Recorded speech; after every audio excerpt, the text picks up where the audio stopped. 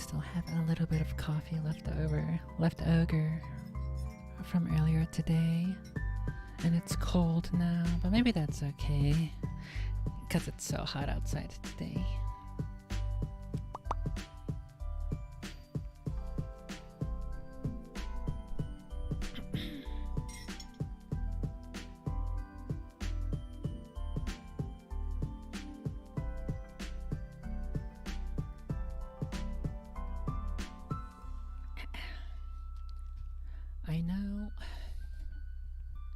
I know that I said 2 days ago that I was gonna start off the stream right away with some thoughts and ideas that I had been mulling over in my mind as I was pruning. However, I do have a couple of housekeeping things that I need to get through. There is a Patreon thing that I want to do. I want to change how I'm doing that. And the rate and frequency and quantity. I've been just lacking on updating that. There is something on Amazon, so let me go ahead and pull that up first. Jamie, pull that shit up.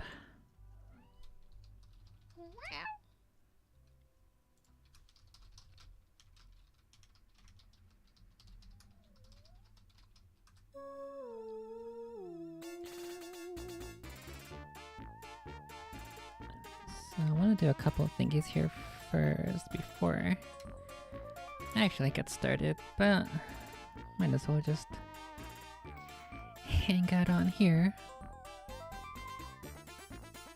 while I do it. Shouldn't take too long,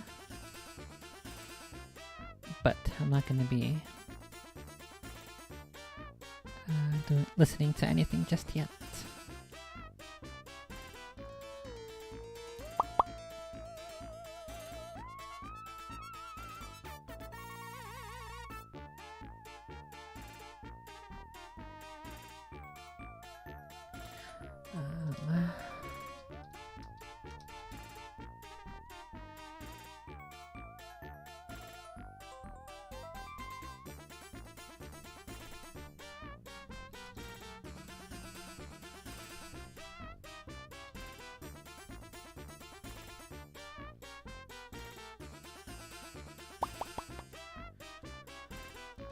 Okay, so one thing I wanted to do real quick is I wanted to add one of these to my wish list.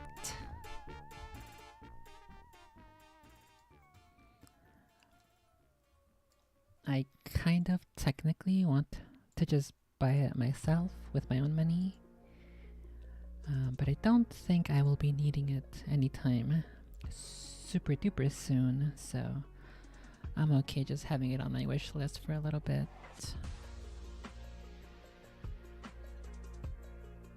There was a version that was a fairly reduced price during Prime Day, but it was not a rechargeable one. These hearing protections. Hey RB, what the heck? As soon as I drink my coffee, my body's getting hot again.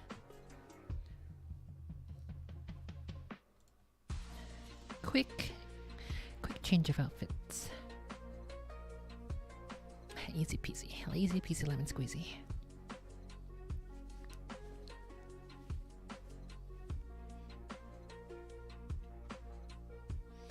Fuck, it just sort of feels like if somebody turned off the AC. What the heck?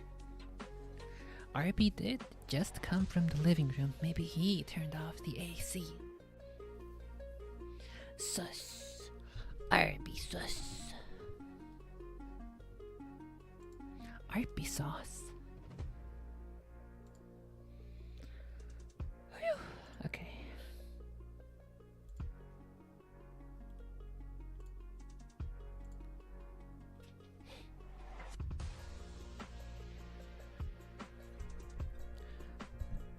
Okay, so these are the ones that I was looking at that I think I like the best. The Walker's Razor Slim.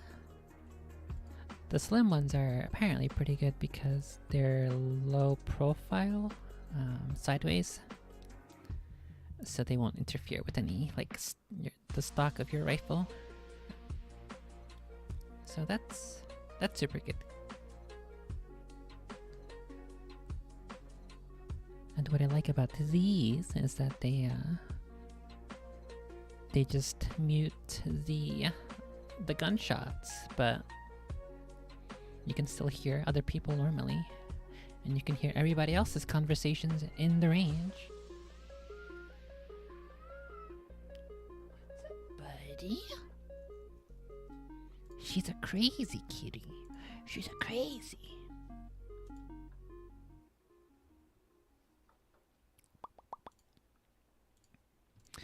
Okay, so the slim ones here, unfortunately, these take AA batteries or AAA batteries, 2 AAA batteries, I think. And so I think I don't want these. I wanted the rechargeable ones, which are more expensive by $10. However, I think that is, I would rather pay the $10 for it to be rechargeable than to be constantly buying and replacing AAA batteries as if I'm living in the fucking caveman times or something.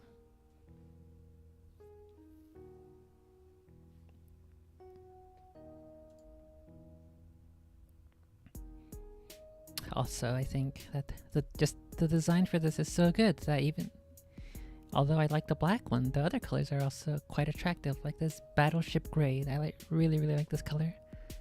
The black headband with the gray cups on the earmuffs. And then I also like this one, the green one. Also, I think these come with patches, 2 patches, 2 of these American flag patches, so you can put them on the headband. So I think that's super cool. Oh, it's $44 for the, okay. So wait, what the heck? Oh, okay. Oh, fuck. I went to click on the black one, but it went back to the regular non-rechargeable. Okay, go to the rechargeable and stay in the rechargeable. Okay, so it is $50 for the rechargeable.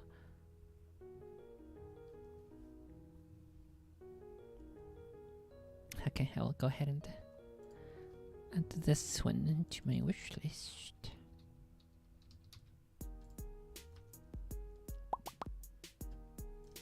Let me just... I have two separate browsers, one where I'm logged in and one where I am not logged in, so that you don't try to dox me.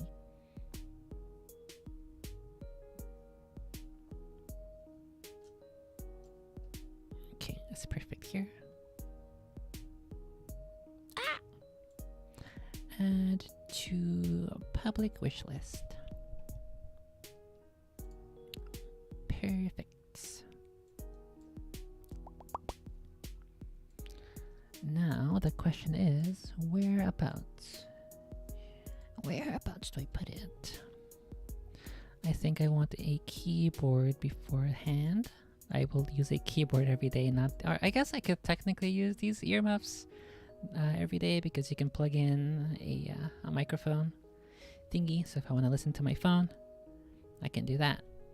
Or if I want to, if I'm outside and somebody is using the circular saw on some wood, I can use that too.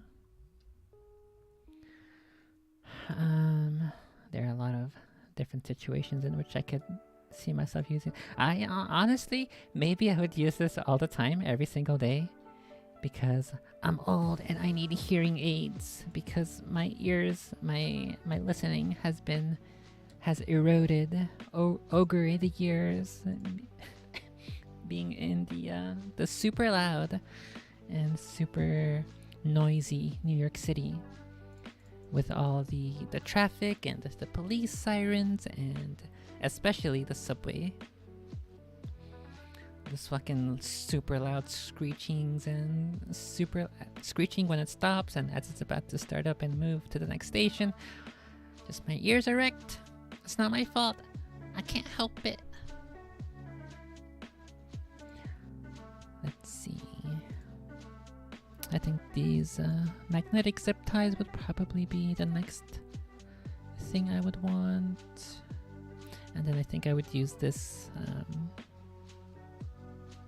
these headsets before this flashlight more frequently.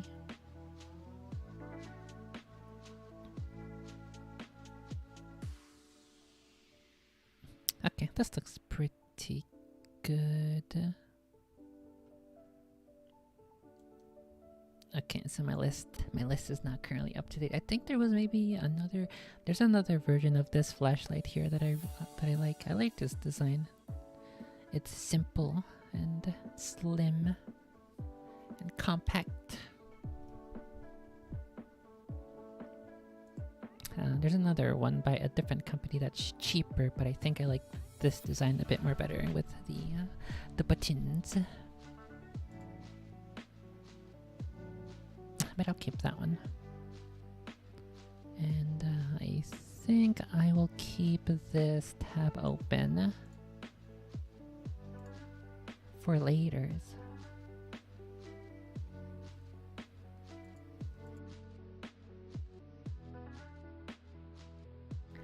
If I find more products, or if I remember another thingy on Amazon that I want to add to my list, I will go ahead and do that there. Okay, so the next order of housekeeping was PayPal.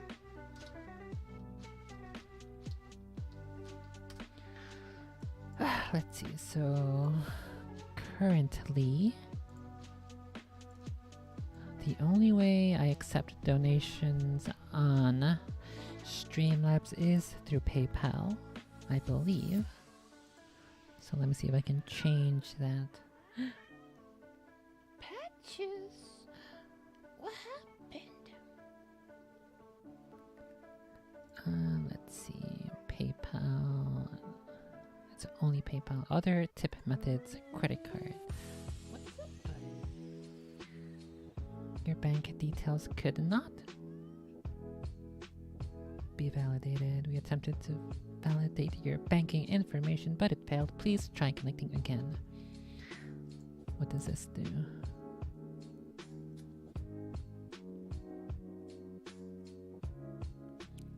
I guess I'll try to add this credit card one, and then we will see. And then I'll just entirely remove the PayPal option. I assume... Oh, what the heck? Not 1929. What? I did not type 1929. I assume that anybody who clicks on the tip button down below wants to give money to me, not to PayPal. So...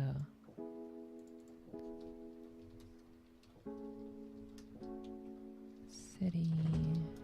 This one. State and postal.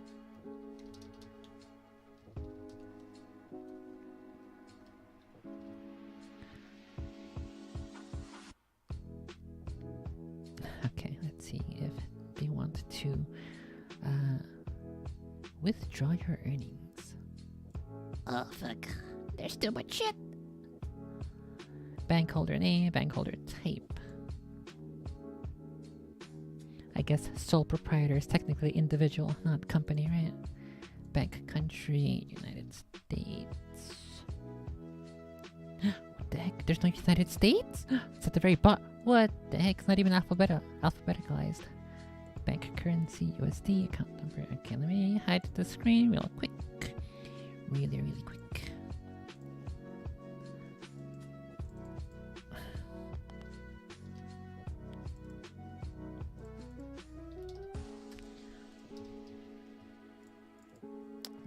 Let's see.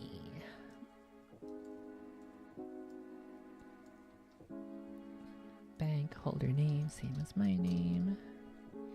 Account number. account number is this one, and the routing is this one.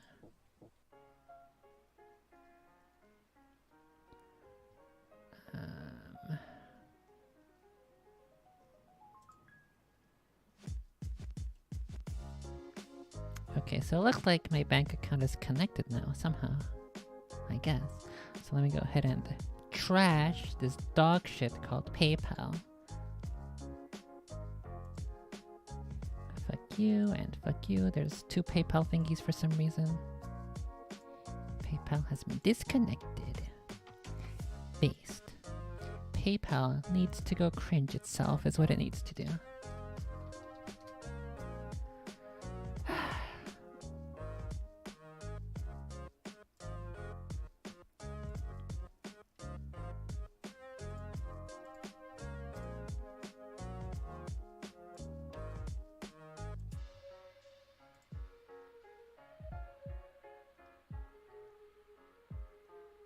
Okay.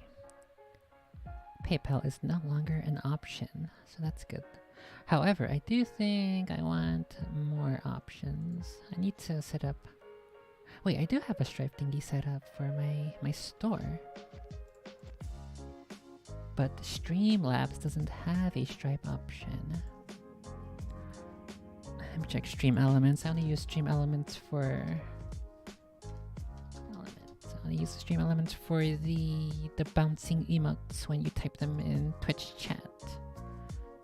But I think there is also an option here for donos.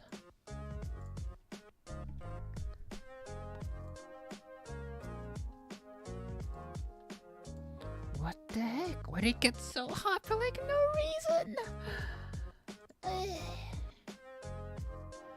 I'm literally actually gonna melt. Literally, actually. Okay, let's see. How the fuck do I read this fucking dashboard? Where is the money part? Money, money, money. Streaming revenue. Here we go. Payments. Tipping settings. PayPal disconnect. Kill PayPal. Yes. 100%.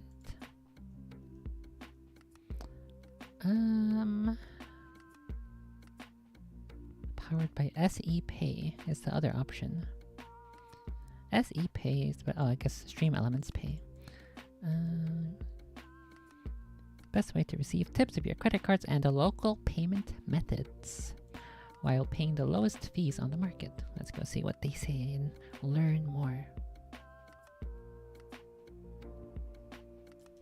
I think I can bring this up on screen and not dox myself. Hopefully.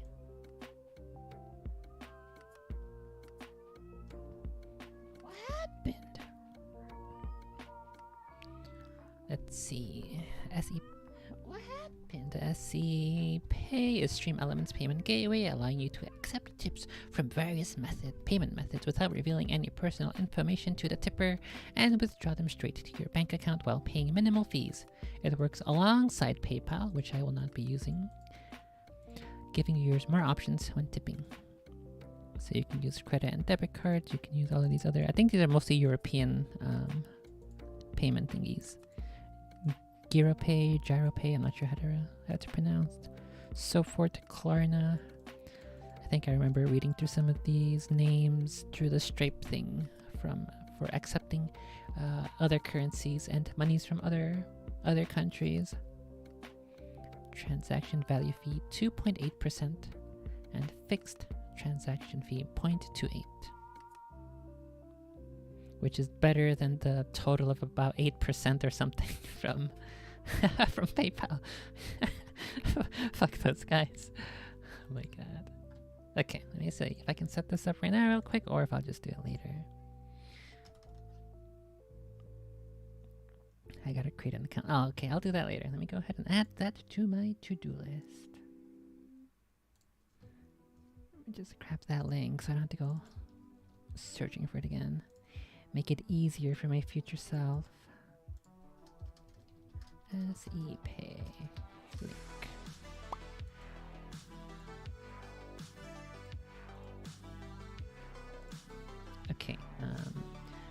Where else do I have PayPal set up? I think I'll do that later. The other PayPal stuff. What else did I have for housekeeping, real quick?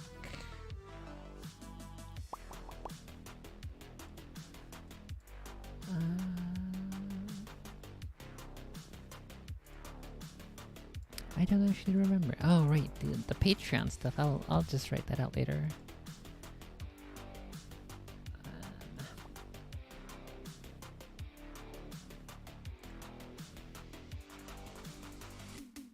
Oops. Oopsie. I almost shut something on screen that I shouldn't have.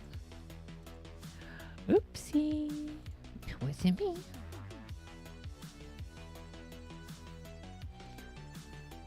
Phew. Okay.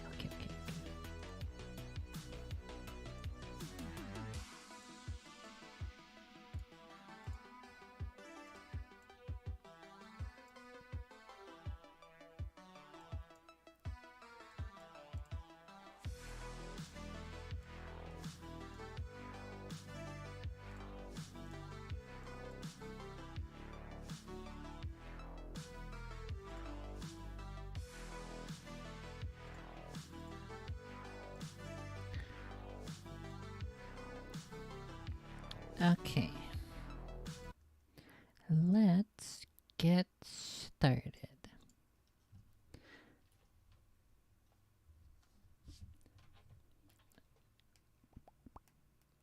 What the heck?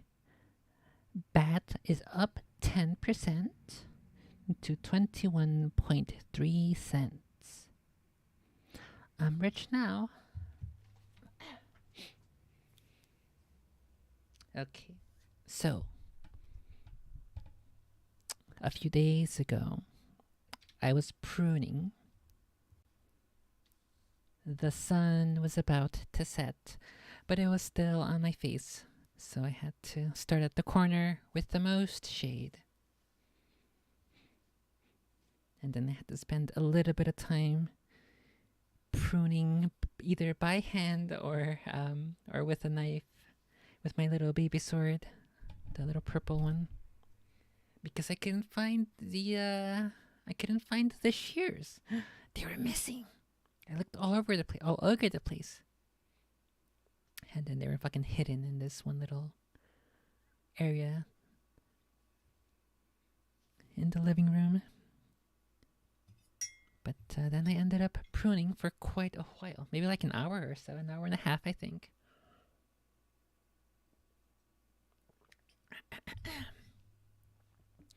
And it was still hot, and it was still humid, and I was still all yucky and sweaty.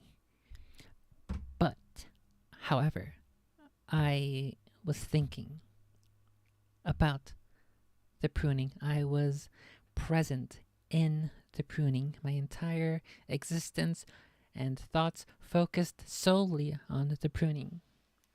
The pruning of the tomatoes.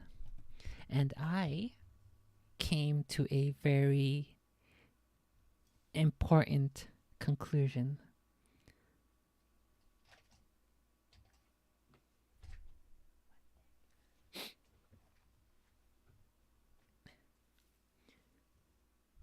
So we have all seen the memes about how women's are all they're all awful, and they're liars, and they're cheaters, and all they do is waste your monies.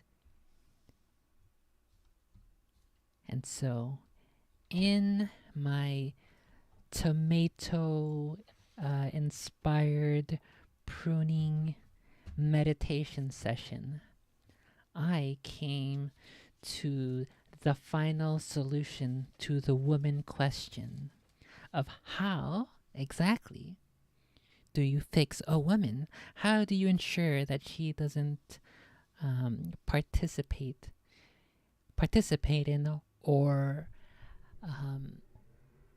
engage in these negative traits that seem to be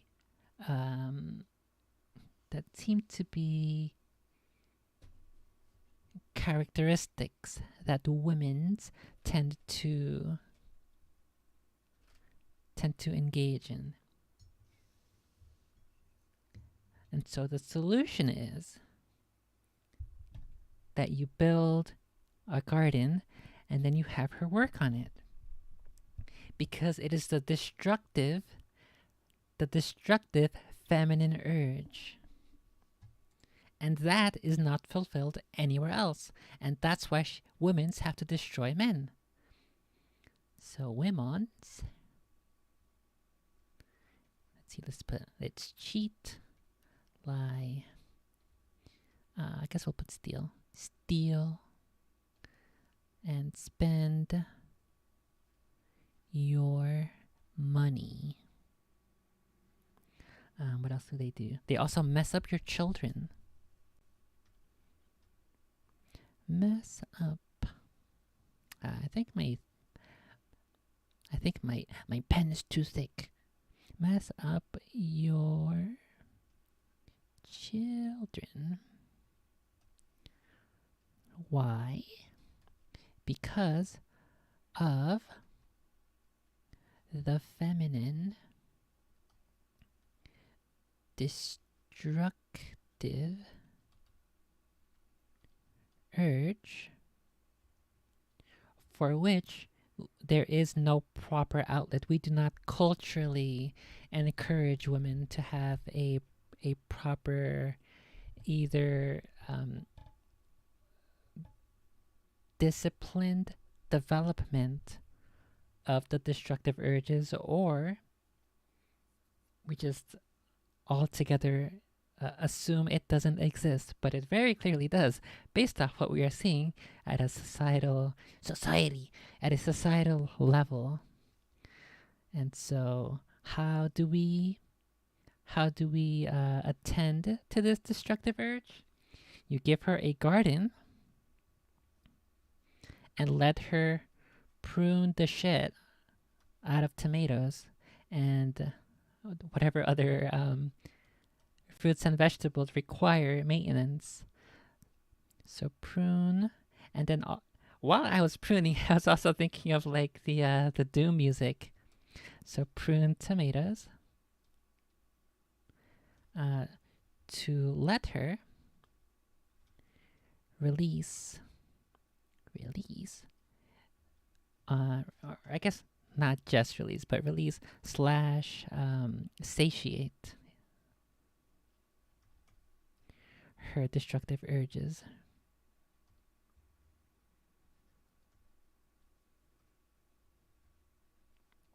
And then that way, she has this feeling that is now being fulfilled and met, that she is destroying and killing something, in this case, something that's okay to kill because it is beneficial for the garden, that is beneficial for the plant, and your overall harvest. You do this a way that is a positive, destructive activity to engage in, because I don't think we typically encourage, I think even young girls to participate in sports, so they don't have they don't have really a dedicated outlet to engage in either adrenaline or to feel to expend all of this built up energy that might be inside of them, because that's mostly centered toward or geared towards boys, to send them into like sports like boxing, wrestling, soccers, footballs, all of that good stuff. And so this is one way. You have to let her massacre all of the tomato suckers and stuff. And so this is the major conclusion that I have come to yesterday. Or not yesterday, 2 days ago. And it is a multi-layered answer to all sorts of things, whether it's how your relationship plays out, whether it's someone who's not yet fully this, who's not yet fully aware or cognizant of what it is they want in life. I think a lot of people are missing that outlet for just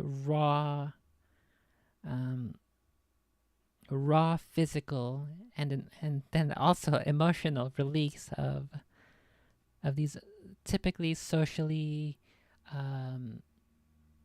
what should we say, socially negative, socially, what would we call destructive or rage or anger or angy. Those are socially looked down upon. No, they are socially unappealing, socially discouraged. I guess is a good way of saying it. Socially discouraged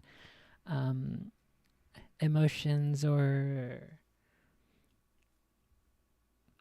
I wouldn't call it an emotion, honestly, but there's something there. You have to release. And I think if we were to encourage women to do something like this, where they can just go to the garden and kill a bunch of leaves that aren't going to cause a problem, then she won't be participating in all of these previously mentioned negative negative activities that are detrimental to you, to your family, to your children, to your relationship. And so this is my great revelation, for which I have developed within the past 2 days. So I'm gonna go ahead and turn this into a thesis and then submit it for publication. That's not what I meant to do. But yeah, that's one thing. And then another thing that I was thinking of for the past couple of, what the heck happened there? Another thing I was thinking of the past couple of weeks. I was sort of thinking back. I remember writing somewhere in my journal that I admitted to myself that I am a naturally incredibly violent person. But I do a lot to contain it, first of all, and secondly, I do a lot to direct it in the proper direction so that I don't send it to something that I don't want to send it toward. And then recently I think that was in the back of my mind for quite a while, and so I think in the past maybe 2 weeks I had this image of like a fuse. So let me go ahead and draw. Here is a cat girl, and I guess instead of a fuse we'll draw instead of a tail we'll draw a fuse. So this is a fuse. So my fuse is actually very, very short. I do not have a particularly long fuse. I have something else that's long, but not a fuse.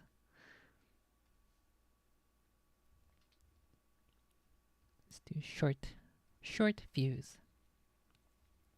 And so I know that it doesn't, not only does it not take a lot to set it off, but if it is set off, it will go haywire very quickly. And so I didn't consciously put this into words until like a couple weeks ago, like I said. But I've practiced it for so long that it's just like a part of my identity, my characteristic, and my just my character, I suppose. So what I do is sort of assume that the world, let's draw some trees here. These are trees, and then here's another tree. So this is me. This is my short fuse. These are trees. I assume I live out in the world as if all of these trees are on fire and any little thing could set it off. Additionally, other people are basically matches, and I do not want to engage with people who, first of all, they are a match. So if I can reduce my interaction with people in general, because I'm a misanthrope, by reducing my interactions with people, I am safeguarding my fuse. Secondly, there are some people who are matches or Not only are they holding matches, but some of them are just their whole entire body is a match, or their whole entire body is a flame, or I guess the worst possible kinds of people are the people who they have a little match and they're holding it behind you as if they're not going to use it on you, as if they're friendly, but then the moment you turn around, they're gonna light your fuse. There are all these different sorts of people, and the way that I've been living is I've been keeping my fuse as far away from the environment, from people, and from things that are ready and eager to ignite my fuse. And not only do I keep a distance, which helps tremendously, but I also keep it shielded. Uh, like with my hands, I guess. I guess the concept that I came up with is like I have some kind of an armor to my fuse, like a little cup. I put my thingy in the cup, and so it's basically like a glass armor to protect it. And so multiple of these different things. First of all, keeping the distance, and then the few people who I do let in, I have to make sure that they're not gonna they don't have any intentions of lighting the fuse. So that's 1, distance. 2, trust. 3, distance, trust, then I think also armor. Or I guess maybe like active. What would you call it? Active. Or I guess just alert. Actually, alert is probably the best word. I have to be alert of those around me, and as well as alert of what things set off my fuse. And then lastly is the armor. Glass armor, like in Elder Scrolls Oblivion. I don't know. I've never played Elder Scrolls Oblivion. Is this a D&D strategy guide? Ow, what the heck? A fucking fly just flew onto my nose. It bumped me. Also, oh hey, at the cat watches. When did you get in here? Stare bear. Stare bear.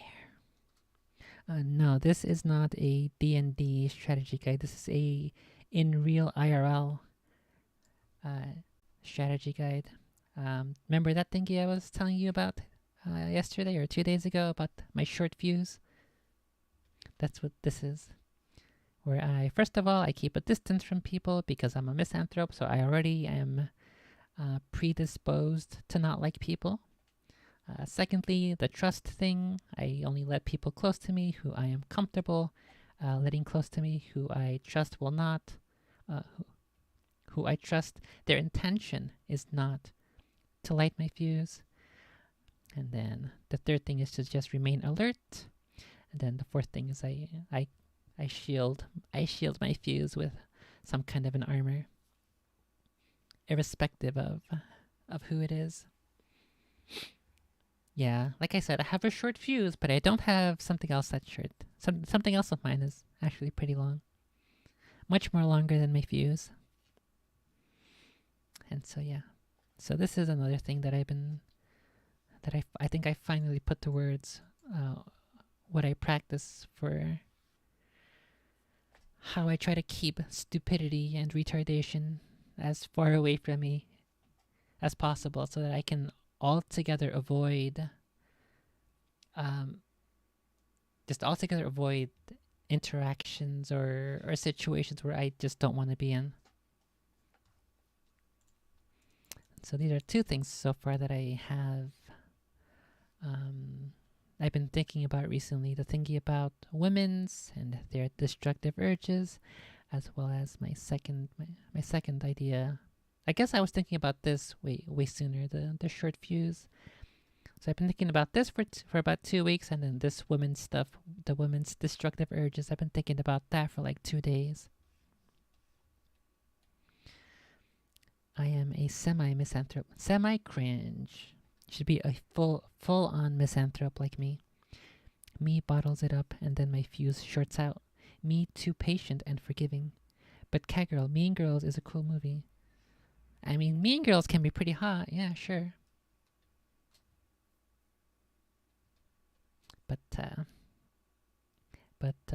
mean girls are the kinds of people who whip out their super short fuse and then put it pointed towards people, inviting them to light it.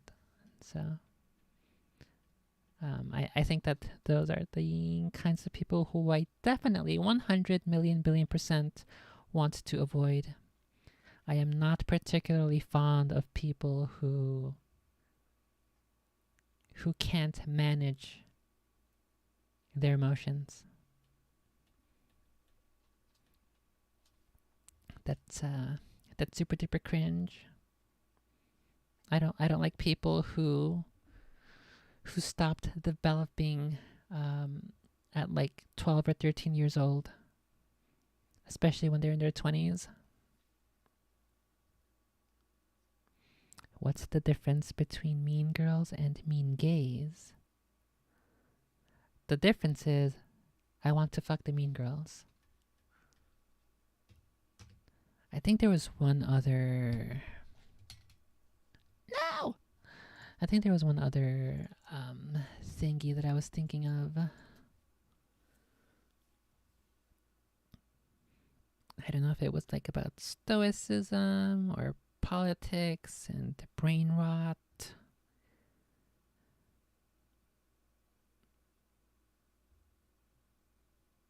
Fuck, I don't remember what it is right now. Also, wait, what the heck? What the heck is today? Today is July 13th. So, go ahead and plop that down. Oh my god, this fucking fly is just up here in my face. Get out of my face. July 13th. Stream. Notes.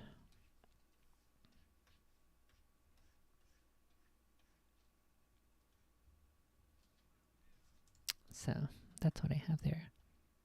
I have also been thinking of making a chart, a super duper super cool chart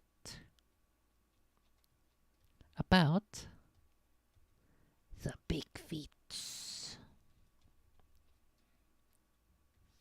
So let's see. I wanted to make a chart considering trying to pinpoint which traits and characteristics of big feet indicate what exactly big feet is. So if big feet is like a monkey, that's not monkey, that's monkey. Monkey. If it's a monkey, if it's flesh and blood,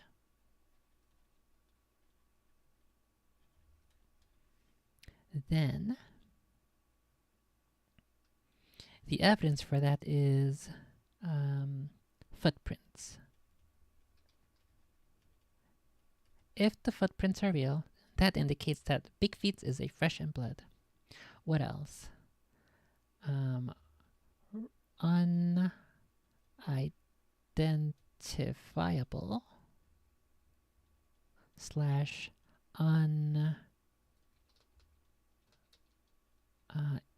imitable, I guess. Imitable roars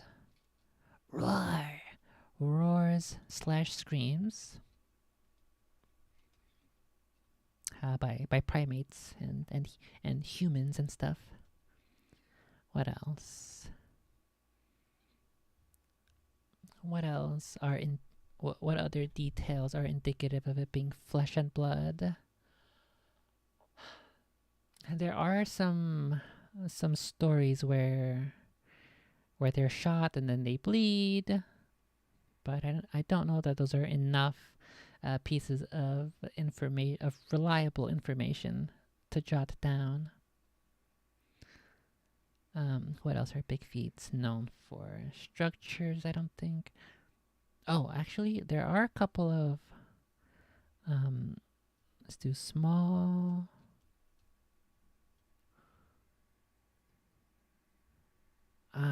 Fuck. I guess we'll put stick communication.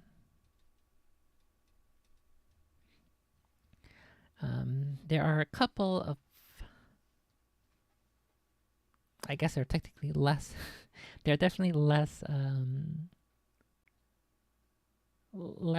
details and pieces of information where people say they're technically in communication with the big feet, where they have a couple sticks laid out somewhere in a certain orientation, and then when they come back later, it's in a different orientation, and this is this they consider communication of some sort. So I think that indicates it, because it stays in the area according to the two stories that I've heard specifically about this sort of concept of stick communication. It stays in the area, and then it's just rearranged in a way that no animal would do it, or I guess no animal that we know of would do it. So that's another possible piece of intel. I guess maybe the best way to do this would be get rid of all of this, and then we'll just move all of this stuff. No! Actually, no. We'll just go this way. Rewrite it. Let's do monkey / flesh and blood. Okay, if it is spiritual, what are the evidences? What are the pieces of evidence that indicates that it is spiritual? There are certain tribes of natives who, I forget exactly which one, but Lestrade mentioned it, where there's one tribe in particular where I think when a child comes of age, they are given, they are assigned an aminal at birth. They are assigned an aminal at whatever age it is. And there's I think he mentioned something like badger, eagle, bear, and then there's just Sasquatch and then fish. So if that's true, and if the native stories are to be believed, then there is some sort of, I guess we'll call it primal spirit, maybe, that we can ascribe to the big feats. What else indicates that it might be spiritual? Some people say it's demonic, so let me write that in quotes, demonic. That could be, however, I guess I'll put it. I'll start the next chart right now. The next column, call it paranormal. It could be that this creature is of alien origin. It's a possibility, or also a robot. They are robots who have this paralyzing technology or something, because there are also mentions of infrasound, which I'm not sure where exactly that would fall under. I have not heard too much about the details of infrasound. But they do say that tigers have infrasound, and some other animal, I forget which one. So I'm not sure which category that falls into. The infrasound that makes you nauseous, that paralyzes you, that fills you with dread and fear. If that is true, I'm not sure if that would fall under flesh and blood, under spiritual, or under paranormal. It could go under any of them or all of them.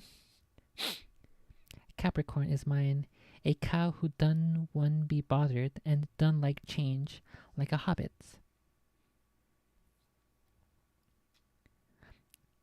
So you're a cow? What the heck?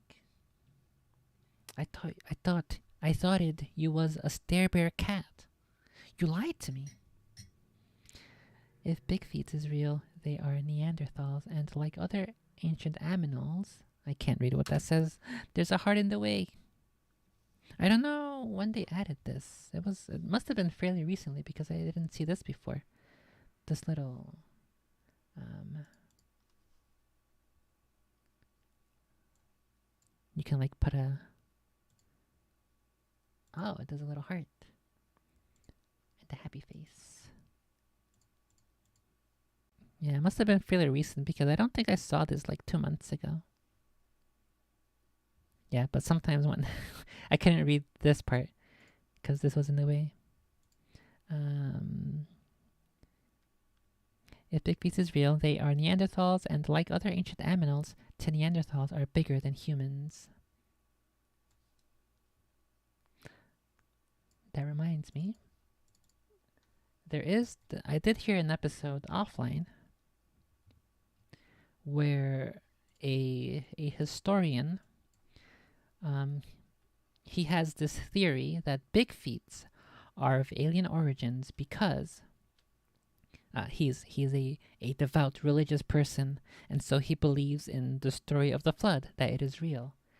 And so if that is the case, if we are taking into consideration that the flood is real, how the fuck did Bigfeets survive with no land?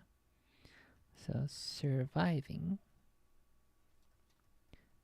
the flood. And so his theory was that after the flood, the Elamaus dropped the Bigfeets onto the continent of North America. But then that also uh, doesn't really answer how all the other wild aminals got here. Because if there was a flood, then the entire world, including what is currently Europe and Asia, would have also been flooded. So how the heck did we get wild deer and boars and stuff and bison? Bison, yes. How did we get all of those aminals on North America if the flood was real? Are the are all of the wild aminals on North America also of alien or of Elamau origin? Um, if we are to consider this theory, I'm not sure how that would play along because those two things don't really line up. But I'll go ahead and lock that on here onto the paranormal box. Me has a theory, but me should join voice because it has to type a lot. Okay, go ahead and get on the big PP and a voice channel and stream chat channel.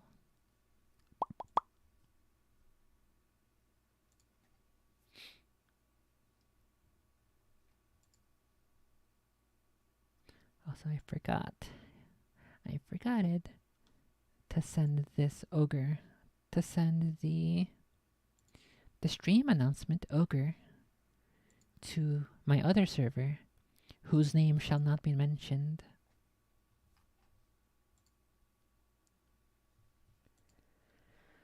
Phew. Okay. So what else? I heard one story once about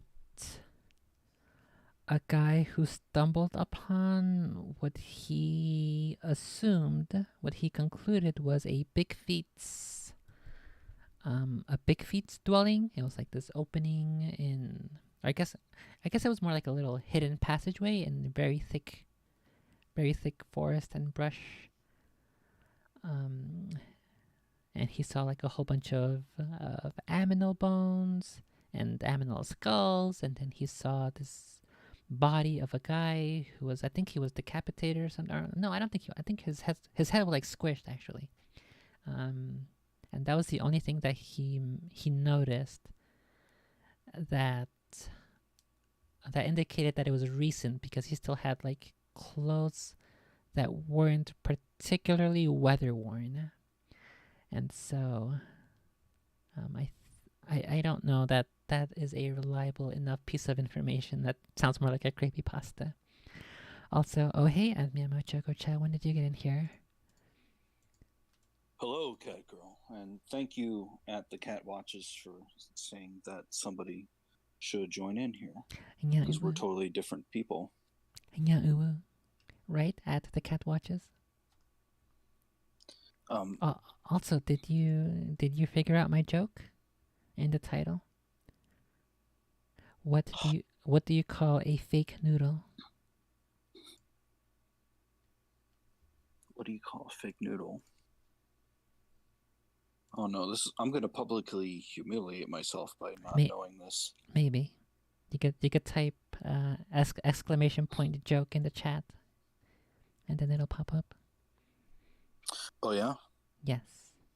Hey, cat watches. Can you do that for me? Yeah. Hey, why don't you go ahead and do that at the cat watches? Mm.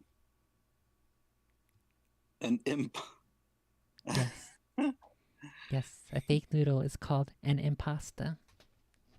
An impasta. Yes. Why you gotta be an impasta like that? Thanks at the cat watches, who's totally an account that's run by Gerber. Care Bear the and not Stare Bear. Yep, he's a cat. And he just taps his paws on a keyboard, and He is so a cat who watches.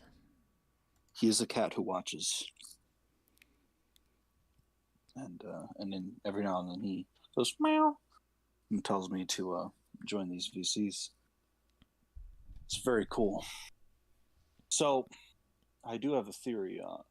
Well, as the cat watches has, their theory on Neanderthals. Mm-hmm. We've been discussing it, my cat and I, the cat who watches. So humanity, of course, began in the Middle East. Yes. The Middle Eats. Mm-hmm. And if you go biblically, it's said that Adam and Eve's son Cain, after he kills his brother Abel with a rock, smashes his face in, kind of violent. Okay. I know where you're going with this one. I've heard this theory too. And he's wandered off. Well, he got the mark, and God said, "By this sign you shall not die." But he told him to piss off, right? Yeah. And Adam and Eve are like, "Well, damn, where's our progeny going to come from? I don't know. We'll have a guy named Seth or whatever." And Cain went off. And so there's this biblical theory that Neanderthals did not come from Adam and Eve, that they evolved from the butt of monkeys. Monkey. And that They perhaps. they evolved from the butt of monkeys. Yes. So Yes. does that imply that people tried to impregnate monkeys' butts? Were they doing some Sodom and Gomorrah stuff there? Well, as my overly religious and aggressive grandfather, World War II veteran grandfather, used to say, because I had a friend who was like all about evolution. He goes, "Well, you may have come from a monkey's butt, but I came from God, you son of a bitch." I don't know. He's dead now, but Oh, I guess God called him back then. mm-hmm. But he would tell that to everyone who was like believes it. He was like a staunch anti-evolution, like anti-Darwin guy, and he'd say, "You may have come from a monkey's butt, but I came from God, you sick son of a bitch." Like he was a little bit extreme. I mean, I think it's funny, but Yeah, that's kind of weird because I don't typically come from God. I typically come from looking at pretty women, but yes. yeah, Uwu. Meow. What the hell are we talking about? Oh yeah. About monkey butt sex. No. Yeah, that's what you were talking about. Oh You're, yeah, you're, you're, Kane. you're talking about He monkey might have been butts. having. Yeah, he might have been having some rambunctious monkey butt sex. I Yeah, killed my brother. and that's why the big feet go. Ooh, ooh, ooh. You want the rock? I'll smack the rock on your head. Maybe Like, maybe that's also why they make the Yahoo sounds, because like they're enjoying themselves. yeah, the monkey's like, you fucking sick monkey. You know, that's how Cain was talking to the monkey. And what the hell was he saying? Maybe Neanderthals didn't exist at the time of Adam. Maybe Cain, the guy who smashes gay brother's head in with a rock because his gay brother was sacrificing lambs, going, "Oh, I love God, and God loves me, and fuck you and your stupid crops or whatever. He loves my lambs. Ah, he loves me." Or was it the other way? Was he sacrificing the animals and Abel's doing the crop? Whatever. I Doesn't think matter. they sacrifice the same stuff, but for some reason, God just God was approved like, more of. God Abe. was just like bored that day. He's like, I'm gonna fuck with this guy. I'm gonna like, hey, yeah, your brother's shit. It's way better. Fuck you. All right. Oh, you killed your brother? What the hell's wrong with you? I was just testing you. What the hell's wrong with you, you fucking inferiority complex son of a bitch? You know, I just imagine God was just like, maybe he was drinking some of the biblical sacramental wine or something that day. But it always Possibly. baffles me. Why did God screw with Cain like that? And then he goes, and Cain's like, just kill me, God. I killed my brother. I don't deserve to live. My father, my mother, they disown me. They want nothing to do with me. And God's like, and just puts a mark on his face. And Cain's like, oh. And God's like, by this mark, you shall not be killed or slain by any man. Well, what the hell? I told you to kill me, God. You gave me a mark that no one's going to kill me.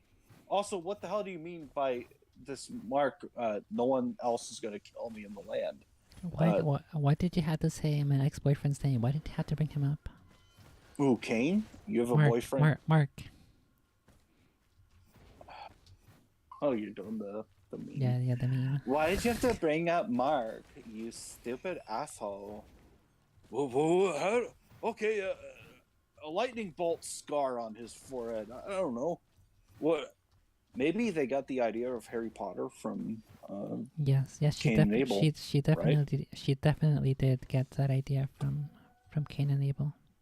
It's pretty obvious. It's definitely something. So Kakro, I want you to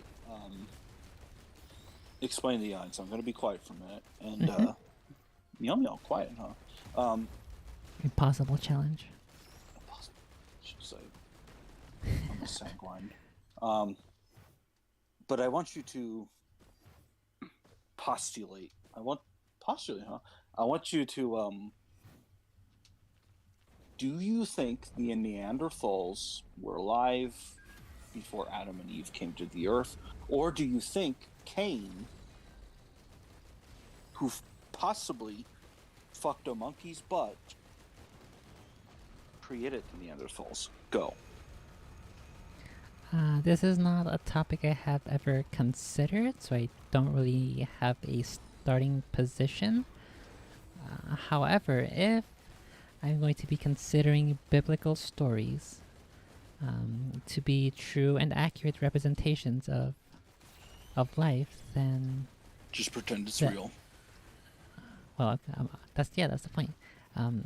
Either God created Neanderthals and then man, which would indicate that Neanderthals were here before Adam and Eve, which would mean that they are aminals. Or if they came after, then I don't know if that is proof of evolution, or I don't know, maybe they are demonic, like the big feet. They are creations of, or I guess corruptions of monkeys, which would be basically what Cain does, right? If Neanderthals came from monkey butts, then it's corruption and probably some kind of sodomy. Those two ideas line up, right? Well, if scientists came from God, then that would imply that God was a scientist, yes? Yes, I would agree. Therefore, you agree? Good, cool. Scientists, they have hypotheses, theories, and whatnot. They also have, when they are trying to create a new product, a prototype. Perhaps, just as the dinosaurs may have been a prototype for animals in creation, God was like, oh, this is cool shit. Oh my God, they're all eating each other. Hold on, I need to cool it down. The Ice Age. These animals are like, fuck that. All right, and then we have the animals we have today. Perhaps the historical caveman or the Neanderthal, or perhaps a prototype. God said, what if I took a monkey, but I made it skinless, and just for the hell of it, I put a little some giblets on the bottom there, and then for the female ones, I made them slighter in frame, a little more attractive, and I gave them boobs. Their memories are a little more abundant, and perhaps that the Neanderthals were a prototype of man. And at this time, while God was, Jimmy Neutroning the whole fucking universe with his big bangs, the Garden of Eden shit was going on. Because we don't know how much time passed. How long were Adam and Eve in this Garden of Eden? Were they there for a couple days? Were they there for 1,000 years? They were there for 69 days. Ow. They could have been there for 69 days or even 420. Possibly. How long did it take for Adam and Eve to fuck up and eat of the tree of life? That's the real question. And depending on that amount of days is how, because at what point do these isekai humanoids escape from the Garden of Eden into the real world and then interact with the world of dinosaurs, mammoths, and Neanderthals? Right? Were the Neanderthals there before man, or was man there before the Neanderthals? That's the question we need to answer. Now, let's make an assumption, okay?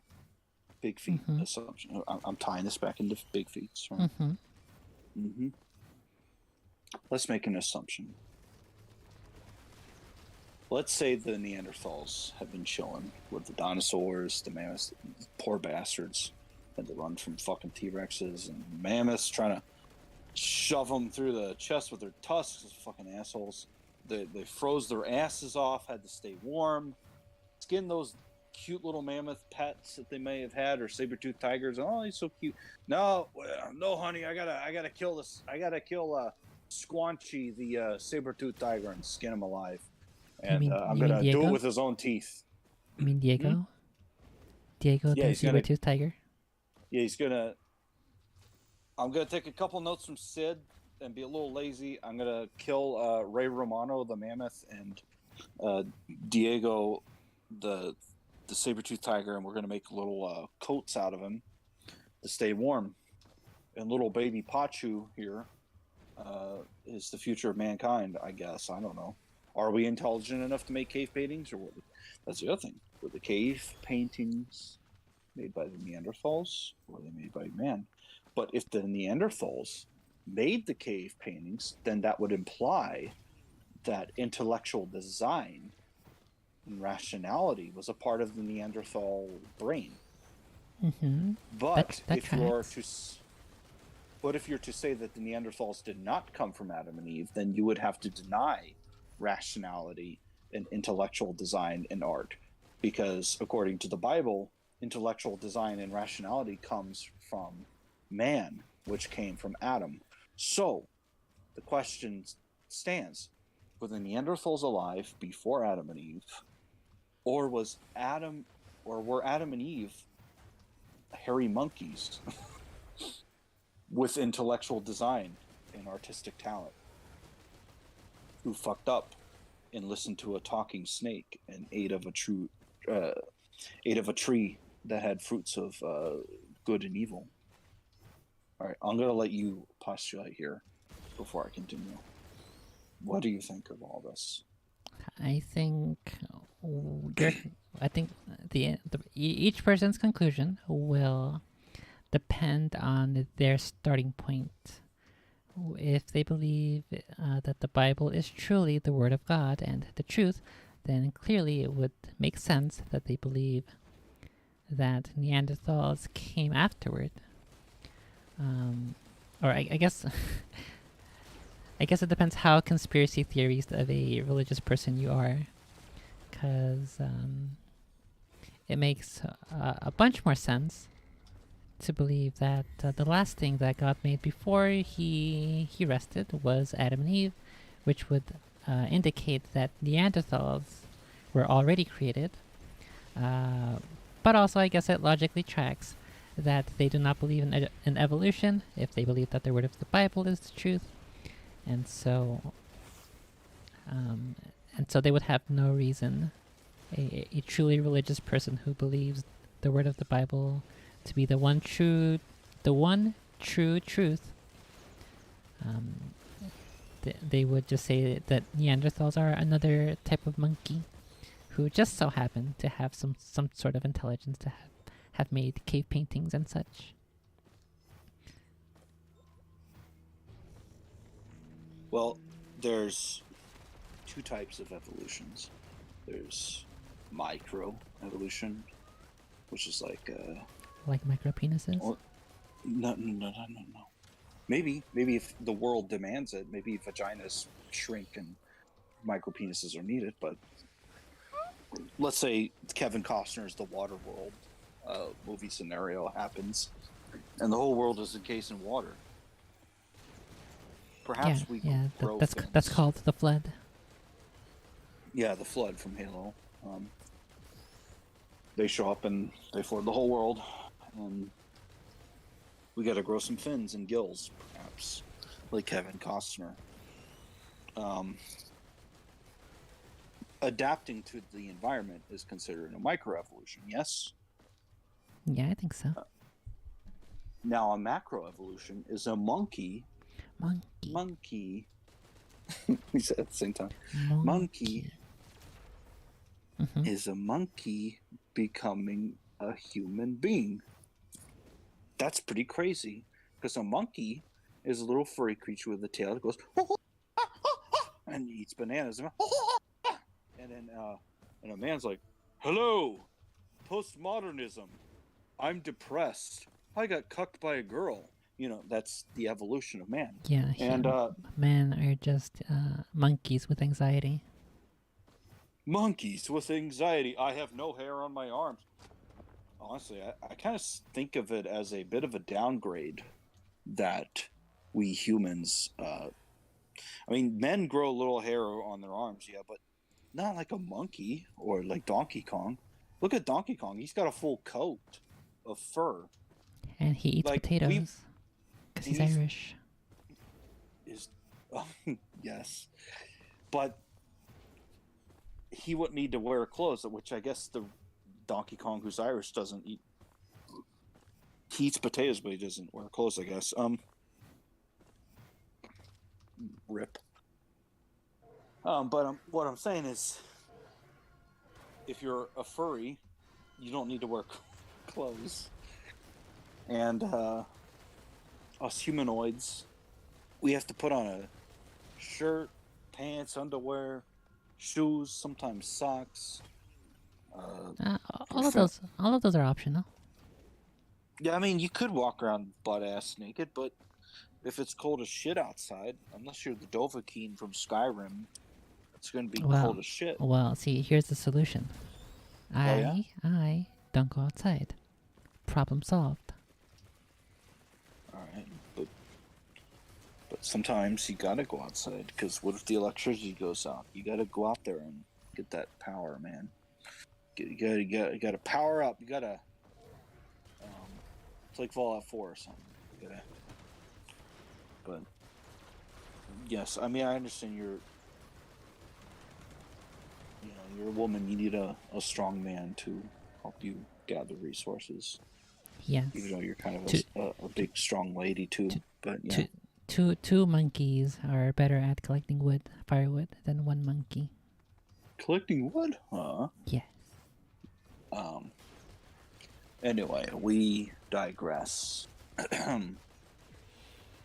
the So we have to decide whether or not the Neanderthals from Adam and Eve, or were they there before Adam and Eve? Did God isekai anime shit portal them into the earth when they fucked up in Eden? Or and their Neanderthals were already chilling there with the dinosaurs and mammoths and whatnot, like, what the fuck you doing here? Or did the Neanderthals come from them? Were they monkeys and they evolved to Neanderthals, or did they fuck monkeys and create the Neanderthals? Right? Now, here's my theory. My theory is Neanderthals and humans were created side by side. Neanderthals existed, perhaps in the prehistoric era. I don't know. Maybe Ice Age. I don't know. That I'm not going to affirm or deny. But perhaps let's just say, for the sake of assumption, that they existed before Adam and Eve touched down on the earth. Which, by the way, if we're going to make that assumption, humans are the aliens. Elamos.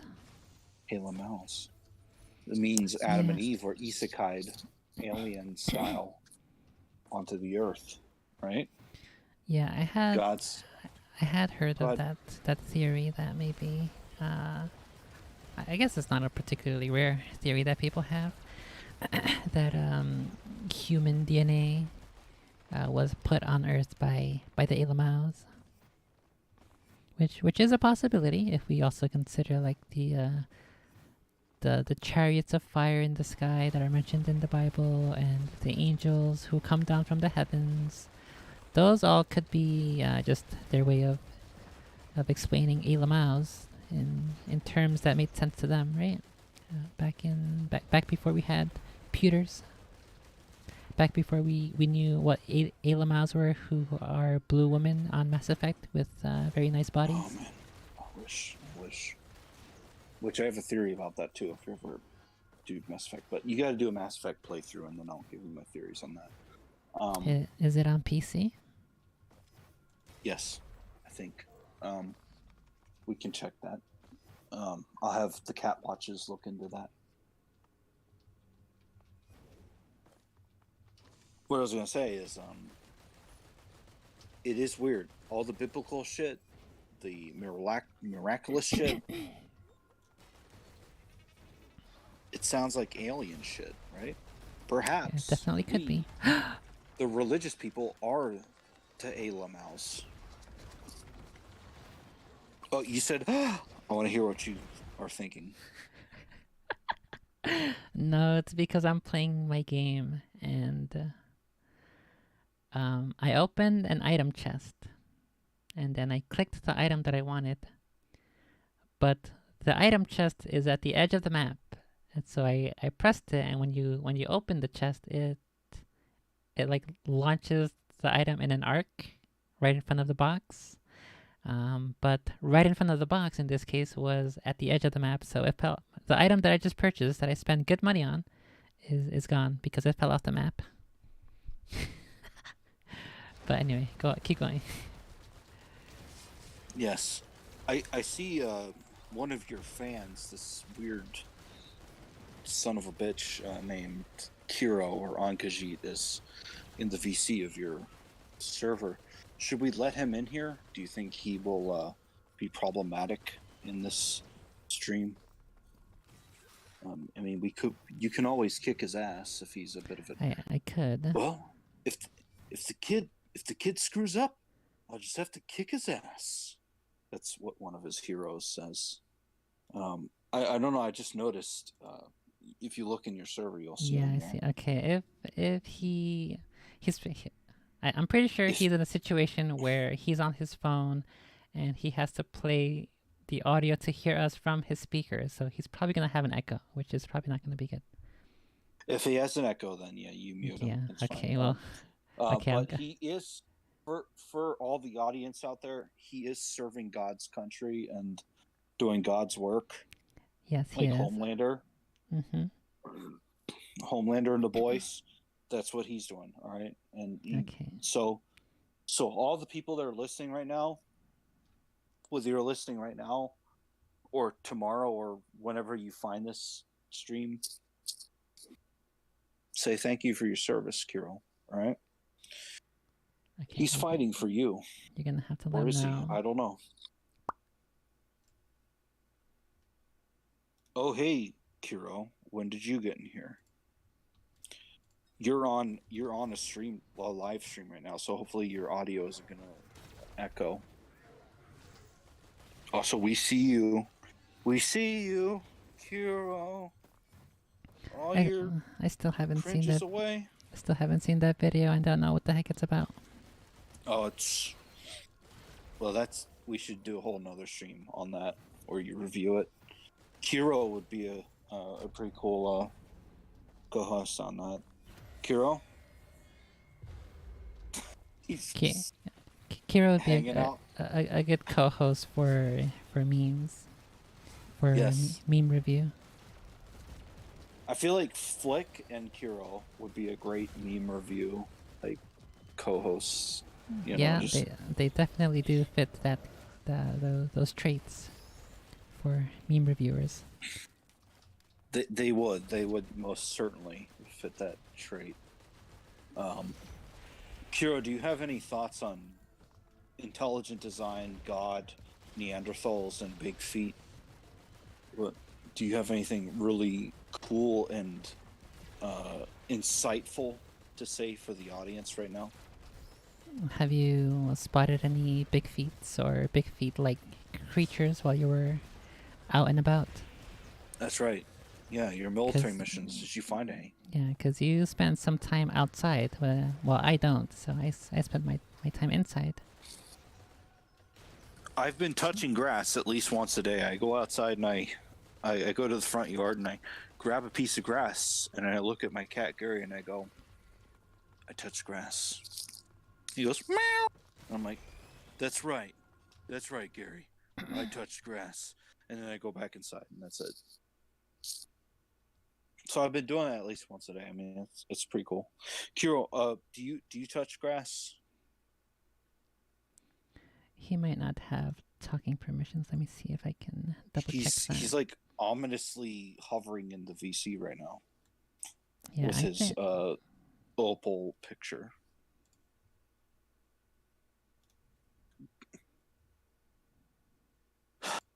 Kiro, I get it. You just want to be in a VC with me, but the evil wizard from Castle Crashers. Is that what profile he's using right now to be in here? No, he joined on his other account and he named himself. He nicknamed himself the evil wizard. Castle Crashers is a great game. Yeah, the evil wizard. That's the bad guy in Castle Crashers. Yeah, I've been meaning to play. I've had it on Steam for like over 10 years, but I've never once opened it.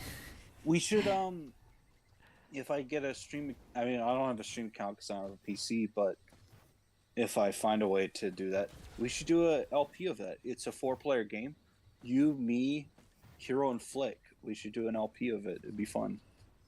We're all just screwing up horribly. Yeah, we're all just being retarded together, like always. Yeah, it's a great game. I've played it years ago on the Xbone 360, but Kiro recently discovered it. And he fucking loves it. He loves the little wizard. It's cute. Yeah, I like the Black Knight. Is the little wizard that one bear-looking thing that he keeps posting pictures of? Because he likes posting that picture. Is that his favorite character? The bear hentai thing? No, that's just a bear enemy that's getting fucked by a couple knights. Oh, well, he really seems I to. wouldn't share it in my religious groups. They might think that's kind of weird. But, you know, it's kind of like, but not exactly. I mean, it's, Yeah. that's, you know, Kiro is the sauce man. He's a very saucy man. Kiro, are you gonna join this VC or what? You're just He, sitting he, here in this VC fucking with us. he's probably not in the position to have Yeah, non-echoey you non-echoey gotta mic. you gotta talk in here, or you can't be in here, Kiro. So say something cool now. 3, 2, 1, go.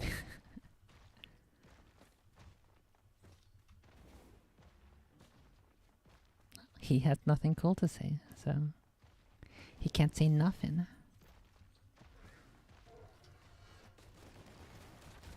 Unfortunately, sweet baby Flickbean is in bed, so we can't have him say anything cool.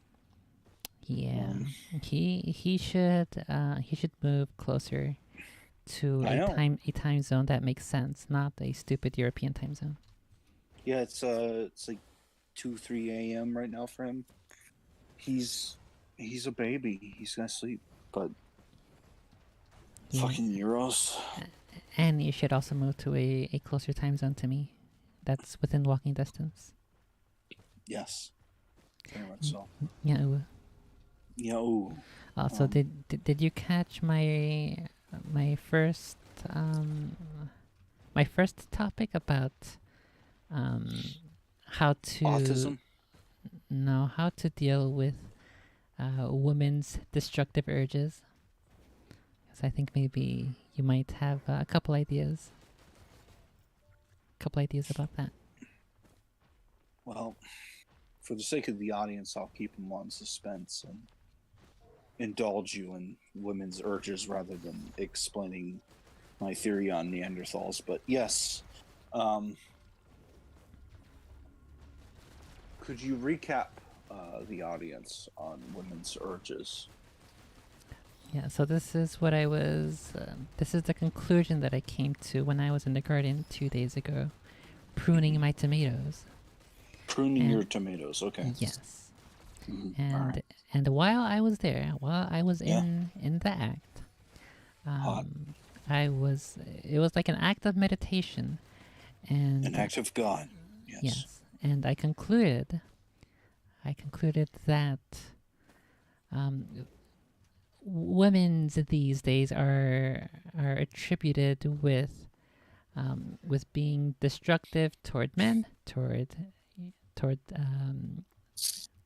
her partner's family, life, bank account, being a cheater, being a liar, all of these things. And I concluded that what will save you from that problem is to give a woman a garden and grow tomatoes, so that when she is pruning, she is killing the parts of the tomato that aren't going to be bearing any fruit.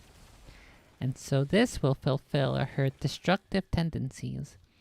And as a society, we do not particularly have any outlets for women to practice to practice or release these destructive tendencies.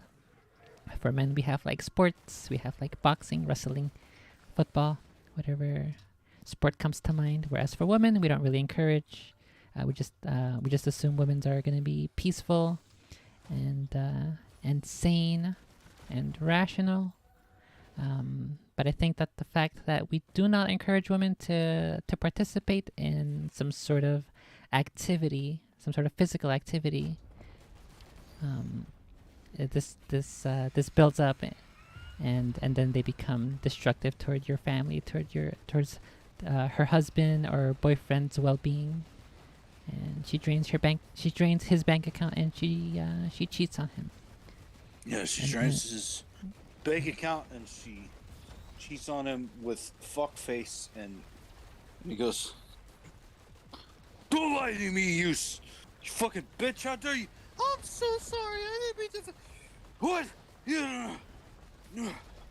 Mm-hmm. I've been. Exactly. I fucking had to pay for your kids' education. Why does she sound like Flick?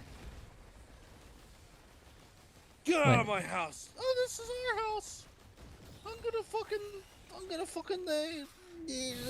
I was cheating on you, bitch. Like, yeah, I know it's really hard. Hard, huh? Like my dick.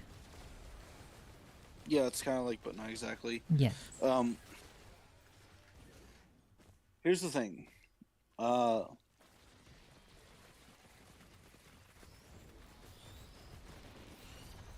just had a senior moment. Okay. All right. So women, are not always to blame. Sometimes the husband is to blame too, right? Yep. And Um, sometimes her family is to blame. I need you to reiterate your point for me one more time. I need to. The point is that we socially do not have any, do not encourage women to have an outlet for, I guess we could say like venting their frustrations, but primarily for venting their destructive tendencies. And so my conclusion is that we should, that you men should give your woman a garden so that she can prune tomatoes. She kills the parts of the tomato plant that aren't gonna give you tomato fruits, and so this fulfills her destructive tendencies. So she instead destroys the useless parts of the tomato plant as opposed to destroying your life or draining your Okay. monies or cheating on you or doing other destructive acts. We have a positive Okay. So a positive form or method of destruction rather than a negative one. yeah. So I got it. I got it now. All right. So here's the thing. All right. Mm-hmm. Um. Uh. Here's the cure to all marriage problems. And they're going to be pissed off at you. And if they say "fuck you," I'm not marrying you, they're not worth fucking marrying. Right? Yes, You yes, told them to go that's fuck themselves, this fucking selfish little bitches. All right. All right. yes. Not sexist. Okay. That I love women. All women are great or whatever. that Fuck it. goes Okay. for anyone, regardless of their sex or gender or expression. All right. So here's the thing. Mm-hmm. Hey, bitch. I love owning my shit. It's great. My cat is great. Gerber, meow. Stare Cute bear. little sweet baby. 18 years of wonderful, cute little sweet baby life. That's him. Meow. It's a baby. It's a sweet little baby. Gonna give you a little kiss on the head. Yeah. All right. And here's the thing. All right. I'm gonna rub my hands in the mic. Oh yeah. Okay. I love. I got some cool action figures. Got some cool game consoles. All right. Mm-hmm. I got some cool Halo toys, some Zelda toys. I've got an apartment and some decorative curtains. Got a cat, Gary, meow, and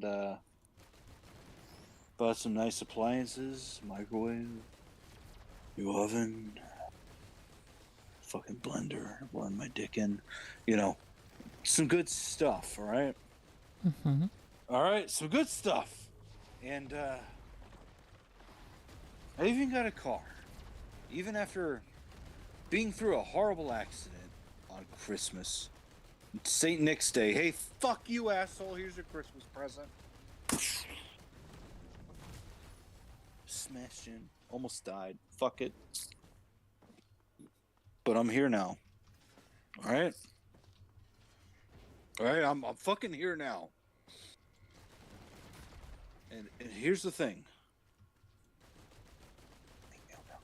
I'm telling you, here's the thing.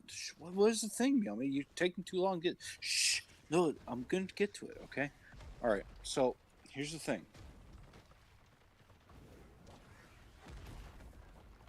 Women want your shit.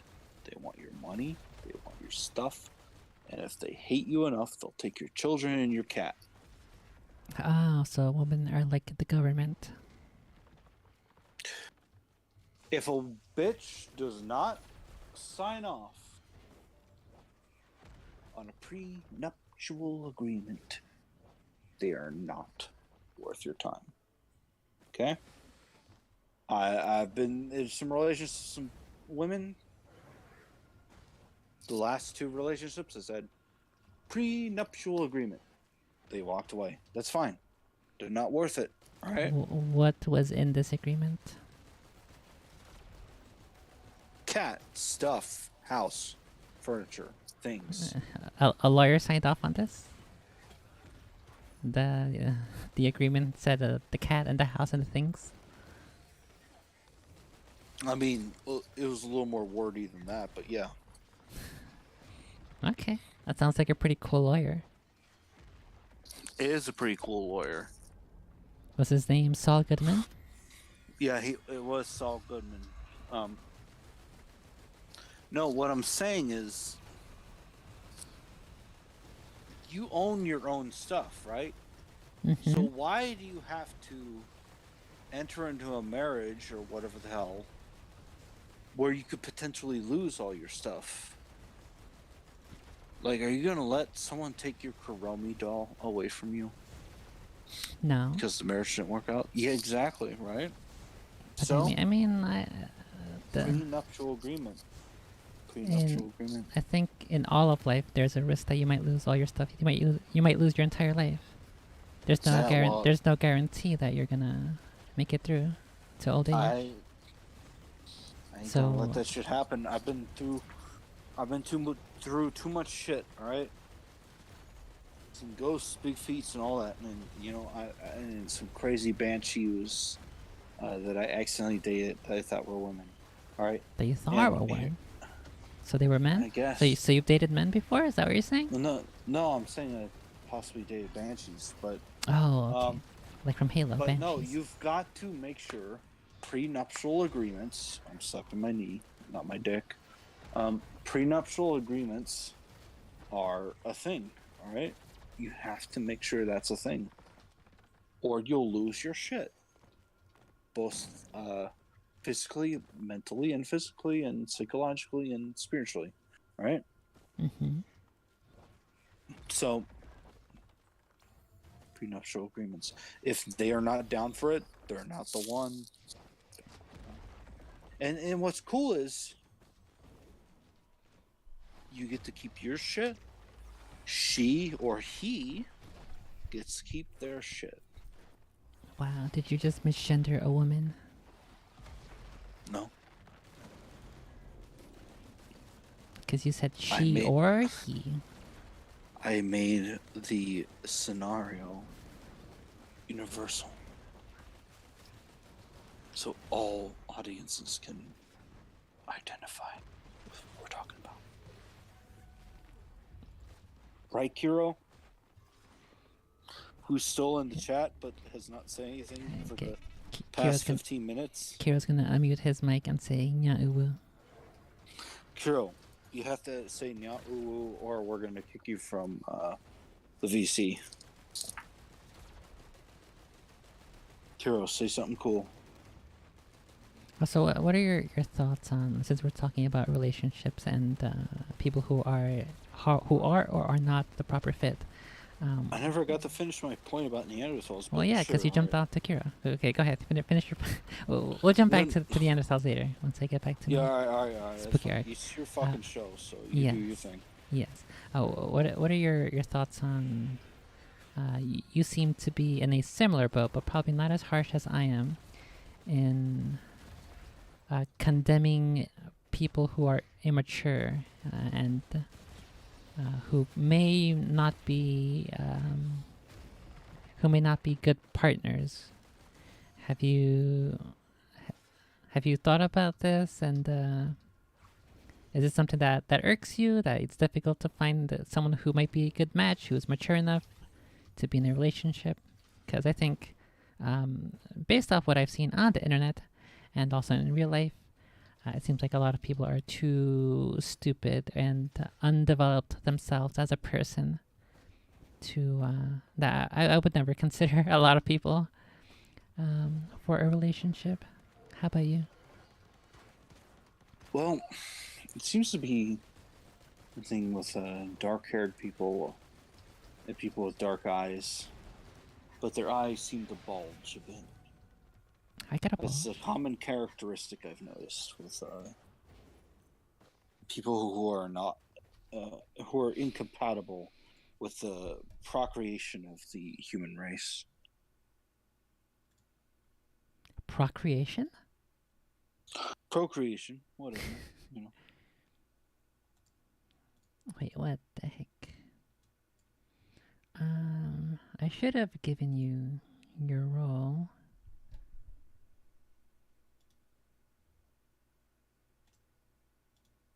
At We See You. Let me see. Yeah, I don't know why you're suppressed. I don't think you should be suppressed anymore right now. Have I been suppressed all this No, time? the Ankajit one is suppressed, according to a screenshot that he posted. He's been in this VC the whole time, but he's had himself muted the whole time. Yeah, because he's suppressed, which indicates that he can't unmute himself. I think he should be good. Let me see. Double check these. I think he's bored. I think that's what's going on. He's bored. He's testing the limits. And if the kid screws up, I'll just have to kick his ass. I may have to kick his ass, you know? I love him, but I'll have to kick his ass. But, yeah. Continue what you're saying. No, you go on. I'm just trying to figure out why he can't unmute himself. He should be able to. You were saying something about someone with people with dark hair and bulging eyes. Psychopathy can be identified with bulging eyes. That's something that I've noticed in people who are not all there. Well, before I go into it, Catgirl, what are your thoughts on people that you've met that have bulging eyes? Have they come out as really cool, sound, synchronatically, intellectually and psychologically and philosophically consistent people? Or have they turned out to be fucking insane? I'd like to hear your thoughts. I have not encountered too many people with bulging eyes. The most prominent one who I'm aware of is the mayor of Chicago, I believe. Let me go look it up. I think that's her role.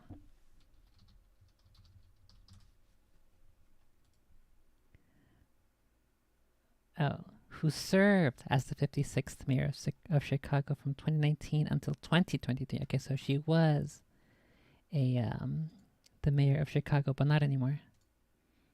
And it seems, from what I understand, that they do not have very reasonable. They do not come to reasonable conclusions about a number of things. Primarily when it comes to things like crime.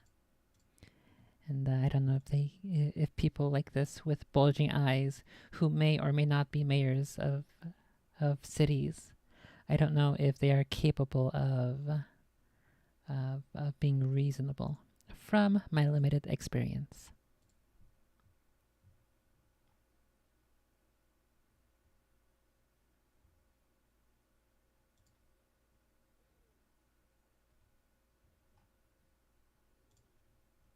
Well,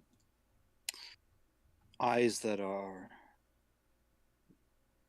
bulging versus eyes that are sunken and sallow. My eyes are sunken and sallow within the eye holes, the confines of a human skull. Not shit brown, like many bulging eye convicts are, but rather they are green, cerulean, and sea green, glistening, glistening emerald gems in a cavern of darkness in the eye holes of ivory mystery. And there are many who have bulging, shit brown eyes who are subject to taking of pills, antipsychotics. And when you take those things, they have the same effects on the human visage as alcohol or cigarettes would have, where it will age your face quite measurably. Your skin will be quite wrinkled, and your nose will be quite wrinkled. And when you take antipsychotics, your eyes need to perceive things better, right? And so when you take these antipsychotics, they try to enhance your sight. And sometimes when nothing else works to enhance your sight, your physical and automatism will push the eyes forward to help you see better. And hence, your eyes, your skull will force your eyes to protrude further than the eye holes were designed by God to intend. Thus, you will be bulgy-eyed and Gollum-looking, and creepy as fuck. And oftentimes, when you encounter these individuals who have bulging eyes, oftentimes, when you ask them a question, their answers make little sense. And when you get to know them, you realize perhaps they are insane. You have something I want, right, Kirill? And So, how does this relate to people who may or may not be mature enough or suitable partners for a relationship? if they have bulging eyes, there may be something wrong with them. Have you been in a relationship with somebody who has had bulging eyes? Is that what you're trying to suggest? Three? Three. Okay. Three. Well, I guess I this gave him the is. chance because I thought it was an anatomical deficiency, but unfortunately it was not. Oftentimes, when they have bulging eyes, they're fucking insane. I mean, If a their eyes are little, really wide, a little insanity is okay. Because there's the evil goth girl with evil eyes. That's pretty hot. and hence why I did it 3 times. It is what it is. My eyes are sunken and sallow. They're deep. They're green. And they're like the ocean. You can't find them.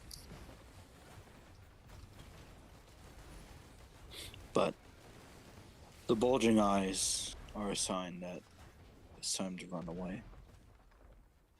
Especially when those bulging eyes are someone who used to not have bulging eyes.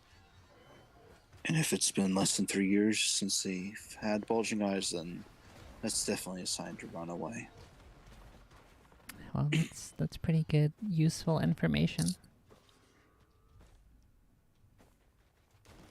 Mayhaps. As for the Neanderthals. Did Neanderthals have bulging eyes? Do you think? Perhaps. I'm just saying that now. Um, so let's take one assumption of two. All right. Mm-hmm. Let us say that the Neanderthals existed before Adam and Eve. Okay. That would imply that Cain, when he was marked by death by God, went and propagated with a fucking monkey and thus created the Neanderthal race. Neanderthals with intelligence. And I postulate that perhaps the unevolved Neanderthal had much hair on it because it needed to survive in the cold and the wild, was able to migrate over the Icelandic or Alaskan land bridge into the Americas and immigrate there. And to this day, we may catch a sighting of such a rare creature that remains hiding because it does not understand the words and sounds that its successors make. It's frightened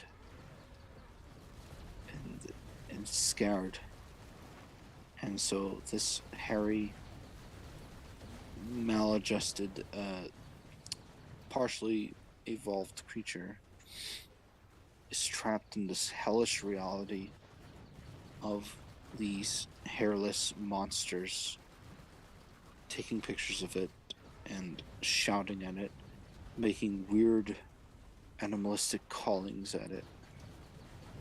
What kind of sounds? What kind of weird sounds are you? Oh, Yahoo! Oh, Yahoo kind of sounds. I see. Yeah. And this poor creature's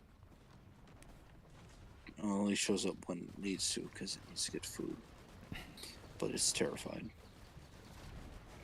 That could be. That sounds like it's pretty. Oh my goodness. Sounds like a pretty realistic description of how an aminal would behave. I think Neanderthals are just modern day. I think big feet are modern day Neanderthals, yeah. Mm-hmm. And that they are scared, and their Neanderthals had to be hairy because they needed the fur for warmth. Mm-hmm. So that's why they look like monkeys. Monkey. And they were bigger and stronger. And bigger too. He's the first member of the DK crew. Mm-hmm. Donkey Kong. You know, I mean, he's DK. Donkey Kong is here. Donkey Kong is here. And so I think the Neanderthals, if they were real, I mean, I think if the big feets were real, they would be. Wait, if they were, but you don't think they're real? I think if they were real, they'd be Neanderthals. What do you think of the fact that some people believe that they are Nephilim or some other sort of demonic, perhaps spiritual or paranormal entity? I think not, because they would require a vast amount of intelligence. And I think their behavior is more consistent with the animalistic. Therefore, Neanderthals are not intelligent and do not experience fear. They experience sadness.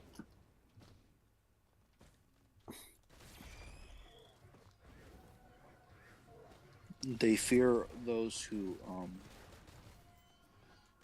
follow them and try to expose them. I mean, yeah, if I was being stalked by some aminals, I'd also be pretty spooked.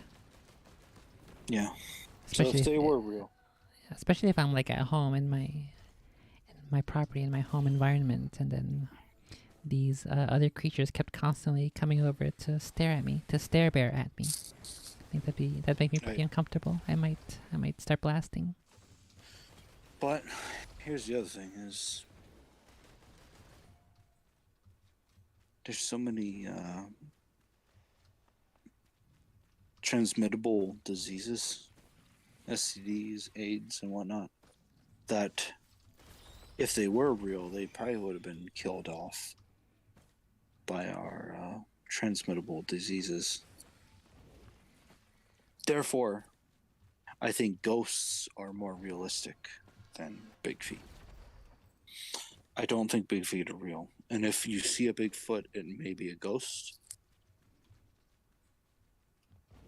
So you're saying that if people encounter what they believe to be a big feat, it might more than likely actually just be a spirit. A spirit of one, yeah. Okay. A spirit of Neanderthal. Oh.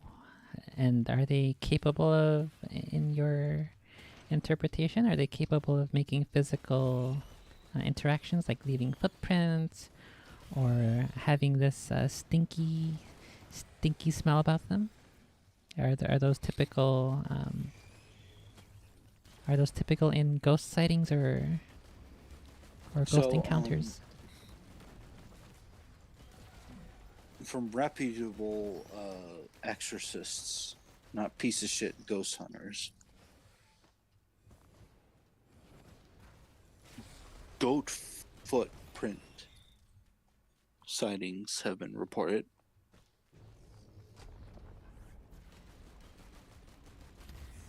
Yeah, I remember that one video you posted that the goat's feet are symbolic of Satan. It's his the scapegoat, right? Yeah, scapegoat. Perhaps. So goat feet and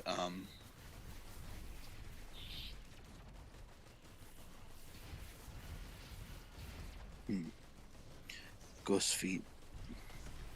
It's pretty hot. And, yeah. Oh my goodness. What are you laughing at? Because I died in a really stupid way. Oh, okay. Yeah. But ghost feet and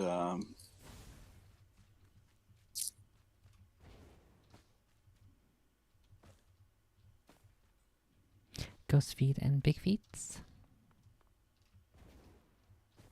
apparitions. Oh, okay, apparitions. They may not be real big feet. They could just be ghostly apparitions, echoes of the past. Just as we see ghosts of people, we could very well be seeing ghosts of big feet. Because why is it that when we see a big feet, we run towards it and it's gone? Not everybody run towards it. A lot of people express that they are overcome by this intense sense of fear and dread.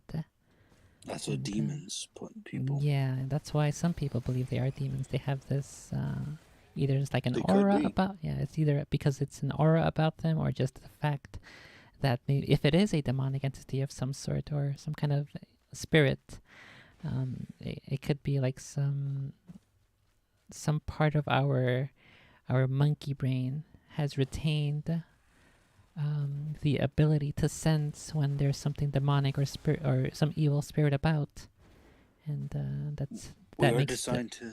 Yeah, go ahead. Sorry. Yeah, that makes the neck and on the back of your hair stand up. Yeah, we are designed to detect a threat, and yeah, you could be detecting something spiritual. But let me finish what I was going to say about Cain. Oh, right. Neanderthals. The monkey, Kiro, the monkey butt fucking. That too. And Kiro, what the fuck? You've been in this VC and you've not said anything for like 30 minutes. What the hell is your problem? Fucking asshole. If you're suppressed, I'm not sure why you're suppressed. Maybe try to rejoin. He's been muted the whole time, but he has the fucking Opal video. We see you, Kiro. All your troubles are far away. See you, Kiro. In our house you'll stay. Right. So I think Kane. he just wants to be near me. I don't know. Maybe he's gay. Yeah, that's okay. What do we do about that? We do nothing. Kiro's like a chaotic force, isn't he? Yeah, we everyone needs a little chaos in their life so they can control it and manage it and learn how to deal with it. That's true. That's true. All right, so the assumption that Neanderthals existed before Adam and Eve. Cain left the tribe, fucked a monkey or a Neanderthal, made Lamech, and his offspring was so sinful that God got pissed off and flooded the world. But here's the thing: the Middle East, where mankind started, like Afghanistan and Iraq and Iran, all that shit got flooded. Because if you look at the topography of that map, the topography shows that it's a bowl. Hence why it's a desert. It's a bowl. So if it's a bowl, then it could flood. So meaning the world was not flooded, just the known world of mankind was flooded. The bowl that they were in. And so that means the Neanderthals and whatnot could still be alive outside of this bowl that got flooded during Noah's Ark. Meaning that Cain traveled far enough east to promulgate his species with the Neanderthals, and those fucking Neanderthals didn't like being yellow, and so they crossed the land bridge of Alaska to the Americas and became the Native Americans, the Redskins, you know. And that's why they're so savage. Savages. They are not even human. Savages. I still haven't watched that movie. You haven't seen the 90s Pocahontas? What the fuck? No, I have not. I love that movie. What? When we were growing up, the handful of movies that we had on VHS were like Toy Story, Ants, Lion King. I had a couple other movies like Matilda with Danny DeVito. Love to educate you. Yeah, I didn't have that movie, so never really watched it. I've seen all the 90s Disney movies. I'm an expert on them. Which one's sexual connotations? Which one's your favorite? Is it The Little Mermaid because she's white and redhead? This is my first one. Yeah, it's one of my favorites. My other favorite is The Lion King because Scar's really hot. He's cool. Oh, and because it takes place in Africa, but there's no certain kinds of people.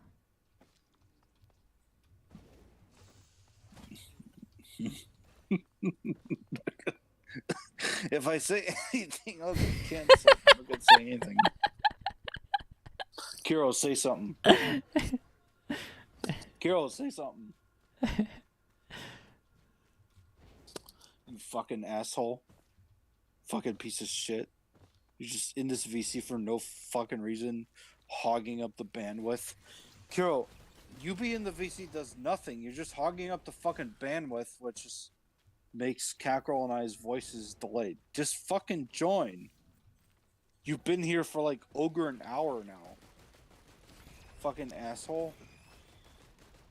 Maybe he's like a government plant, because I think he is. They know we're talking about big feats, and so they want to keep an eye out, keep an ear open to see if we know too much or if we divulge too much information that should not be known to the public. He said he has a high rank in the army, so I mean, I wouldn't be surprised. Maybe all this time he's just been pretending to be my friend, but really I've said too many base things. and so he's been like the government agent that's been assigned to monitor me. Right, it's kind of like how they keep saying that that fitness and working out are far right activities. So maybe Right. being a based Catholic who believes in Christ and the That's word of right. the Lord is far right. So maybe Because I he's mean, here to keep an eye on us.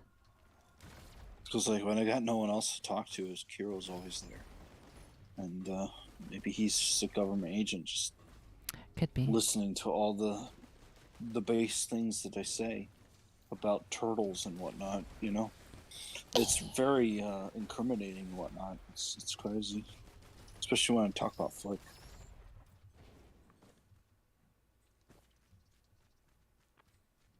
Where were we? Kiro,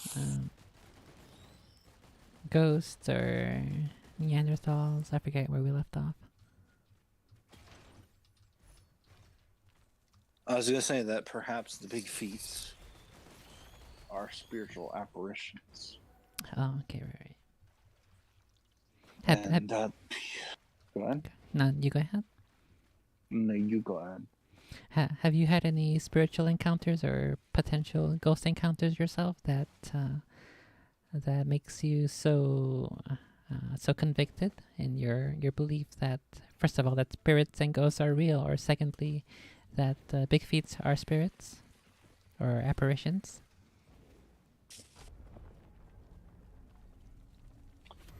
If I say this, people are gonna accuse me of lying. People are gonna accuse people of lying, regardless of which kind of spooky thing they believe in.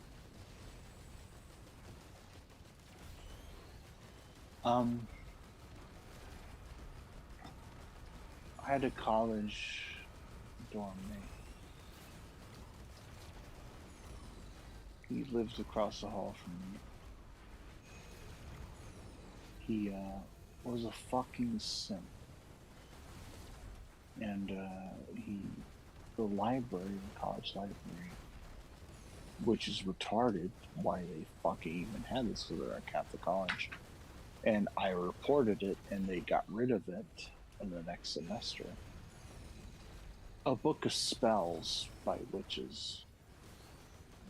He accumulated this book, and he did a hex and all that shit, and cast a love spell on himself.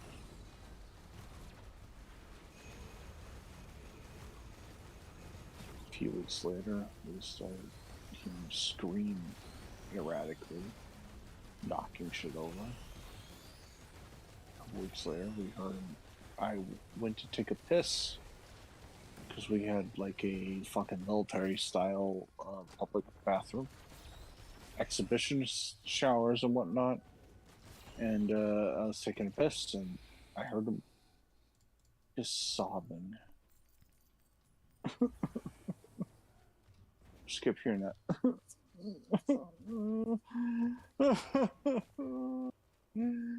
I just keep hearing that. I'm just trying to take my piss and wash my hands, and I just see that fat fuck standing there with his big fat white ass glistening in the fluorescent lights of the bathroom. Why were you looking at his ass? While the shower water hit his face and ass, he was sobbing, and I said, "Sean, you okay?" Fuck you. Okay. I left. A couple weeks later, he was screaming, throwing shit around the dorm. And my friend said, he's possessed. There's something wrong with him. I said, that's pretty fucking weird. And I went into the dorm and I said, what the hell is wrong with you? And he said, fuck you. And I won't say my last name. I'll say Meow Meow instead. Fuck you, Meow Meow. Your existence is pointless and insignificant. And anything you do or say is just an annoyance on everyone. So kill yourself. Fuck you. That's what he said. Mm-hmm. And I don't know. The words pointless and insignificant really bothered me. I had nightmares. I had a fucking nightmare that night of felt like I was being pulled along. I was like on a train track or something. And the sky was just fire. It was just on a train track with this fire sky and black mountains all around me. And I was pulled by chains. And then it inclined up to what looked like a broken Gothic cathedral. And you could say it looked like a cactus, but perhaps a tree of thorns, black tree of thorns, bent out of shape, just crooked, almost like the swastika in a way, but not like that, because it was just weird. And on there was a skeleton that whose bones were black and it was on fire. And behind it were just a bunch of men in black just jumping. And there's like a black rope made of chain things hanging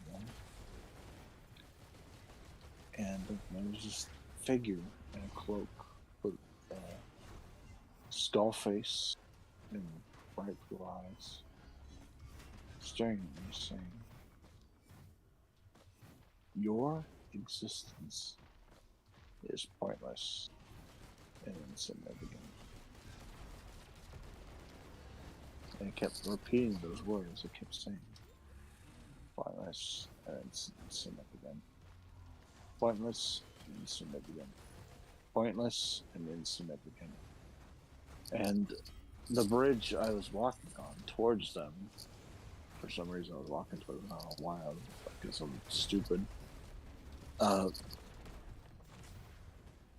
dipped down below this cathedral. And there's just a blue, purple, black, green, fiery abyss swirling like a cyclone. And there's the thorny, bush-like, spindly cross on fire. And I just wanted me to kill myself. So put your head through the sloop and jump down. Your existence is pointless and insignificant. And I walked up. I grabbed the noose that was made of thorns. And the thorns stabbed through my palms and fingers, and blood was trickling down my hands. And I looked through the hole, and I saw nothing but darkness. And then I woke up and realized there's some fucked up shit going on. Holy shit. And went and talked to a priest about it and asked for some deliverance prayers and prayed to St. Michael, and I told my friend, "Hey, I think you're fucking possessed. You should probably I don't know, just go talk to like a priest or something." He's like, "Oh shit, you're right. Yeah, you should. Yeah, you're fucked. That's fucked up, bro." And my friend's like, "What the hell are you doing? Why are you talking to him like that?" I'm like, well, I told him I think he was fucking possessed. I think he needs fucking help. You know, he's fucking crazy. And ever since then, I've had shadow figures and weird sleep paralysis, shit like that. And I'm not bullshitting. I'm not an asshole. I have nothing to gain from saying any of this. I'm not making money off of saying this. I don't give a shit. But that's what I experienced.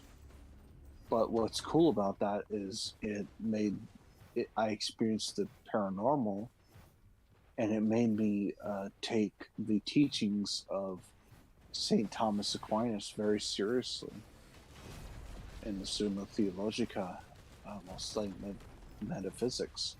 And I studied the 5 proofs of God's existence, such as what is the cause of causes? What causes cause to cause itself? There must be a primal cause, right? Yeah, I remember studying this in high school and then again in university. Exactly, and my favorite one is, I mean, I won't go through all 5 proofs. I mean, we could do a whole podcast on that. But my favorite one is God is existence. Existence is ipsum esse subsistens, which is Latin for essence subsisting on existence, meaning that essence cannot subsist without existence, meaning existence holds all of existence in existence. Therefore, for things to exist, there must be a primal force that is existing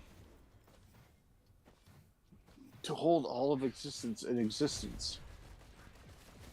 Meaning that, on a deeper level, that there must be something that has had a beginning, or doesn't. It can't have a beginning. The thing that doesn't have a beginning has created a beginning, and therefore has created something that has an end.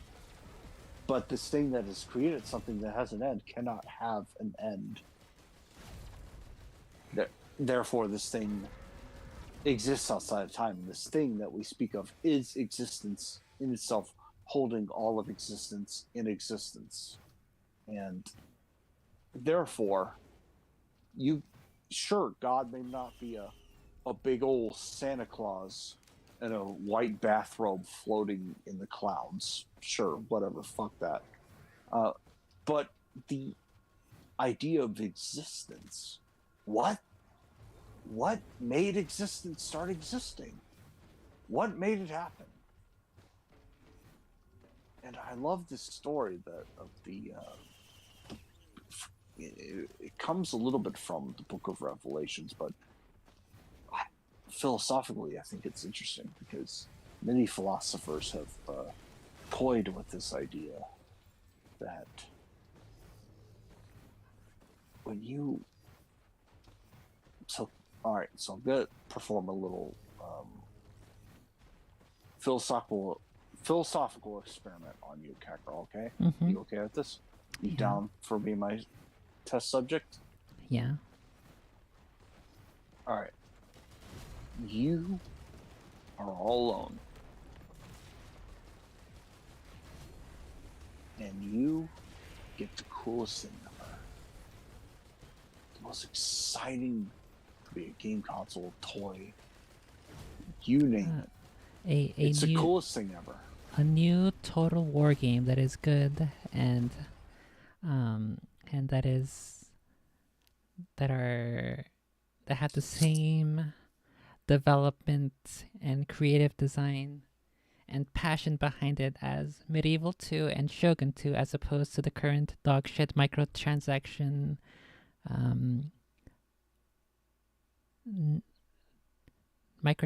games that do not take actual military tactics like terrain or weather into account. So a good Total War game that actually uses military tactics and strategy and planning. That's the best thing. And you play it to the fullest, to the extent. And you, on your own, have fully appreciated this thing to your fullest. Mm-hmm. You are utterly, fully satisfied with this thing. Once you have discovered all that there is to discover about this thing, once you have played all that you could play, there's nothing else left for you to discover on your own with this thing.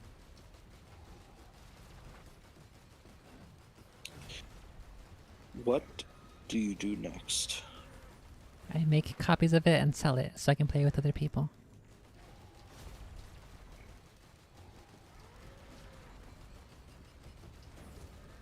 Interesting.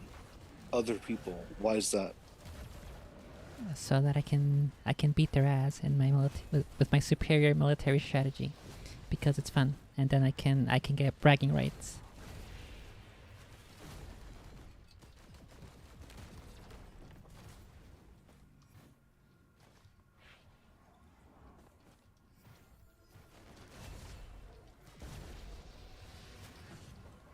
Other people. Yes. That's an interesting concept.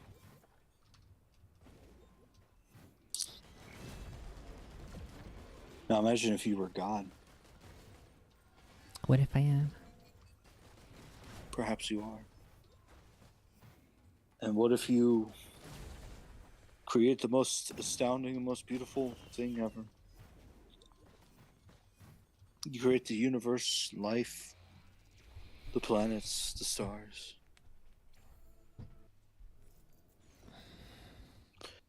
And your greatest creation of all. The most beautiful thing ever. Your most beautiful creation. You create love. The most beautiful creation is woman. Love. Love. Right, Carol? Carol joined us again, by the way. Yeah, I saw.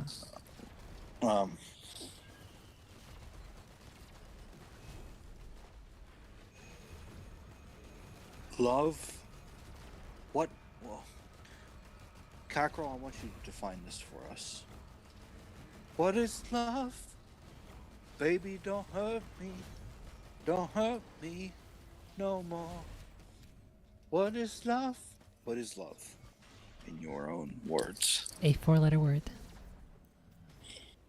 Besides that, how do you define love?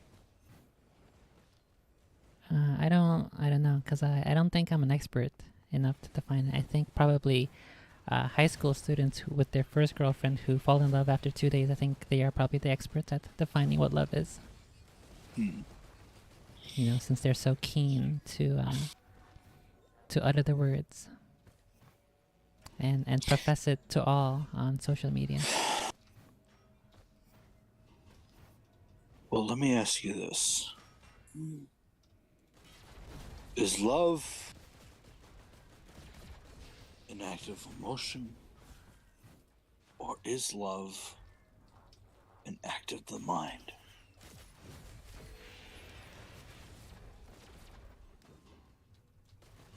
I don't know.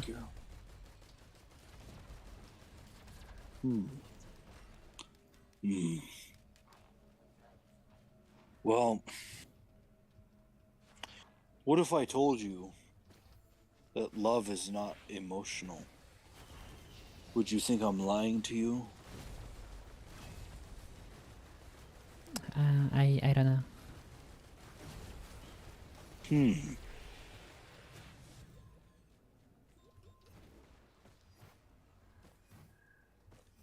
What if I told you that love is not a physical thing, but something deeper, something more spiritual? What if it is a physical thing about being deeper?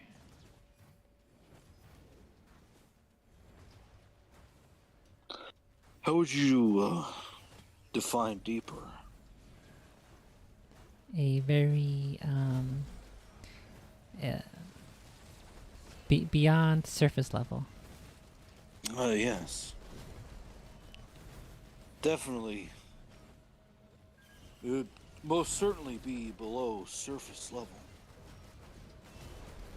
Be subcutaneous or subconscious.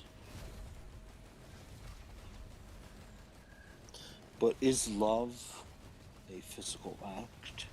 It can't Or is be. it something more? There can be a physical expression of it, I think. If popular movies are to be believed. But can that physical expression supplant something deeper? No, I don't think so. I'm pretty sure that physical things all have their limits, as well as our ability to express things physically. So, what was your answer to the question, what is love? Baby, don't hurt me. Don't hurt me no more. What would your answer to that be before the techno beat kicks in? It's not really a topic I've thought too much about, so I don't have a Let's. particularly well thought out or considered position or definition. Hmm. Hmm. Hmm. I would say, I guess one thing I could say about it is like um, when your instinct your instinct towards someone is to like treat them as if they are part of you, A part or of you, huh? yeah, like it's I would say like something like along something beyond a separate individual, kind of like I guess one way of phrasing it would be like how George Carlin, or I think it was either George Carlin or Bill Hicks. I think it was actually Bill Hicks who said,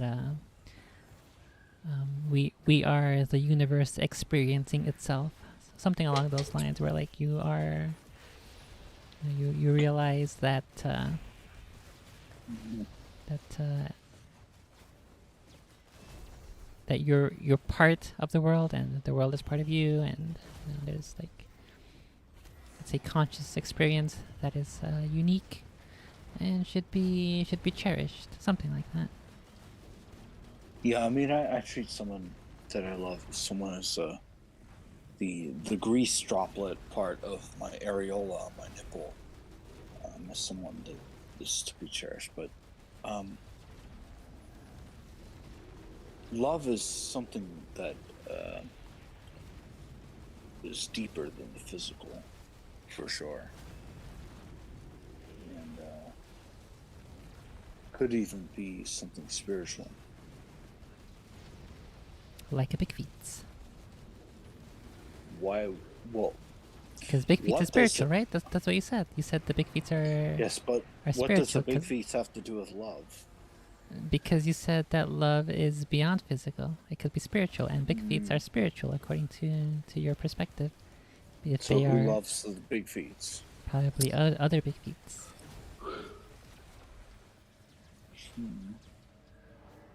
Very interesting. That's a good argument.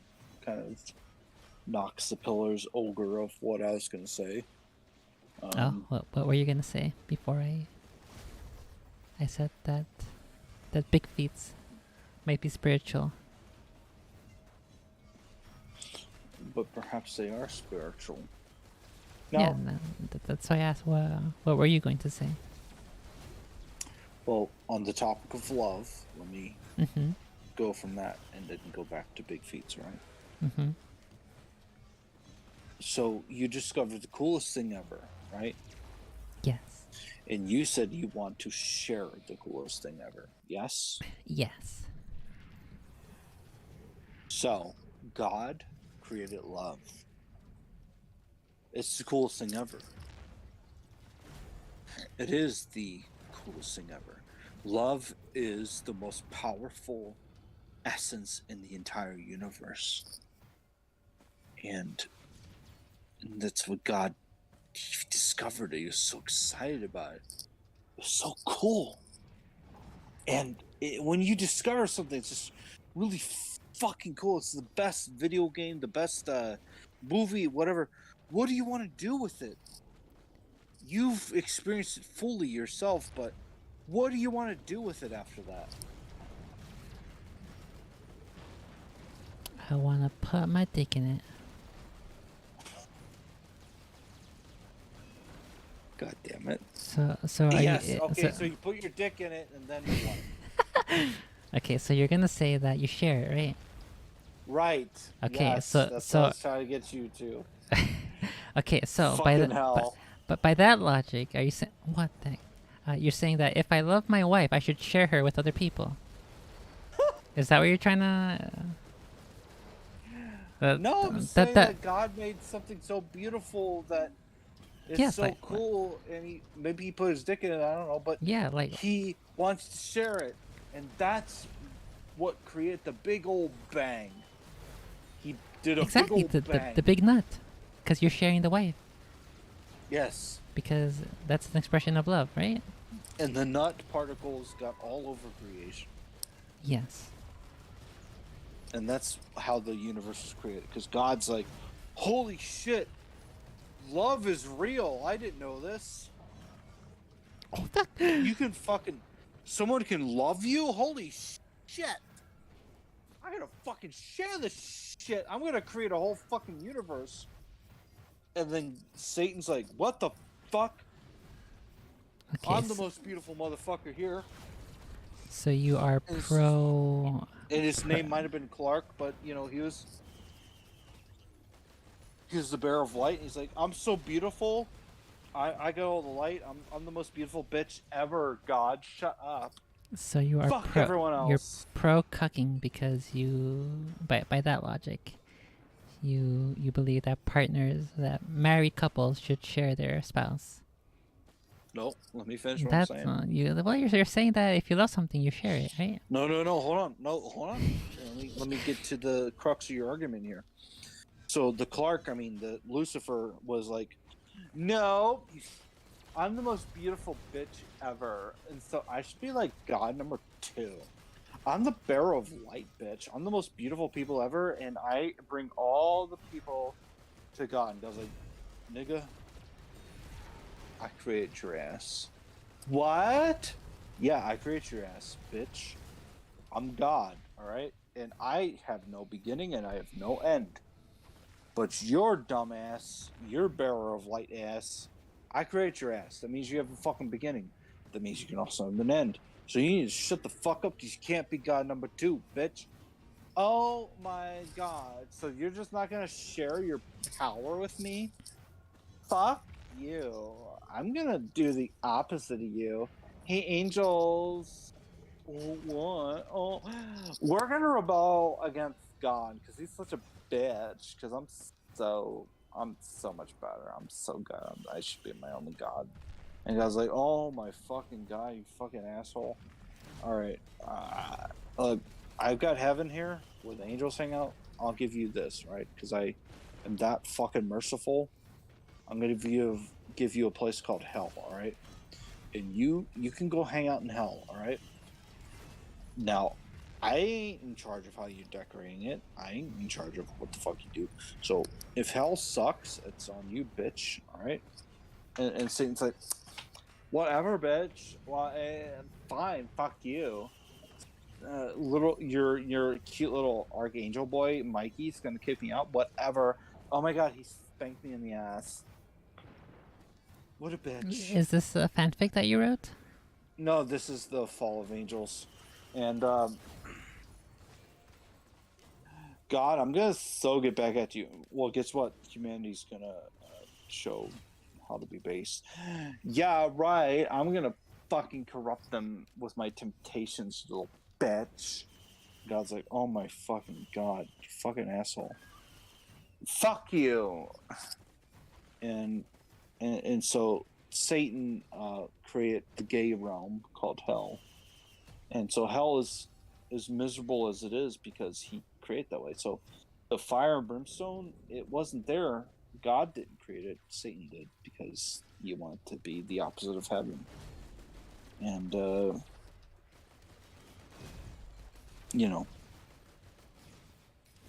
Satan wants to inverse all of God's creation.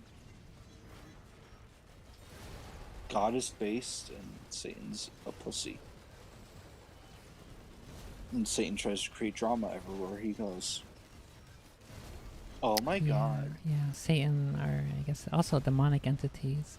They thrive on the negative emotions and tempt you toward being unable to live in peace with your fellow man. Yeah, I mean, literally, he just like, you have to imagine all the demonic entities. It's just guys like, oh my god, did you hear what so did? Holy shit. You gonna go down with that?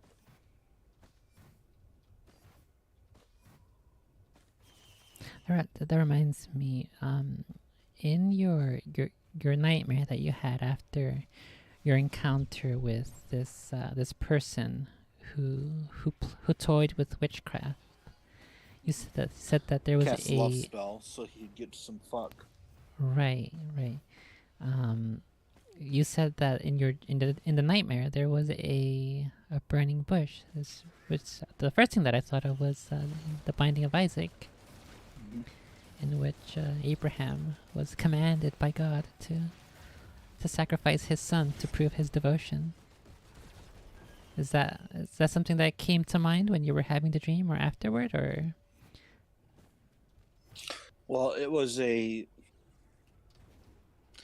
burning, but it was a thorn bush in the shape of a crucifix with a skeleton on it. Okay. And but it wasn't just one, it was a bunch of them in a row on a bridge in a sky. And the bridge was over a sky, and under the sky was just fire. And that's what I imagined. I've written it down for my book, but yeah, it's fucked up. That's my dream. I'm not saying it's disclaimer for all the people like, oh, Meow Meow's full of shit. That's just what I dreamed, all right? It may not be real. Maybe it probably isn't real. Just is probably a fucked up imagination in my mind. That's just what I dreamed, all right? So for all those bitches out there that are trying to fucking disclaim me, it ain't real. I'm not saying that it's real. I don't know if it's real. Okay, I'm not gonna assert that shit, alright? I'm not a fucking fake ass ghost hunter bitch who's gonna say, oh, this shit's real. No, that's what I dreamed about. That's what happened, and whatever. You mean a fake ghost hunter, like the kind you keep posting in my super serious? Yeah, the kind I love the shit posts. Look, Yasko,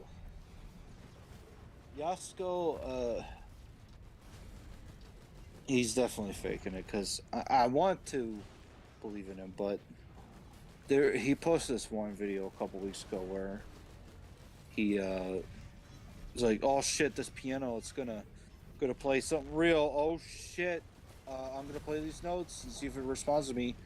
And I noticed, because I do a lot of audio editing, because I was the head of audio engineering, I noticed like the hearing, like in audio recording, or the audio shit went with a piano, and then it was like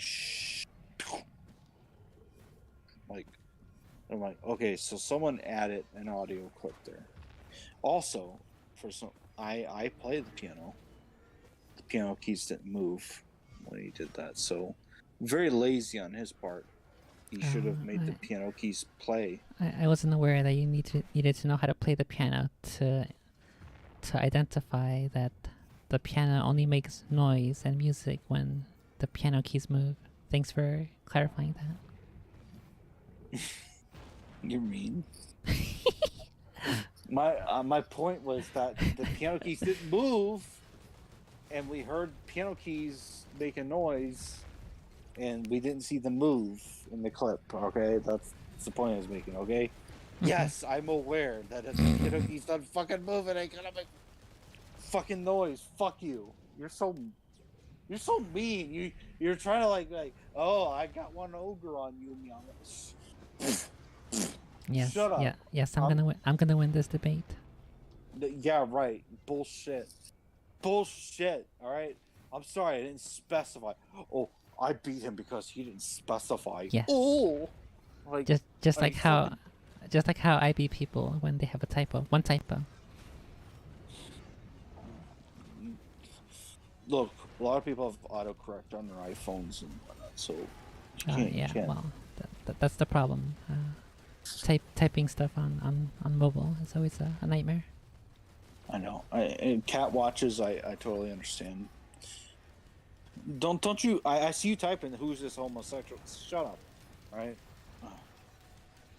What was that? Wait, what? Sorry, there's a little drama between Meow Meow and cat watches. Because we're totally two separate accounts, you know.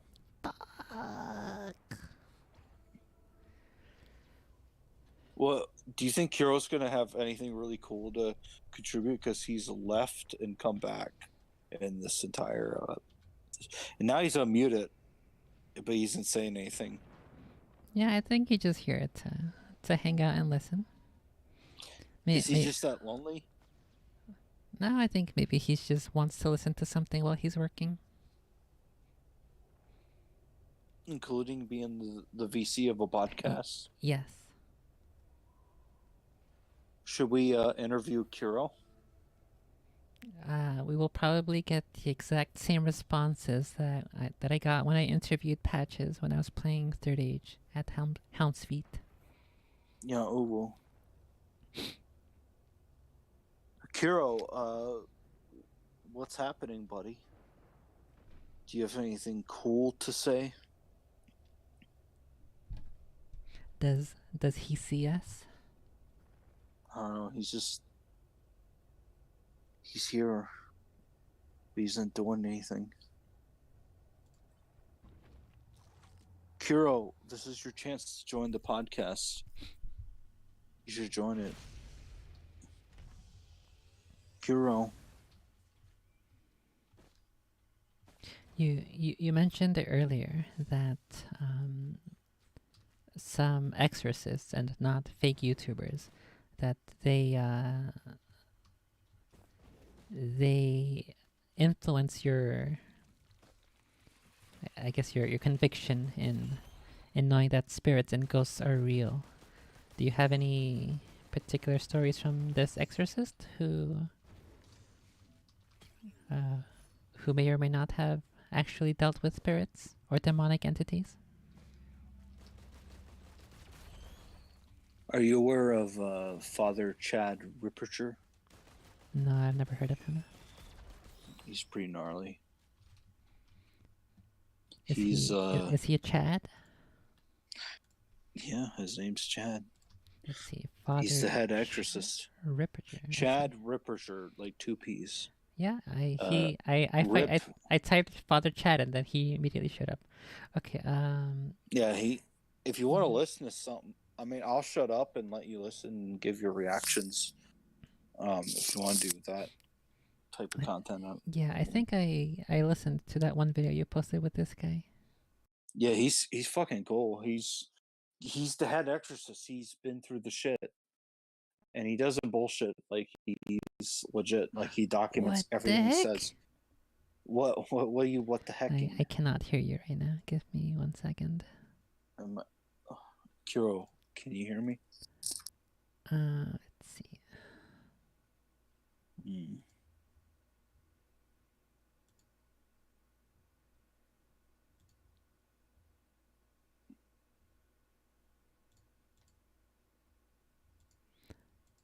Okay, well, let me go ahead and fix this audio problem, and I'm going to go ahead and take a break on stream.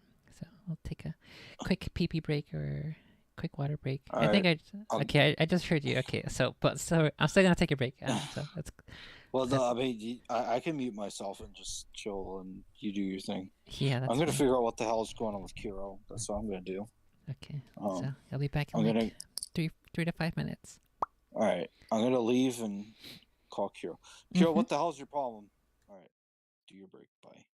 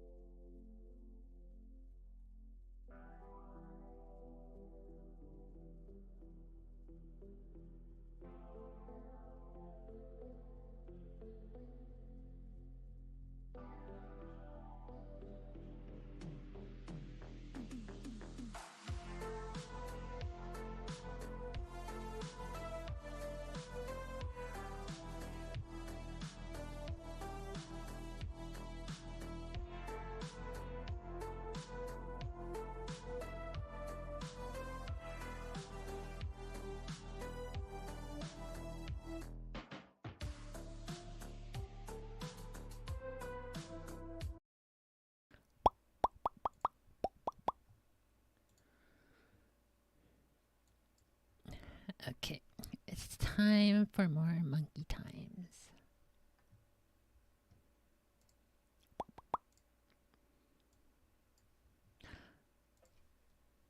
The finance department is reminding me with a gun pointed to my head that you can support by clicking on the link below, sending a tip.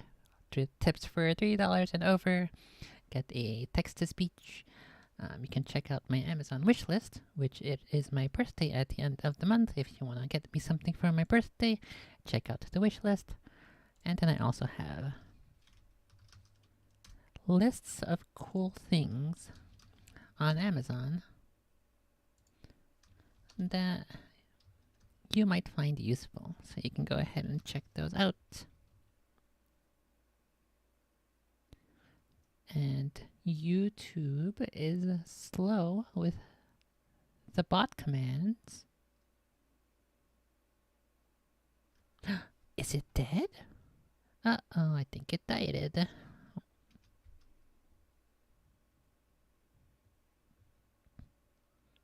Okay, there's that one, and that lists 2.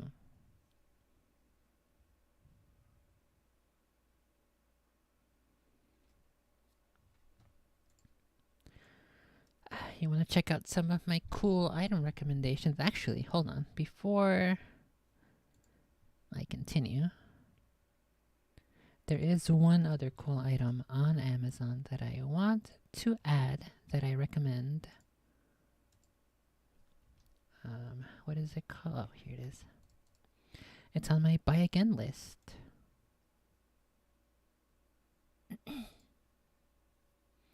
Just fucking take me to the page. What the heck?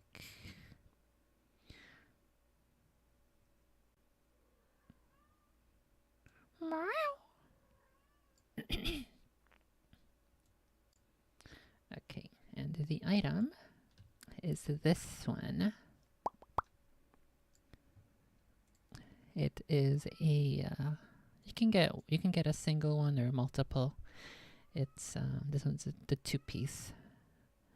It is an aloe vera gel, which is super good for a bunch of stuff. You can put it on your hair, you can use it on your face, you can use it on your arms, your hands, your body.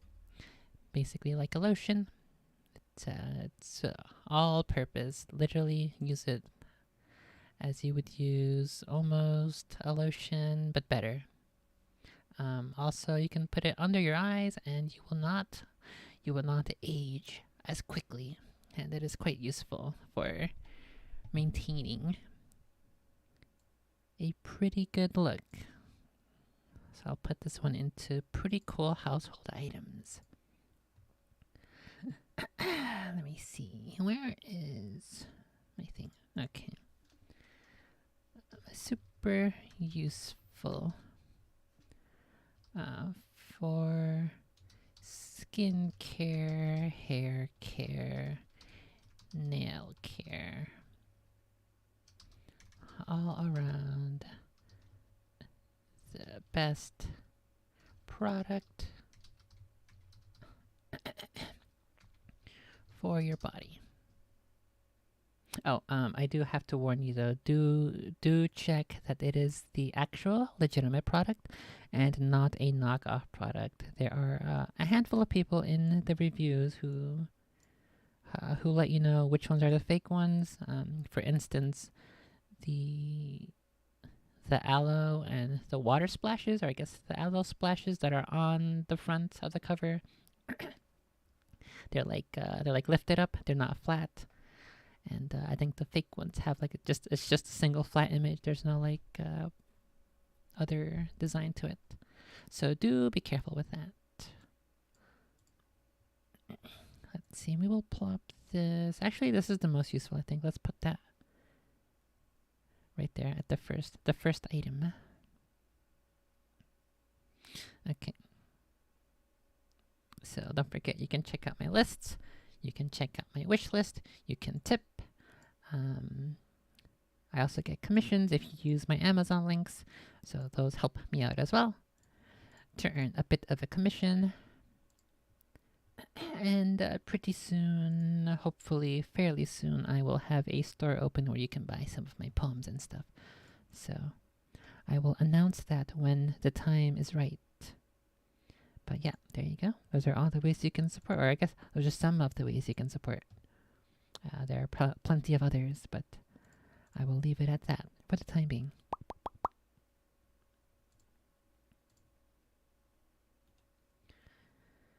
Phew.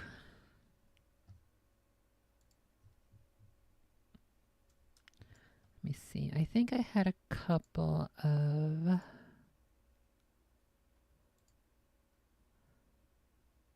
articles, but I'm not sure if I really want to go through those right now.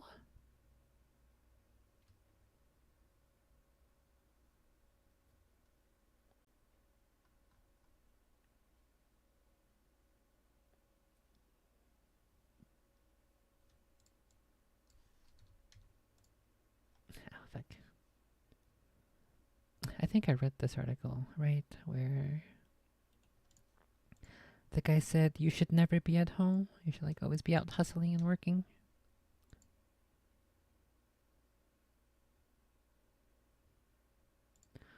What the heck is this one? Oh.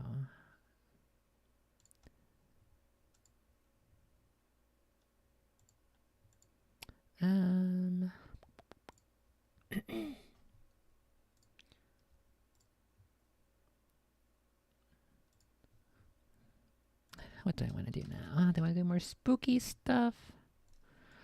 Or some news? Or Patches? What's up, Patches? Let's see.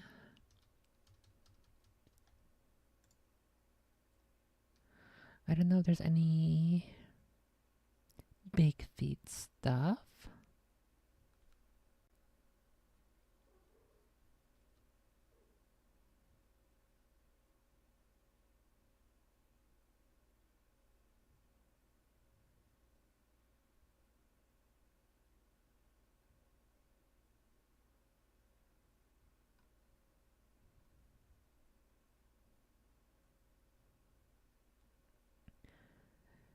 No, I don't think I see anything here on YouTube's worth covering at the moment.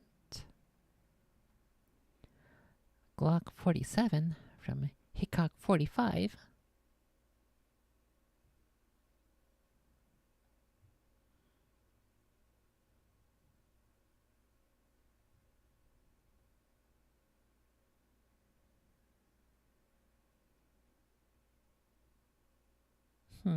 I don't really know if there's any good videos.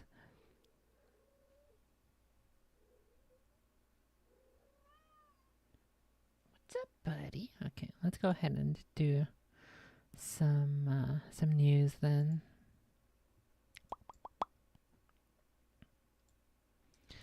Starting with this one.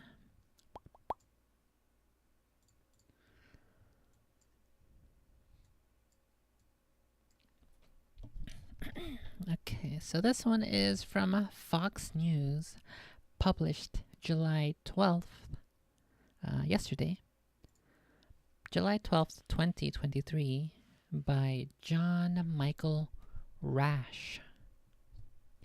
Crisis in Strollerville. San Francisco mothers fear for safety of kids as violence becomes more widespread. San Francisco parents, nannies speak out about crimes targeting vulnerable women and children. You know it's going to be good when it's San Francisco. Parents and nannies in the affluent Noe Valley neighborhood told Fox News they're afraid for their safety after groups of bat-wielding children robbed and assaulted several mothers and babysitters in the area. The neighborhood, nicknamed Strollerville or Stroller Alley because of the many young families that live there, experienced 11 phone robberies at the end of June, which local authorities believed are linked to a gang of kids who target women with children, according to the Telegraph. One of the mothers was allegedly hit with a baseball bat. I don't really know where I can be and be safe, Rebecca, a Noah Valley mother, told Fox News. There's kind of a general sense of lawlessness. And I think that is a sentiment that is not only becoming more popular, but also its locations, the regions, and the range in which that's becoming the case, where it feels like there's lawlessness. I think that's expanding, which is quite unfortunate. She said, the recent attacks are particularly troubling since they're happening in the middle of the day when parents are out with their children. You're kind of on your own to look out for yourself without having a lot of support from the city, Rebecca said. What what a surprising surprise that you're out for yourself. Police arrested a minor last month in relation to the phone thefts and are continuing to investigate. Authorities are also looking into a similar string of robberies and assaults targeting women and their cell phones in the nearby Lower Height neighborhood, according to the San Francisco Examiner. Moms in this area and all neighborhoods have been affected by what's happened in the last few weeks. Terry, a Noah Valley nanny, told Fox News. I think moms are more afraid.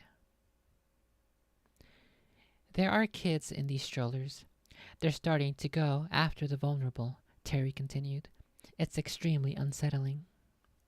Andrea, another Noah Valley nanny, said that the assaults and robberies are scary because they target women and children.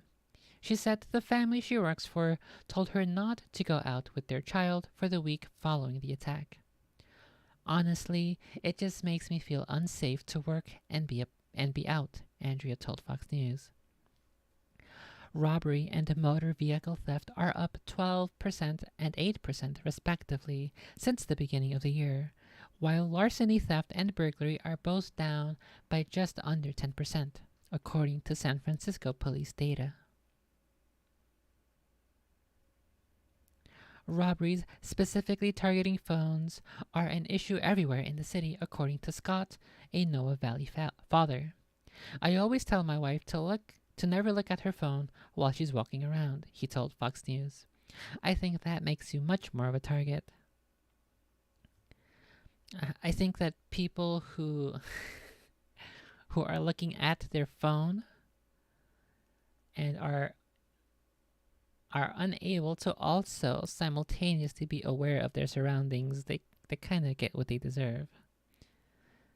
I don't even think that's really an issue of victim blaming. It's like we are the descendants of cavemen who survived in a very harsh world, and if you, a descendant of these cavemen and other peoples who were able to successfully survive and reproduce, if you're unable to deal with something like this, if you're unable to put your phone away and look at your surroundings and pay attention to possible threats, then honestly, I think you get what you fucking deserve.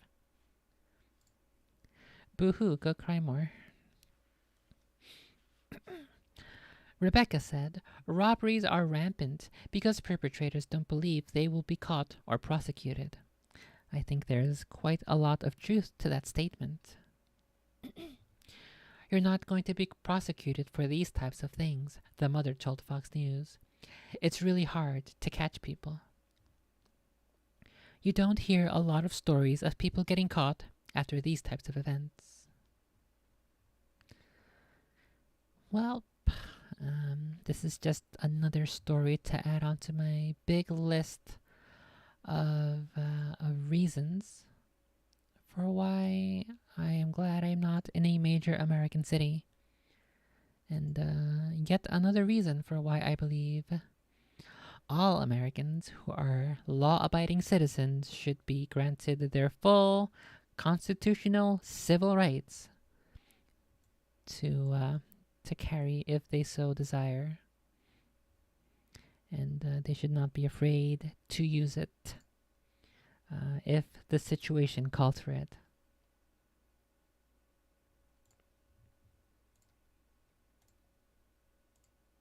But you know what?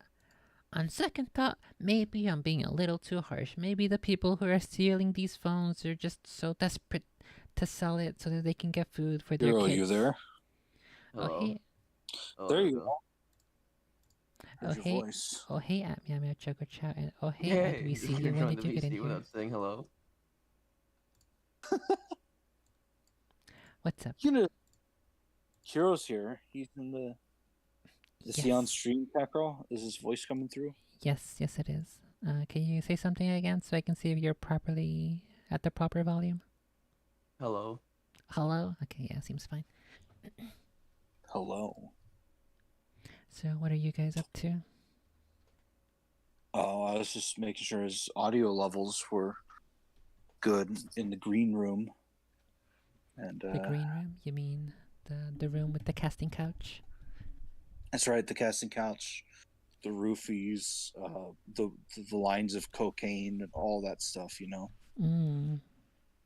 So I made sure Kiro had at least 24 shots of vodka and at least 4 lines of cocaine and at least 2 roofies. So he's ready to go. He's here. He's ready to party. Where is he gonna go? I don't know. Well, he's here now. So, is there any cool questions you got for Kiro? What's our topic right now? Did we come back from break or? Yeah, the break is over. I was just reading an article about a San Francisco neighborhood, an affluent San Francisco neighborhood, where there has been a string of robberies, particularly targeting women and women with strollers. They're stealing their phones, and these rich people in this affluent neighborhood feel unsafe. So that's what I was just reading. I have a cool story regarding strollers. Strollers? He does. Okay. There was this one time where I left the laundromat, right? And there was this family. They had a stroller, and they had a dog. The dad tied the dog's leash to the stroller, and the dog ran. And the stroller got dragged with the dog, and it fell off the sidewalk. The baby started crying. What the heck? Was it a pit bull? Was it trying to kill the kid? I think it was. I don't know what dog breed it was, but I know it saw like an animal and it ran after it. Oh, okay. And it took the stroller with it. And I don't know why, but when I heard stroller, I thought of that. Nice. That's a pretty cool story. That is a pretty cool story, Kiro. So going back to Neanderthals, Kiro, do you think mankind evolved from a monkey's butt, or do you think mankind came from God?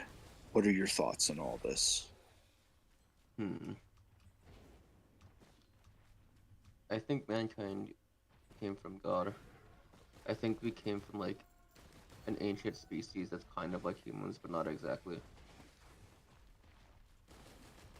I would agree that it is perhaps kind of like, but not exactly.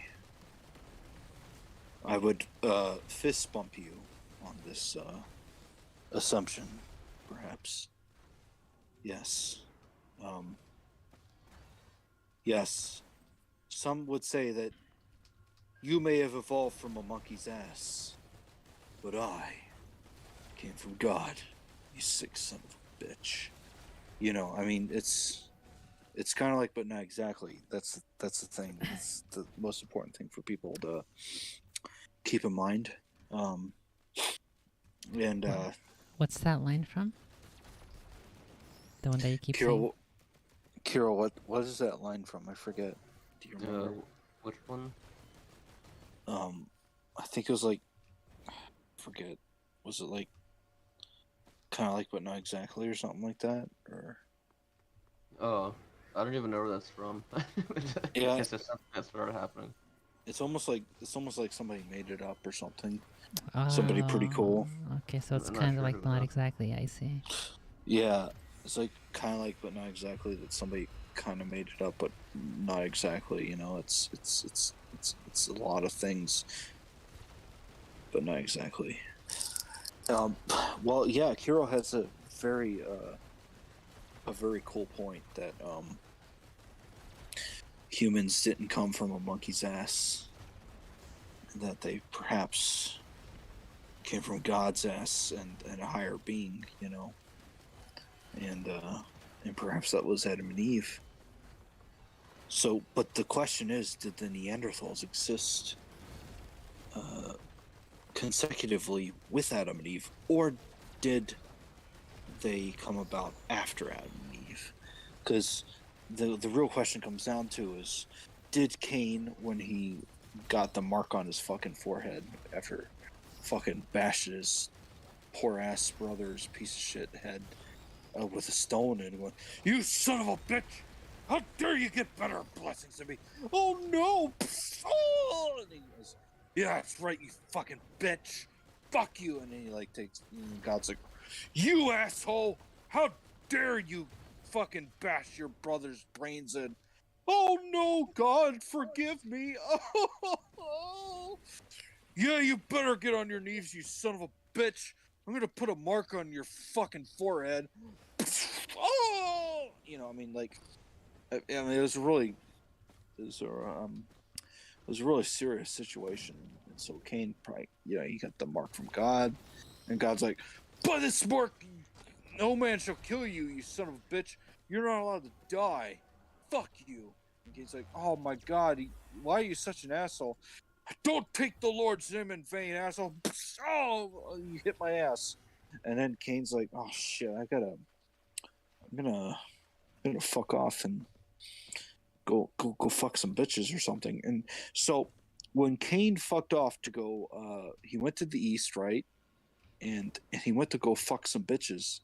Now, the bitches in question, were they monkeys or were they Neanderthals? That's the question. What do you guys think? What if they were big feet? But we're getting to the big old feet in a moment here, but we need to address the question at hand. Did he stick his dick in a monkey's ass, or did he make some cave drawings with a fucking Neanderthal?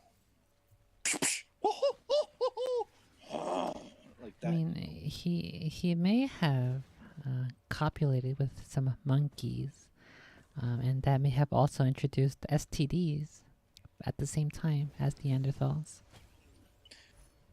It's true. In Maybe the maybe this is how monkeypox came about. in the book of Leviticus, chapter 22, does say, "He who lies with another man shall be slain by the sword, and his blood be upon him." So perhaps a man's ass is slain by the sword of another man's penis. I mean, the penis is the sword that slays the ass. Let the blood be upon them. It could be the blood disease of AIDS and Did, whatnot. You did, know, did it specify anything about a woman's penis or only men's penises? it just said the sword. Didn't say a man's sword. It just said that he who lies with another man shall be slain by the sword. Didn't say the baby sword or the man's sword or the woman's sword. Just said the sword, and his blood be upon him. So it, you know, leaves it pretty open to interpretation, all up in there. You know what I'm saying? Slap the ass cheeks. E Canyon Well, style. if it says if you lay with another man, then that means that it's okay to lay with women who are of a different type of women, right? That's what that implies because it doesn't specify. I don't know. Moses was a pissed off son of a bitch. You know, a lot of biblical scholars identified that when Moses said the wrath of God, this and that. It was actually Moses projecting his own wrath on God, because why? As Jesus says in the New Testament and in Catechism, Jesus said that God cannot experience anger. The angry. God has no emotion. Therefore, God was never angry in the Old Testament. That is Moses. Moses was angry. Therefore, God was a chill motherfucker smoking some weed and going, yeah, here's the 10 Commandments. All right, here, check it out, guys. All right, Moses, just chill the fuck out, all right? No, the fucking heathen. Shut the fuck up, Moses. Look, all right, look. Thou shalt not have other gods. So don't worship other gods for me, okay? Shut the fuck up, all right? Jesus fucking Christ, you fucking son. Hey, Moses. Thou shalt not use the Lord God's name in vain. So you better shut the fuck up. Don't fucking use my son's name in vain, you son of a bitch. Jesus Christ. Hey, second commandment, motherfucker. All right, shut the fuck up. And Moses is like, fuck this. I'm getting really drunk. I've got a fucking hangover. I ain't gonna do anything on Sunday. And then God's like, thou shalt keep the motherfucking Lord's day holy. All right, the third commandment. That means you got to go to mass.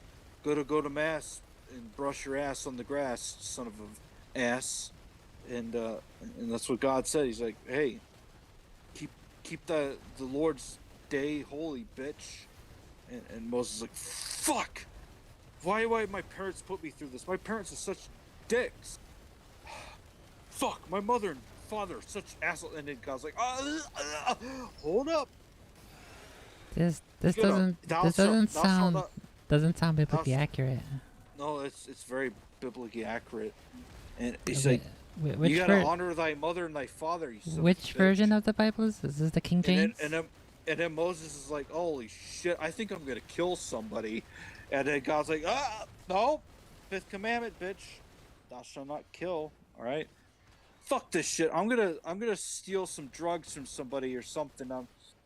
I'm gonna fuck somebody's wife. No, you shall not commit adultery. Sixth commandment. All right, then I'm gonna fucking steal some shit. I'm gonna steal some drugs. Nope. Seventh commandment. Thou shalt not steal. All right. You know what? I'm gonna tell everyone that you're a fucking asshole, God. You're a real dickhead. Nope. Thou shalt not bear false witness, motherfucker. You son of a bitch. You know, I'm really jealous of all those holy bitches that you really love, you fucking asshole. Hey, commandment number 8, motherfucker. What? Thou shalt not envy. You better not be fucking jealous of those motherfuckers that are better. Holy shit and fuck. You know what? You know, my wife is such a bitch. She's so fucking ugly. Her tits are sagging like raisins. Aaron, he's got some nice raisins. The Jebediah, his wife's got some nice tits. I think I'm gonna fuck her. And then God's like, no, thou shalt not covet thy neighbor's wife. So you better shut the fuck up, because that's the 9th commandment, motherfucker. God damn it! Fuck! Well, you know what? Joshua's got all the good shit. I'm gonna take all this shit. He's got all those nice clothes. No! 10th commandment. Thou shalt not covet thy neighbor's goods, motherfucker. And then Moses is like, fuck shit! Is it written in stone? And God's like, hey, look at the 2 tablets in your hands. And then Moses looks down at the 2 tablets and he's like, fuck! God damn it! And then and God's like, you better go proclaim that shit to your people down on the mountain. Are you fucking serious? Yes. Get your ass down there and fucking tell them what the fucking 10 commandments are, you sick son of a bitch. Fuck you. And then Moses is like, God, the cliffs and the stairs hurt. Oh God, what's going on down here? And then Aaron's like, oh my God, Moses, All right. So check this out. Check this out, right? You know, like when we're in Egypt, right? Yeah. Yeah. Uh huh. Okay. So, all right. Check this out. We in Egypt, we got to worship our gods. Uh huh. Yes, you got to worship gods. Good. What'd you do? Bring them wheat, candy, jack off. What'd you do? Well, that's interesting. You said jack off. Yes, Aaron. Come on, get to the fucking point. Yeah. Okay. All right. So our method of worshiping was orgies. Uh huh. And what's going on? Well, okay, so Moses, we got really bored because you've been up there for a long ass fucking time, up in the mountain. I was on the fucking mountain for a long ass time. What the fuck is your fucking problem? What do you have to say? All right, so Moses here. All right, Moses, come on. So, okay. All right. So, I'm really good at making gold. All right, I can make some good gold cups. I don't care. No one accepted you into art school, Aaron. Shut the fuck. What is your point? Okay, so the Jews, the Hebrews, the people that you saved, right? Walked them across the little Red Sea there from Pharaoh, right? That's cool, right? Yes, I know. Okay. Well, they got bored. And sex drives run rampant after a while. What does that have to do with anything? All right, so let's check this out. They asked me to make a golden calf, which is a god or goddess of fertility or something that the Egyptians worship. Okay. The goddess of the nut. And so they decided to celebrate it by what? What did they do to celebrate this shit? By fucking each other. Hold on, well, Aaron, what the fuck? Let me see. Joshua, get the fuck out of the way. What the fuck's the? What the? Oh my fucking god! Hey, thou shalt not use the Lord's name. Shut up, God! And then Moses sees all these people just around this golden calf just fucking each other. And Moses is like, God fucking damn it. And then God goes, hey, thou shalt not use the Lord's name in vain. Shut up. And then Moses gets pissed off and then he throws the tablets down at the golden calf and it explodes. And it kills all the hot bitches that are like gyrating in front of it. And then the mouth of hell opens and they all fall in the mouth of hell. But that's the Ten Commandments movie version, so it may not be biblically canon. And then Moses is like, you know what? Fuck you guys. I'm going to make you walk around the desert for 40 years till you all die out. And none of you get to join. And God's like, hey, you better fucking chill out. And Moses is like, fuck you. And then he smashed a rock and let some water out. And then God's like, hey, you know what? I'm tired of your shit. You don't get to go into promised land. What? Yeah, Joshua, only he and the children can go in. God damn it, date. Thou shalt not take the Lord's name in vain, bitch. Is this how big feet were made? Well, this is how the rules of God were made. And then Moses is like, God damn it. So, here's how the big feet were made, right? But before I get into that, do you guys have any commentary on the story of Exodus? Yeah, which exact Bible verses are these? Because I don't think I read this part. Especially the part where he commits all of he breaks all of the 10 commandments and then God instantly makes those the commandments. Well, Kiro, you know who Mekanyon is, right?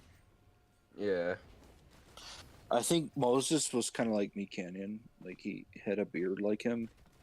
And I just imagine like Moses doing all the shit, but it was Mekanyon.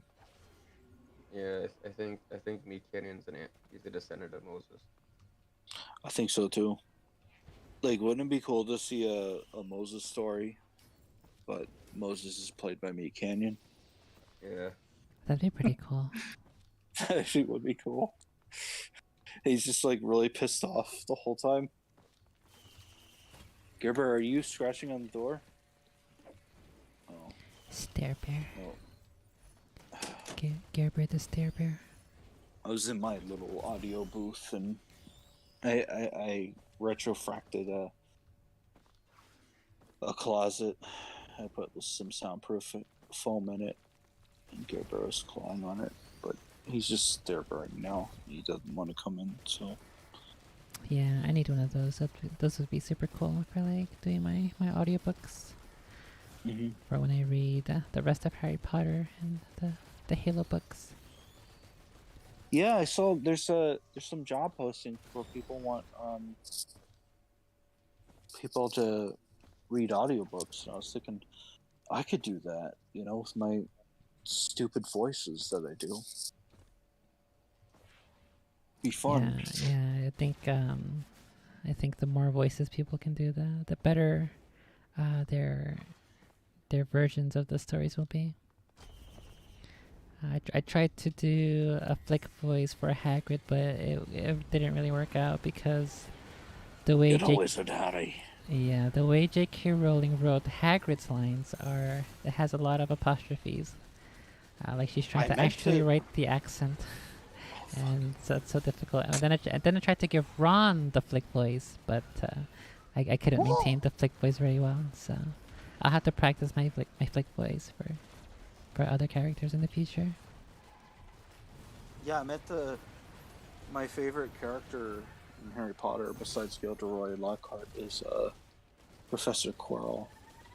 I love his design, and I meant to send you a picture of him. His design, as if he's like a fucking Dark Souls boss. Well, no, I love his like purple turban and shit. He's cool.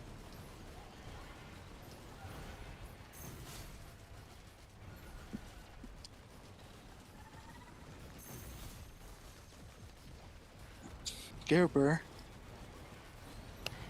Gerber jumped on my chest and it made me choke for a moment. But yeah, Professor Quirrell is he's probably my favorite. Is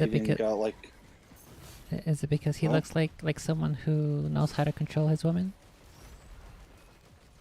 He's of a religion who is quite traditional? Is that why? Perhaps. I like his turban. The purple turban. It's a cool look. Do you wear a turban? No. No. I look like Meat Canyon, but less fat. I wish I was as fat as Meat Canyon, though, because he's cool. He's one of those guys where I wish I was as fat as he was. And then maybe you could also get a girlfriend who's 1/3 your age and 1/5 your weight, like Boogie. No. Well, what's wrong with that? No. What's wrong with that?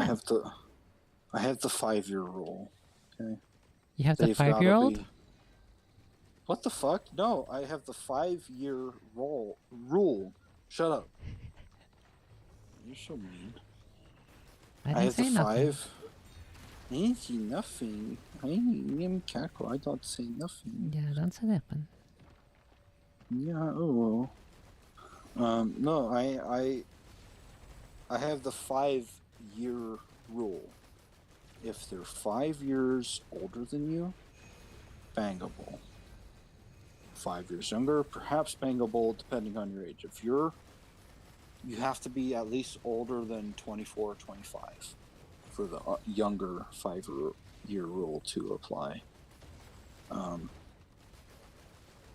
But if you're younger, then fuck that.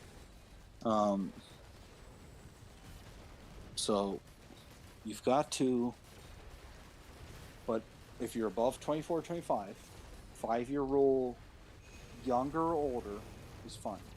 If they're within 5 years of age, older than you or younger, you can have a relationship with them. Now, I'd say older women are better because younger women are oftentimes immature or insane. And the reason I say that is because why would a younger woman pursue an older guy? Why wouldn't she go for the younger, hot, buff, sexy man? Would you go for the younger, hot, buff, sexy man? No, I wouldn't, because I'm not Wait. attracted to men. Oh. Then how would you know that that people prefer the young, hot, attractive buff men? What if people don't like that about men? Well, I mean, I'm old and grizzled and hairy, but I don't think that's what people want. You know, maybe Kiro might, maybe Flick might, but, you know, they're different men. But I'm an older, hairy man. And, I don't think women are into that. So, to be honest. Oh, what do you think women are into? Terrible taste. Like what? They want young, hot guys with chiseled abs and defined pectorals that are clean shaven and no armpit hair, and they have bleached out hair that's spiked, and their name is Chad or Josh, and their eyes are shit brown or blue, and like, sweet bro, awesome. Oh, so Cool. kind of like that priest who's named Chad. No, Father Chad Rippershire is fucking cool. Shut the fuck up. Well, yeah, but his name is Chad, so that means women want him, right? Women want him and demons fear him. Yeah, no, ooh. I don't know, Flick. Flick? Kiro. There's no Flick here. I wish there was a Flick. I wish there was a Flick here. True. No, Kiro, what do you think of all this? There's Professor Quirrell. I posted my Lego and action figure of Professor Quirrell. He looks like a rapist. It is pretty cool. I love his turban and his robes. It's cool. He looks pretty spooky. Mm-hmm. Yeah, the action figures. That's from it's from Sorcerer's Stone, the original figure line. It's the only figure I got. And I mean, I wasn't aware that he appeared in other movies besides Sorcerer's Stone. You're so mean. Wow. But if you take his turban off, it'll show Voldemort on the back of his head. But I didn't take a picture of that. But the Lego is easier. But he's showing with the Witch King. Sounds kind of sexual if you take his turban off. Yeah, I think he looks cooler with the turban on, though, with his robes and whatnot. When I was a kid, my mother and father recently reconverted to Christianity, and they're like super hyper religious to the point where it's like offensive to other people. And I had discovered the Harry Potter books at the time because I rented them from the library. And I asked my mom and dad when they came back to the faith, I said, why is Professor Quirrell so evil? Why did he do this? Why did he side with Voldemort? And my mother saw the picture, the chapter that said the man with two faces, and there's a picture of him with his turban. And my mom and dad pointed at it and they said, it's because he's a Muslim and he worships Satan. Yeah, I wouldn't doubt that. And I believed it for like 2-3 years. I thought that was why he was evil. I thought Voldemort was Satan, and that Professor Quirrell was a Satanist secretly. Your parents are right. Muslims are evil. And that Professor Quirrell was a Muslim, and he worships Satan. It's so bad.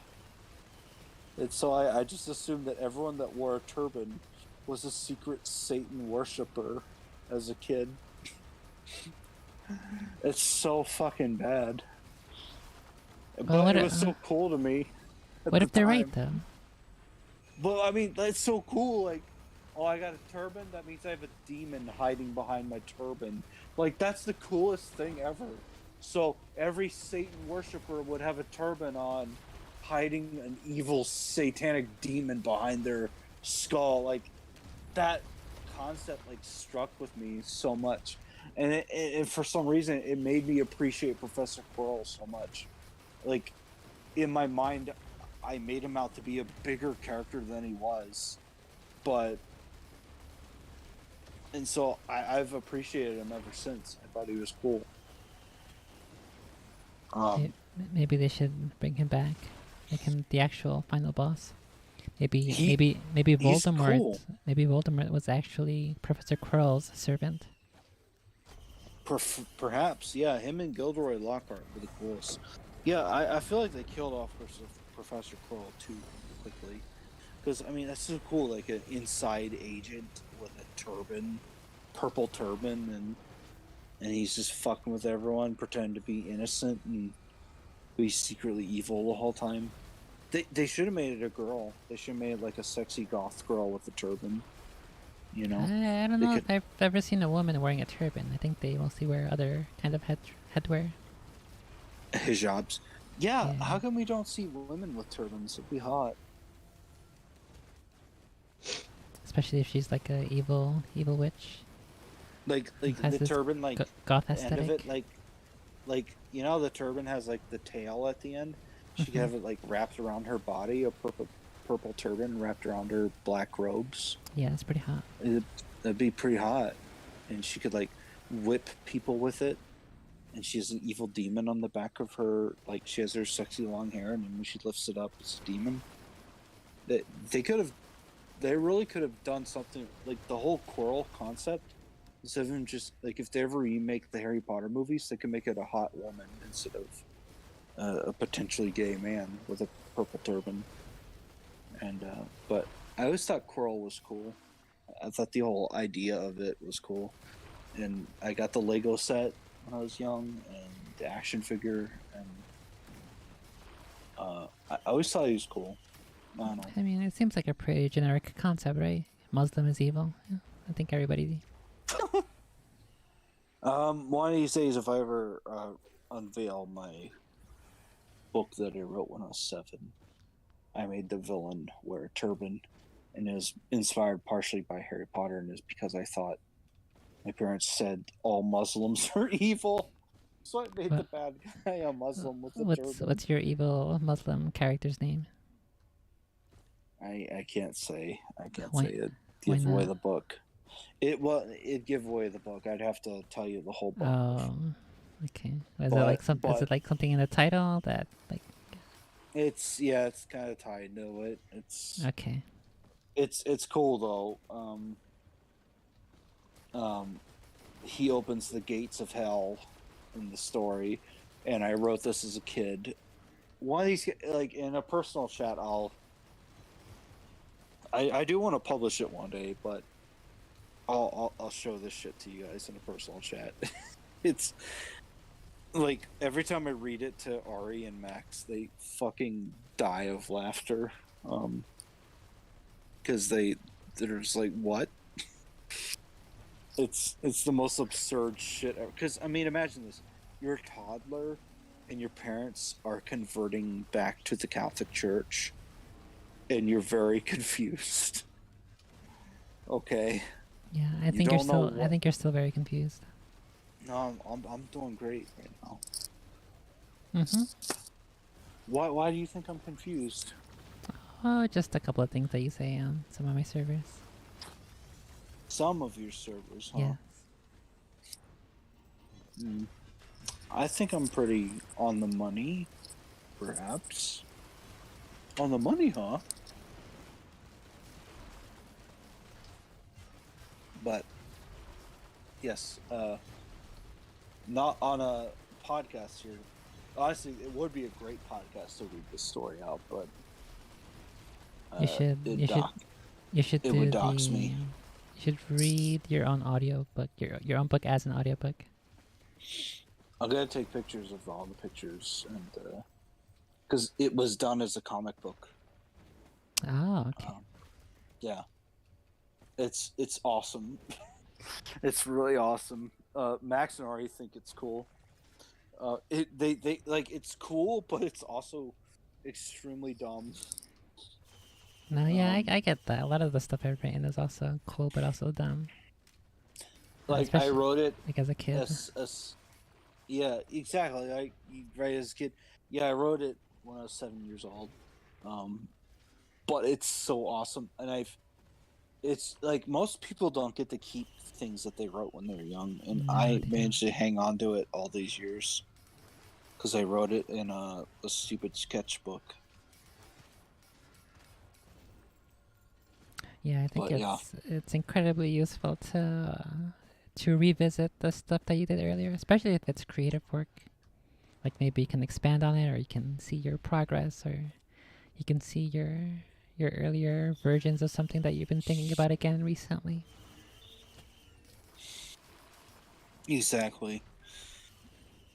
So, what I was gonna say to tie your stream, because I got to tie it up. Because I mean, imagine a viewer who clicks on this years from now and they go, "What the fuck? This fucking stupid meow meow guy never tied this shit up." So I'm gonna tie it up, right? So, yeah, I know you started with autist starting drama. That's besides the point. But we're here to talk about the big old feats, right? Big old feet. Yes, women's feet.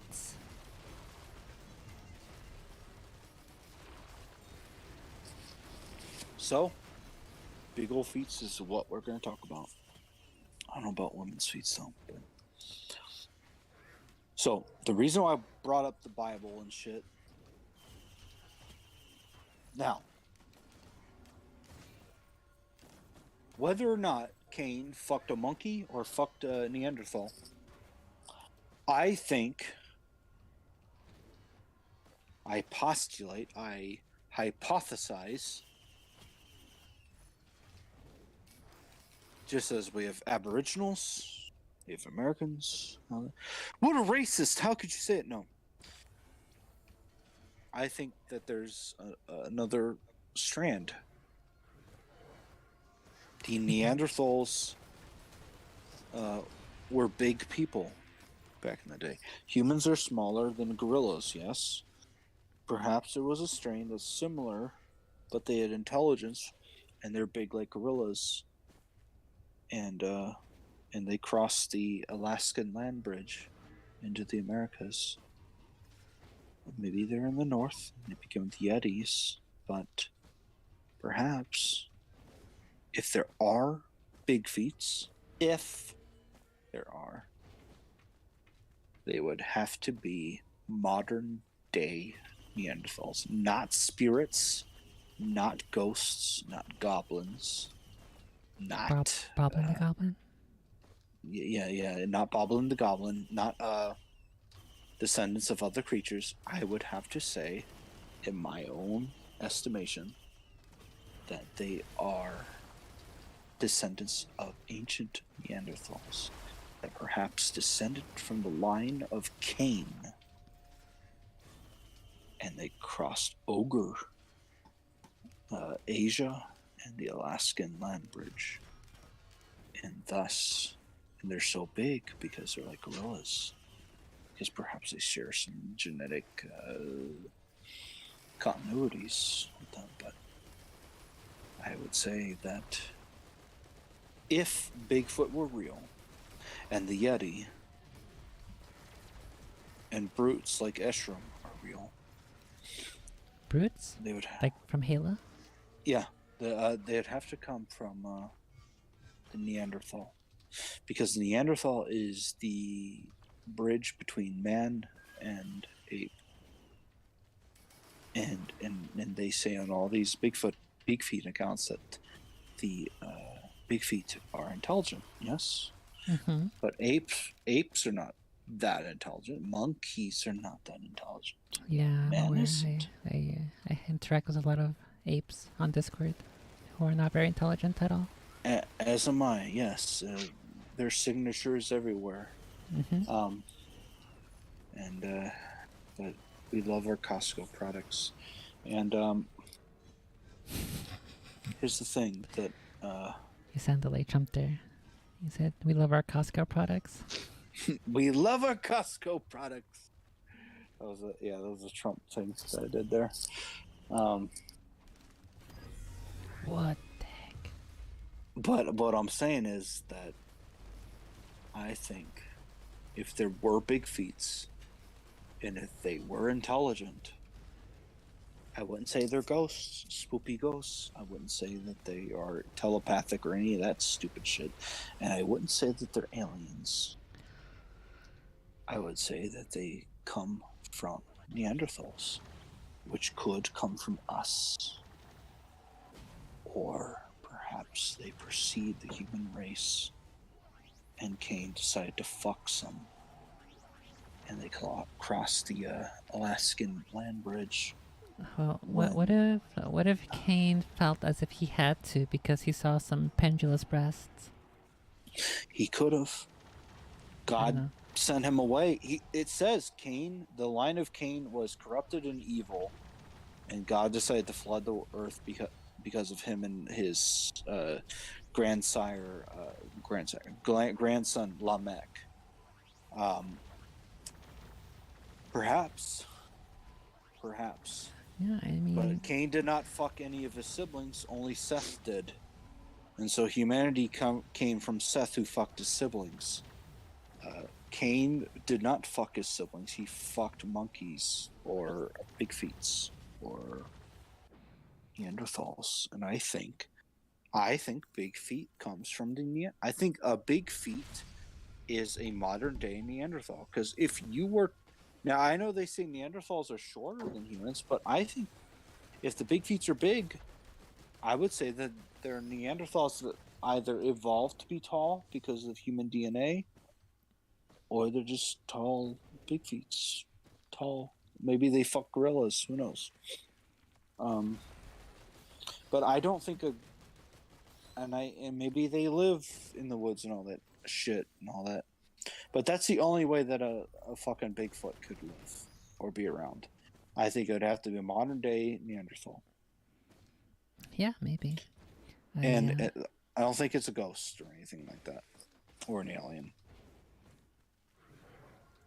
Well, I mean, it could be.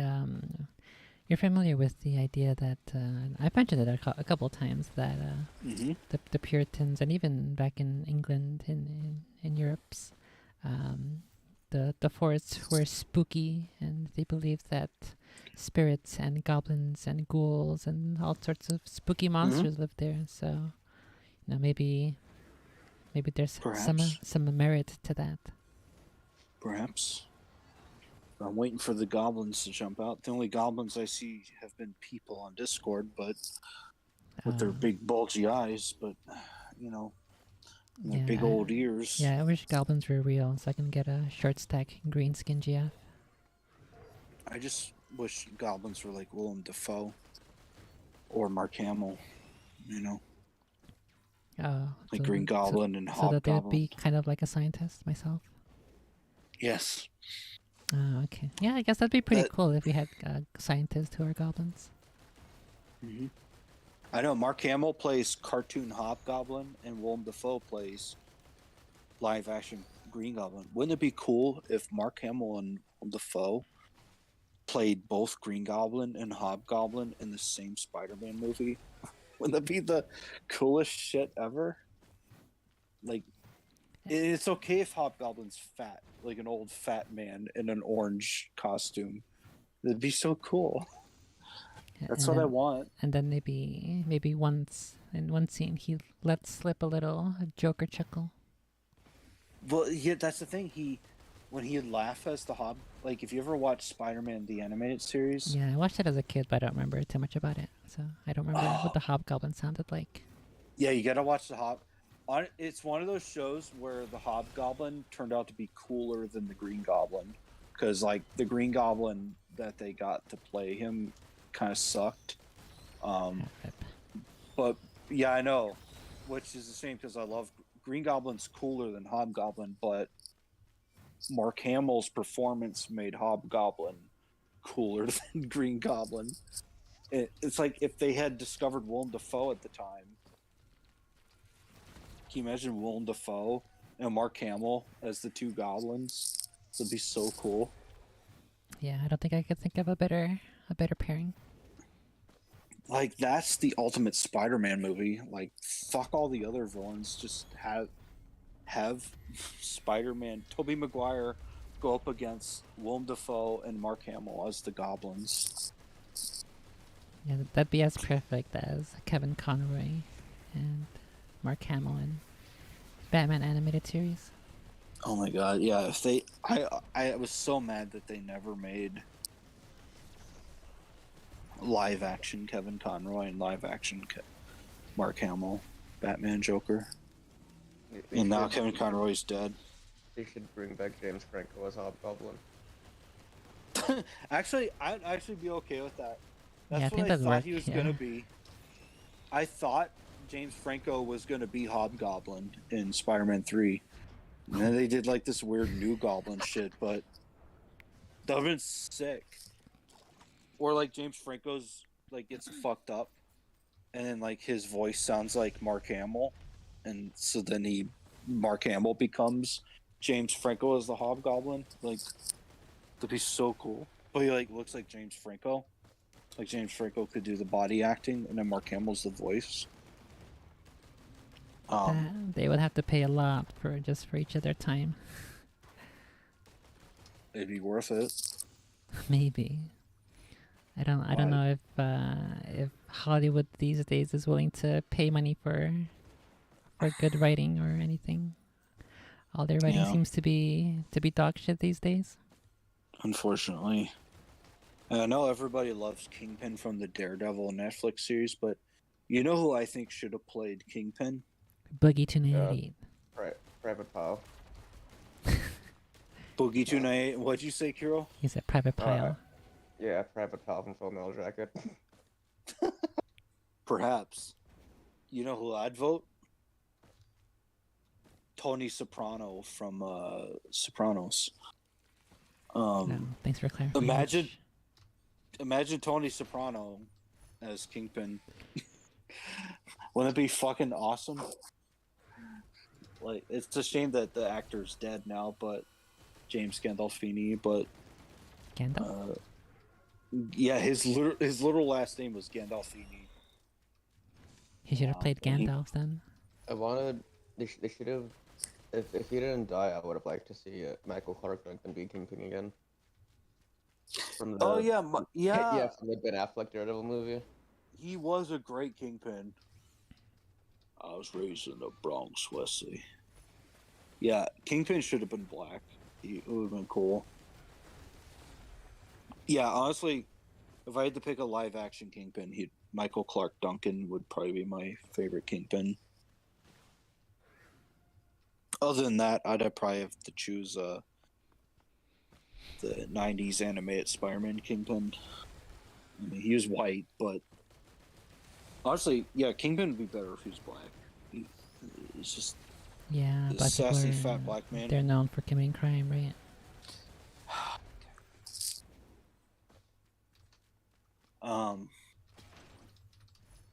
No, I just think Michael Clark Duncan was a great Kingpin. I heard Deadpool 3 is going to bring back Ben Affleck Daredevil and Jennifer Garner as Elektra. I always thought Jennifer Garner was pretty hot. Miss Jennifer Elektra. Did you ever see her costume? Pretty hot. I don't think I ever watched that movie. Yeah, the Elektra movie wasn't great, but it was some. I mean, at least she wore a hot costume for the whole movie.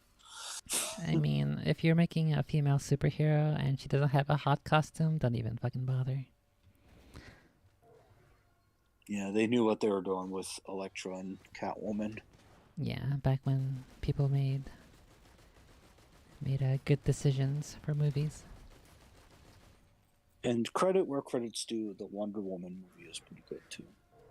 Oh, I never watched that one. Oh, it's good. It's good. Second one, the 1984.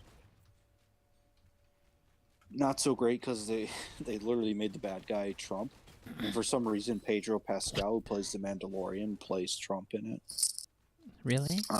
Yeah, the bad guy in No it is fucking basically way. Trump. No fucking way. Yeah, What's it's this a movie Trump. called? He's not actually Trump, but he's like a Trump analog. Right. Yeah. What's the movie called?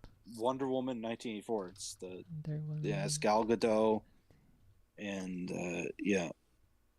the Pedro Pascal plays the Trump analog, and it's weird because Pedro Pascal is so not Trump, so it does not match at all. Did you ever see Akira, then Wonder Woman 1984? I haven't watched that one. No, I've seen the first one. I haven't seen it in '84. It's so weird seeing like Yeah, Mandalorian he does play look Trump. like they try to make him a Trump. He has like the fake What orange the wig and everything. Christ? He does, It's yeah. so yeah, and it's so bad. Oh It's my so goodness. fucking. But the thing is, because 1984 is like around the time of like Reagan and all that shit, so he's like the Reagan / Trump at the time. So the presidential candidate is the bad guy in the movie. There's not even like a Wow. cool and yet he is based on a DC character called Max Lord. Do you remember Max Lord, who was like a kind of like a Lex Luthor type of character? But they decided to make Max Lord a literally Trump candidate in 1980s, and that's the big bad guy that Wonder Woman has to stop. And then Cheetah is the like muscle in the movie, and it's played by some comedian. I don't know what they're thinking with that movie, but it's so stupid. Because what's stupid is Batman v Superman and Justice League. When they discover Wonder Woman, they're like acting like, "Oh, we never heard of this person before." And it's like, what? She played a big role in 1984. How did you not hear about her since the 1940s? You know, fucking idiots. So it makes Batman look stupid. But and again, Batman is played by Ben Affleck, so I guess he is stupid. They gotta make men look dumb and stupid and incompetent so they can prop up women. I guess. Because they don't know how to write properly strong women's. But yeah, like Ben Affleck was never meant to be Batman. He just never felt like Batman. You can't. He just felt like Ben Affleck in a Batman costume. He never felt like Bruce Wayne. He was Ben Affleck. No, he was a beefier Daredevil with a black suit. Yeah, he was a beefier Daredevil with a black suit and a cape. And it's like, I'm sorry, like he's not Christian Bale. Like Christian Bale, I could believe he was Batman, or Michael Keaton, even fucking Val Kilmer with the Jim Carrey Riddler. I could believe that was Batman. Not George Clooney though. I couldn't believe George Clooney was, but yeah, like Ben Affleck was kind of like George Clooney, where it's like, it's not Bruce Wayne, it's Ben Affleck. Kind of like when I saw Batman and Robin with Mr. Freeze and the hot Poison Ivy chick Uma Thurman, I was like, it's not Bruce Wayne, that's George Clooney, you know. Yeah, another actor who's like that, where no matter what role he's in, I can just see the guy is I don't know his name. He's the one who does Bilbo in the Hobbit movies. It always seems like every movie I've seen him in, he's just the same character. He has the exact same lines, the exact same personality, demeanor, delivery, and I never buy his characters or his acting.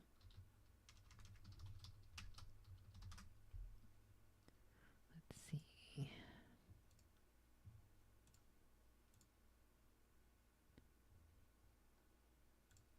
Yeah, it was Martin something. I can't remember his last name. Yeah, Martin Freeman. I just looked that up. Yeah. Yeah, Martin Freeman. Yeah.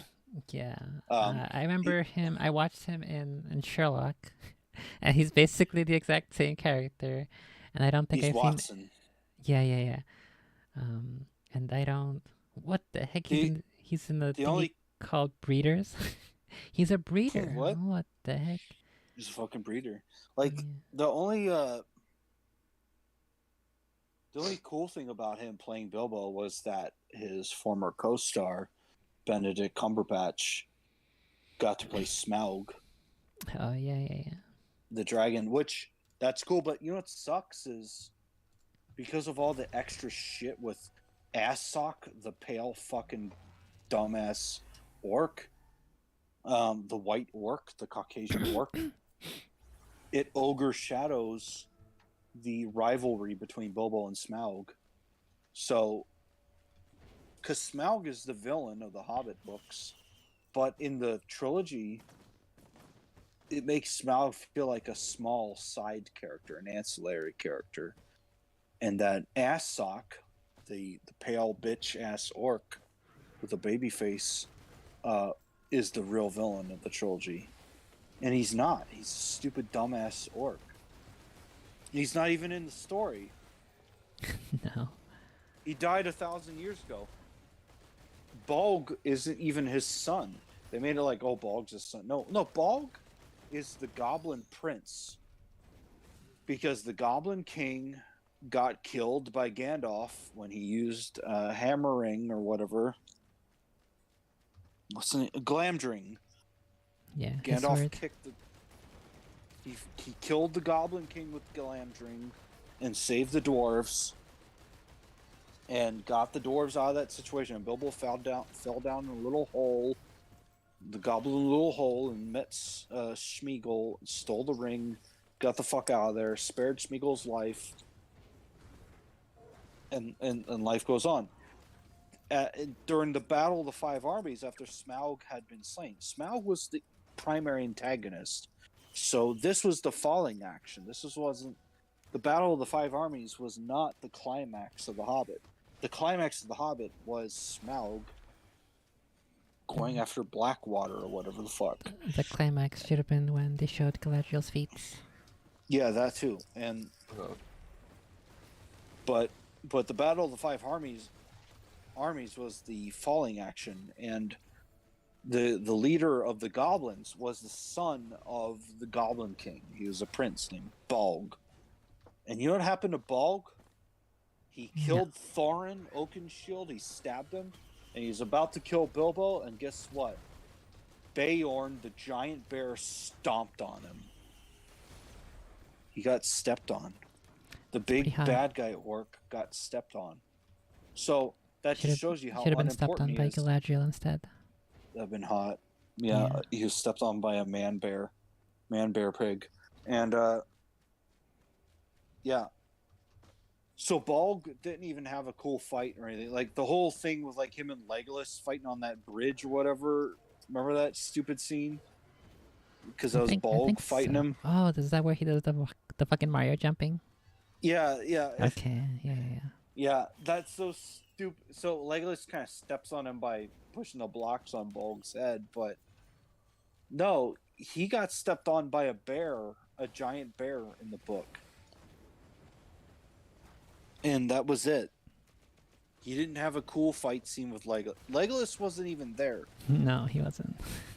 Legolas was off doing his own shit.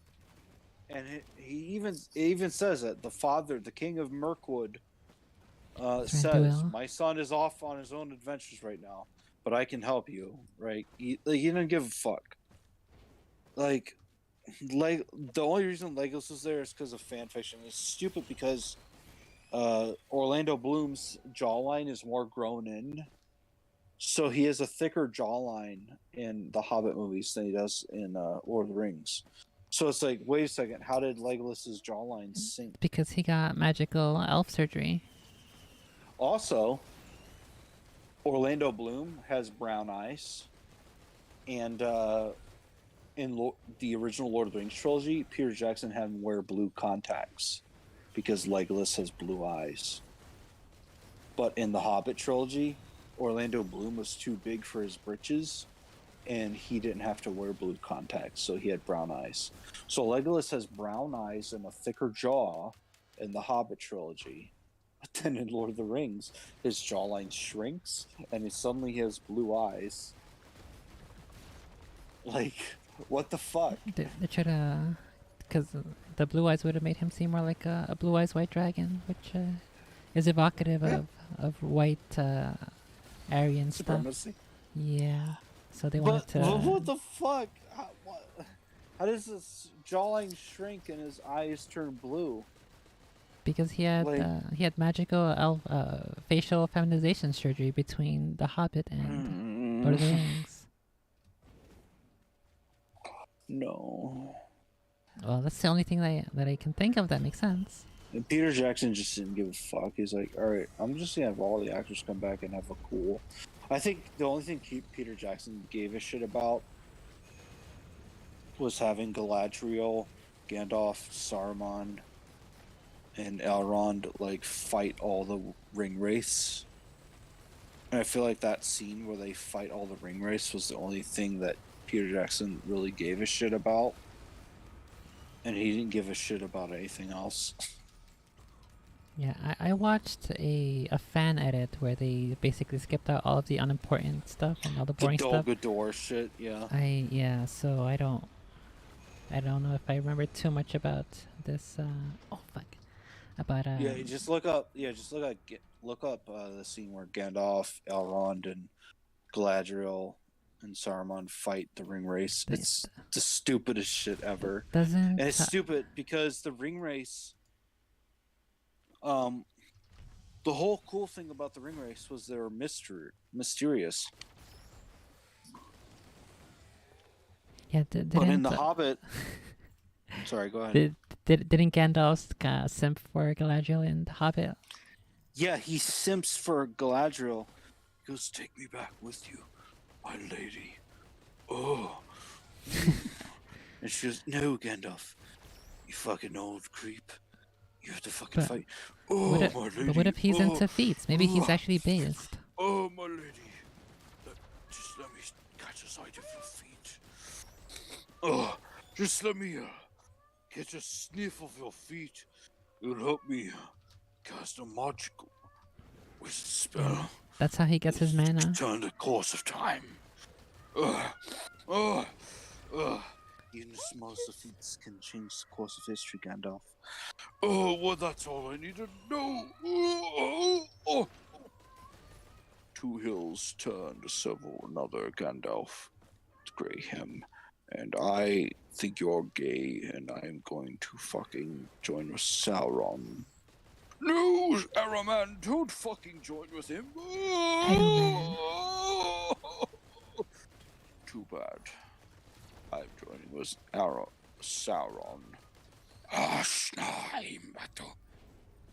You shall smell my feet. No, we're not going to smell that.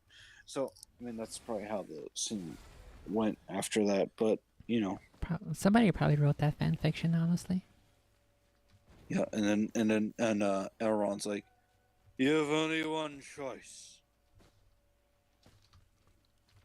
My mother's feet must be smelled. Who among you is brave enough to do this?" "I'll do it. I'll smell the feet. I'll smell the feet." "The bravest of us all, little one. You have my sword, and my bow, and my ass." Maybe the reason he volunteered is because he's already the shortest, so he's closest to the feats to begin with. "I'm very close to your feet, my queen." No, honestly, I think I kind of ship Frodo with Galadriel. There was like some sexual tension between those two. To the whole trilogy. That'd be pretty base, because like she's twice as tall as he is. It's pretty hot. Yeah, I mean, like he's like, "Fuck you, Sam. I'm not gonna be gay with you. I'm gonna." Oh God. Oh. Sorry. Ah. Oh God, I just ear raped everyone. I'm sorry, guys. Oh fuck. I'm sorry. I'm allergic to my cat. I love my cat, but I'm allergic to him.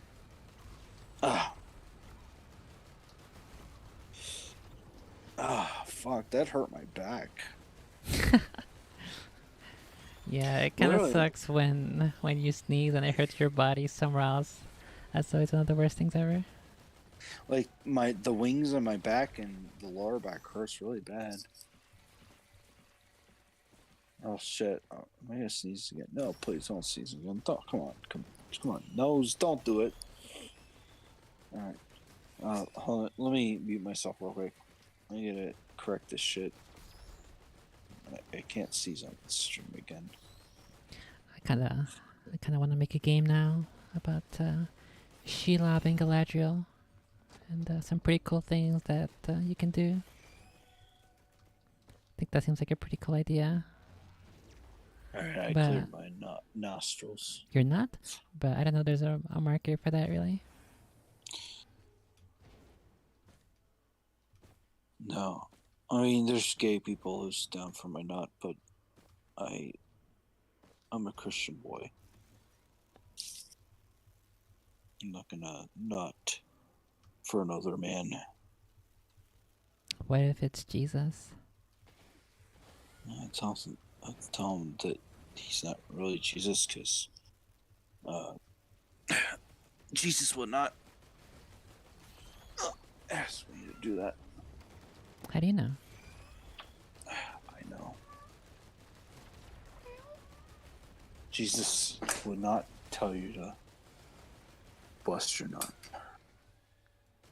Jesus Well, will tell you to. He says to be fruitful and multiply, so he's in some sense telling you to bust a nut. He's just trying to tell you under specific circumstances. I want you to bust the nut in a pussy. But hold on, I gotta mute myself.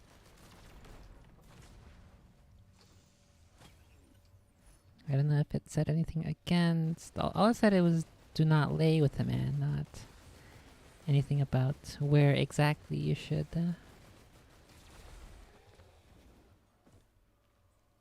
You should do it. So maybe there's a little wiggle room there. We'll see what he thinks.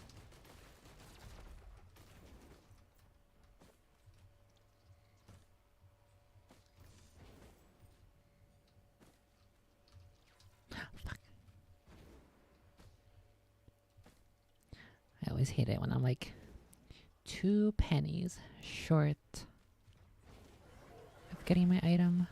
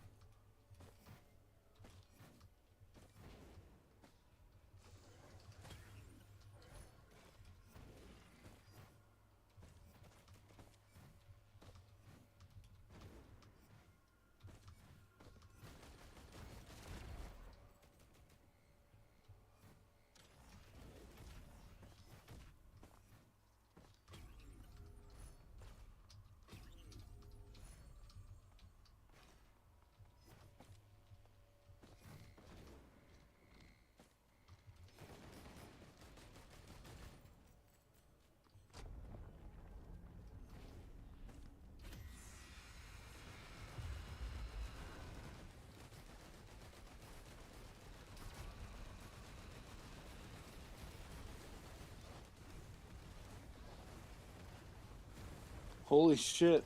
I just discovered something. What's that? What? iPhone just deleted the you can't record video on it. I was gonna record something cool with Sauron, and when I opened the camera application, they deleted the video option. You can't Alright. record video on your iPhone anymore. Are you sure it's just not disabled right now because you're in a Discord call? No. Well, I mean, I could test that. Let me see. Maybe you might have low memory on your phone. All right, I'm gonna. Oh, I've got a lot of memory. Hold on, let me. All right, I'm gonna leave the call and test.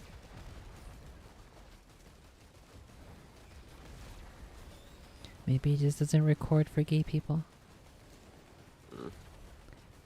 Right? At BMO Choco Chow.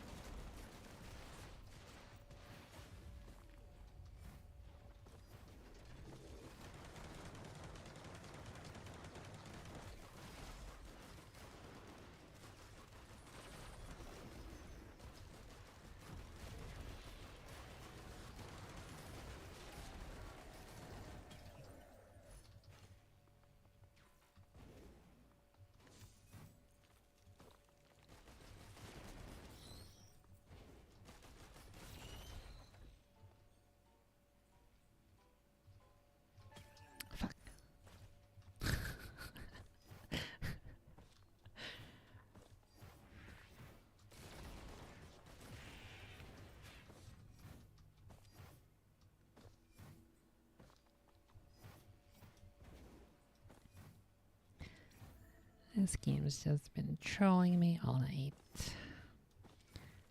Had a couple of good runs with good items, but the game just wants to kill me over and over again for no reason. Now they stole a super good item from me.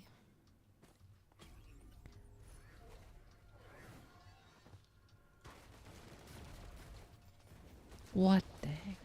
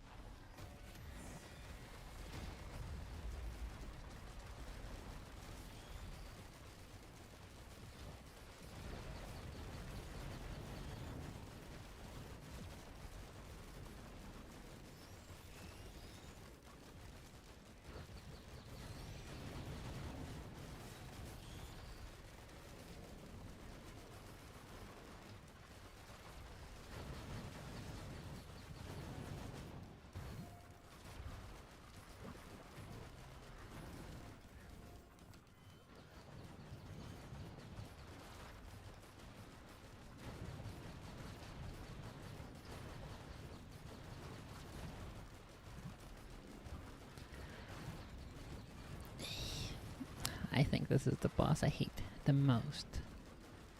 The Clay Dune Strider. Like, literally fuck these guys.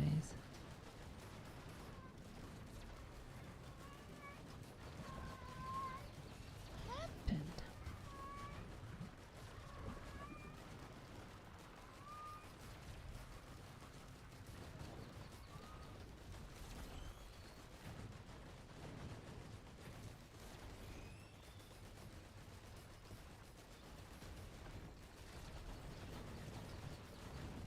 Oh my goodness, he's chasing me all this way.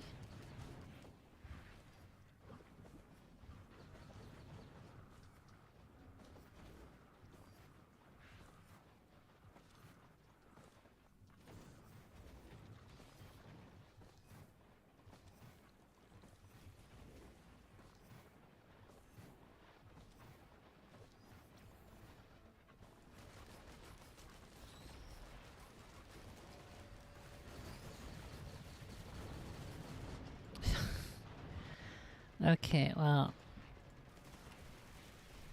I don't even know why they spawned two. They're just gonna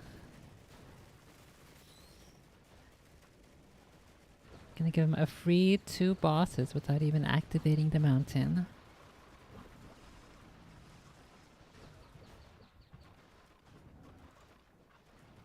Okay, let's see. I think I have another article here. Now that I've got a little break here.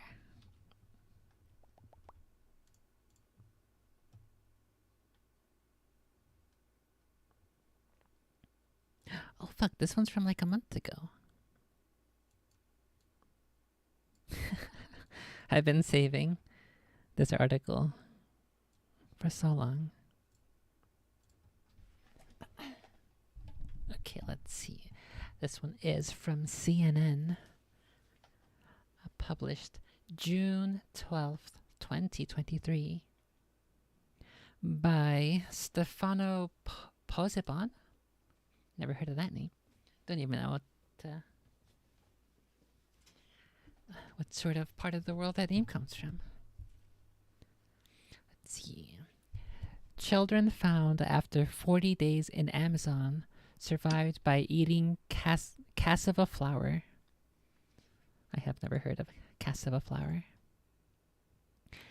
Eating cassava flour helped save the lives of 4 children found alive in the Amazon jungle, more than a month after their plane crashed, according to a Colombian military special forces official.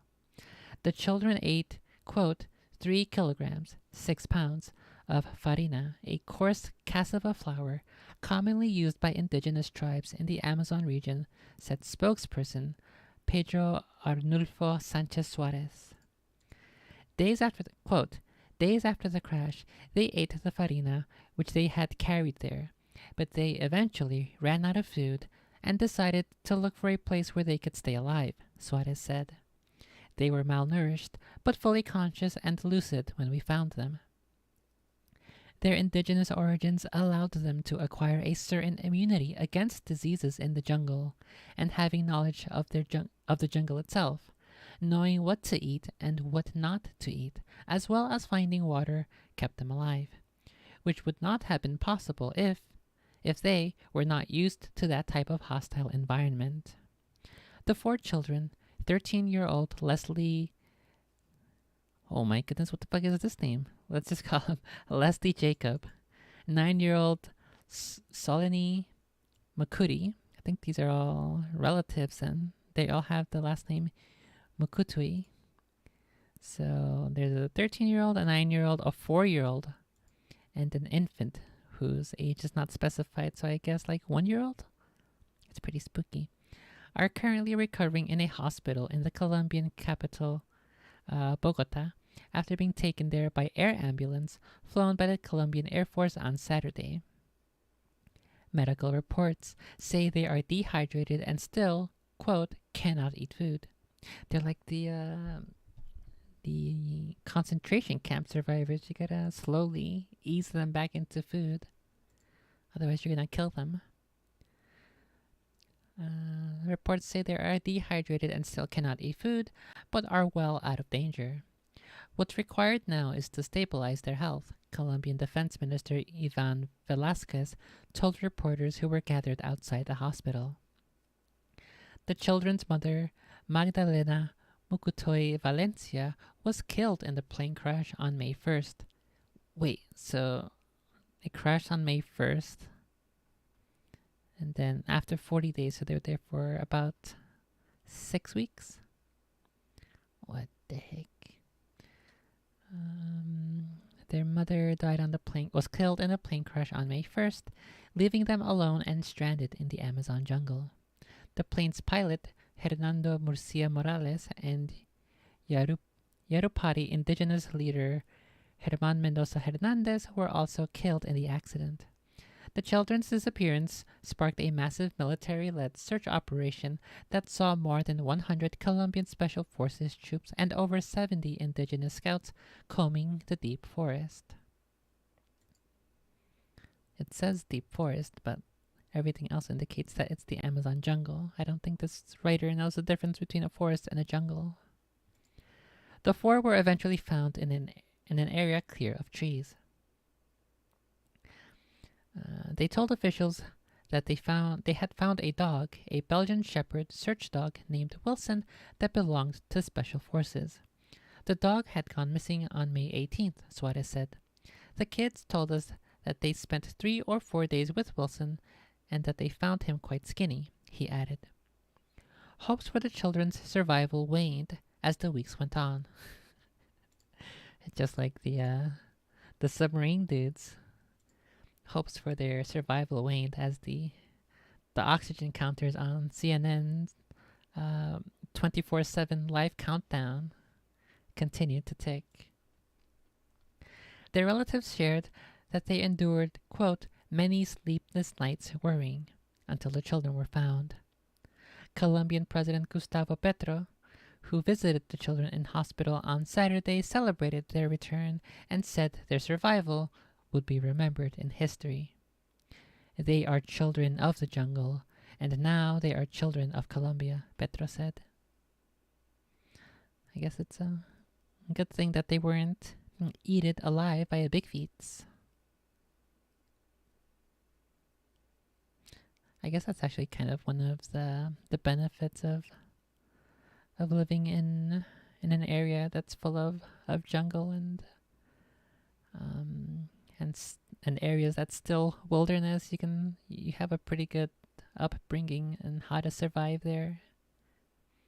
Whereas if a bunch of I think there are some stories where Americans go visiting and they get lost and they end up dying because they don't know how actually dangerous it is or how to actually survive when they're out in the wilderness. The first thing they would do is like drink water at the very end of a river where there's no more downstream after all the water passes through all the poops and all the diseases, and they wouldn't think to go upstream to go as high as possible for the freshest water.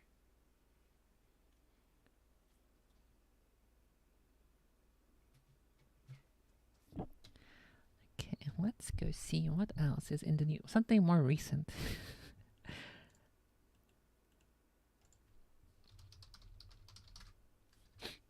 Hopefully, if I go check under tech, it's not just a whole bunch of ads again.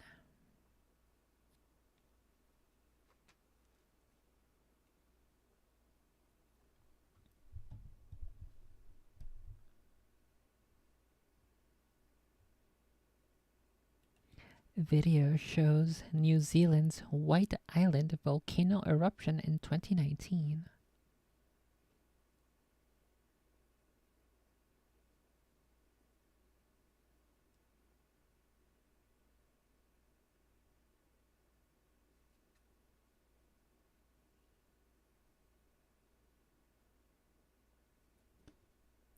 Transgender cyclist wins women's race to prove point. Rips other trans athletes as, quote, selfish. That's on Fox News. Let's go ahead and read that one.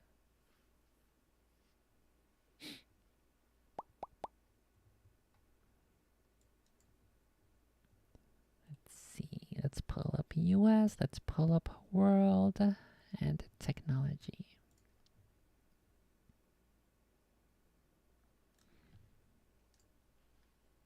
Okay, I think this one is US. I typically find most of the stories boring, so I just skip them into something that I think is a bit cooler. Dangerous heat coming to California. Death Valley could hit 130 degrees. You can cook some eggs outside. Put them on your windshield. If you're running late for work, just make some eggs and bacon there.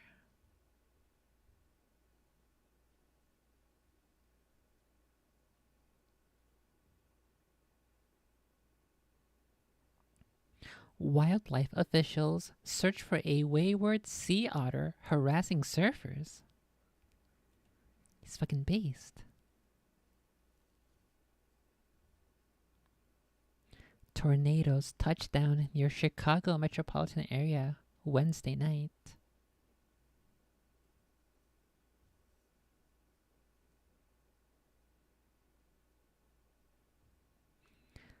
Plastic surgeon who live streamed procedures on TikTok banned from practicing. Oh no. Let's read the Fox News article version of that one. Her name is Dr. Roxy.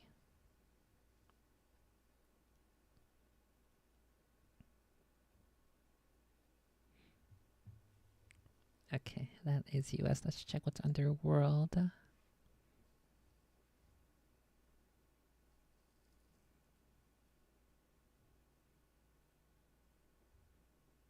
There's a coup happening in Guatemala. Or a potential coup, maybe.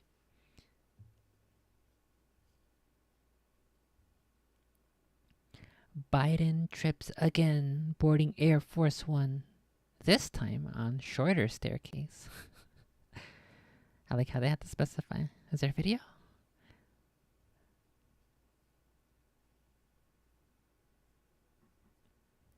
Germany says China trade could create a perilous dependence.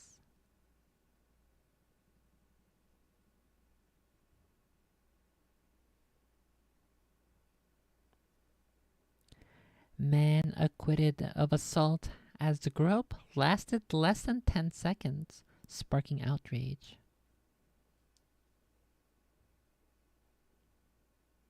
Another title for the same article is Italy dismisses sexual assaulter with its, quote, 10-second rule. You can get a free grope for 10 seconds? What the heck? Fucking Italians are crazy. First they had the Tifa in the Senate, and now they have 10-second rules?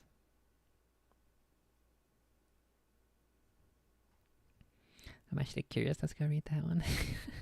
That fucking 10-second rule. That's longer than you can leave food on the floor or something. You have more time to grab a titty and still be within the law than to drop food or potato chips and snacks on the ground. Oh, I said it. The fucking technology tab would be all ads.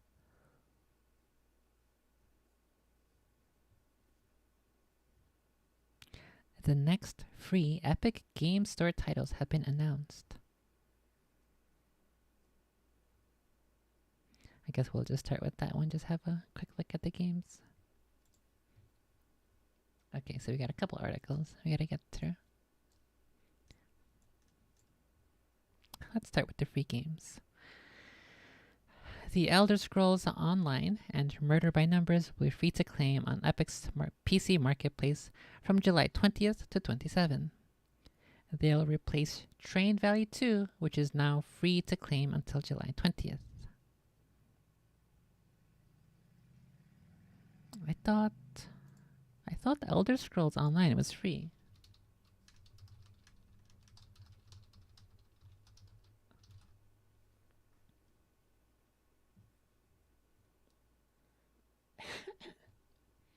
Or is it like a subscription thingy? Like the actual game itself is free, but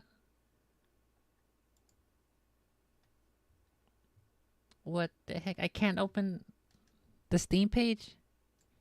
Some nudity or sexual content. Oh my god.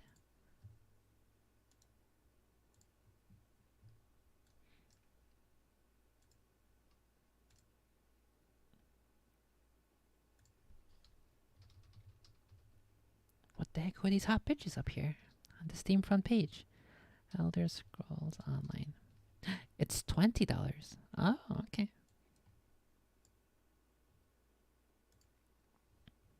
Well, not like I care.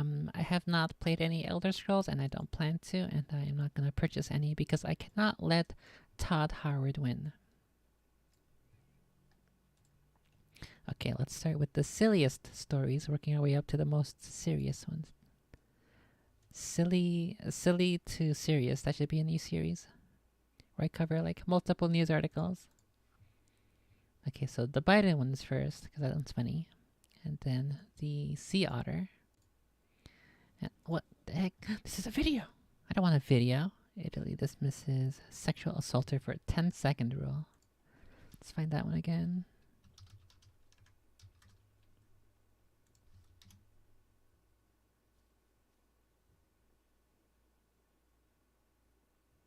What the heck? Another headline is Italians touch themselves on camera to protest radical assault ruling. Christ's sake. Let's do Italy assault. Okay, here we go. The Guardian. Let's grab that one. Oh, let's do the plastic surgeon before that one. Okay, I guess we'll start actually. Okay, here we go. So here's the order. We're going to do the Biden story first, and then the sea otter, and then the New Zealand volcano eruption, and then the live streaming plastic surgeon, and then the Italy sexual assault, and then the transgender cyclist. From the New York Post, published July 13th, 2023 by Victor Nava. What happened? What happened? Okay, I think we'll end after these articles so I can go play with patches a bit. Let's see. By Victor Nava. Biden trips again, boarding Air Force One, this time on shorter staircase. Oh wait, there's a video. We'll watch that in a second. President Biden once again stumbled walking up the steps to board Air Force One on Thursday, despite using a less challenging, shorter staircase to get on the aircraft. They're gonna have to get him one of those Stairmaster things that he just sits in a chair, straps himself in with the seat belts, and it slowly takes him up. The 80-year-old president made it roughly halfway up the 14-step staircase connected to the presidential plane in Helsinki, Finland, when he took a misstep and appeared to brace himself for impact before quickly recovering and making it up to the aircraft's lower entrance. Biden turned and waved to onlookers at Helsinki-Vantaan International Airport as Air Force One prepared to depart for Joint Base Andrews after the president's visit with Nordic leaders following a 2-day NATO summit in Lithuania.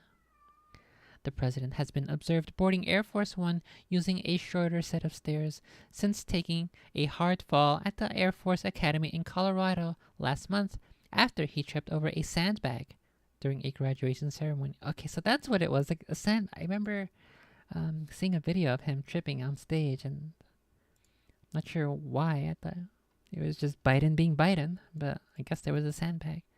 Or honestly, there probably was no sandbag, and they're just coping and trying to make it seem like there was actually a reason for him to trip. When the real reason is this, that he's Biden and he's old. White House Press Secretary Karine Jean-Pierre told reporters last month that she was unaware of, quote, any decision process that has been made regarding which set of stairs the president uses when boarding Air Force One. Why is this even a statement that the press secretary has to make? Who the fuck asked this question? Previous presidents have reportedly used the shorter stairs to get on and off the highly customized Boeing 747-200B series aircraft when there was rough weather. Thursday's misstep appears to be at least the fourth time the president has taken a fall while trying to board Air Force One. What the heck? Why is this article like twice as long? In February, Biden also had issues keeping his balance on his way home from an international trip, as he was filmed falling forward about halfway up the stairs to the plane leaving Warsaw, Poland. In that instance, the president was using the aircraft's longer set of stairs. Kurva! White House Dr. Kevin O'Connor noted in a 5-page report. Why is there a 5-page report? Issued after the president's annual physical earlier this year, that Biden has a stiff gait due to, quote, significant spinal arthritis, mild post-fracture foot arthritis, and a mild sensory peripheral neuropathy of the feet. The feet. Biden, the oldest president in U.S. history, leaves Europe Thursday night after a guffaw-filled week in which he referred to Icelandic Prime Minister Katrín Jakobsdóttir as a, quote, daughter of Ireland, calling Ukrainian President Volodymyr Zelensky Vladimir, and skipped the summit's opening dinner where major diplomacy often takes place. He was too sleepies. That's why he had to skip the summit, the summit dinner. Sleepy Joe Biden.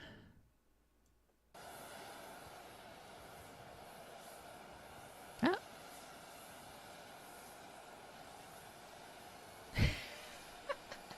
Okay, so you can definitely see where he does a little. It's not as big of a deal. But I like how afterward he recovers and he's like, you know what? I better use both handrails just in case. Amazing.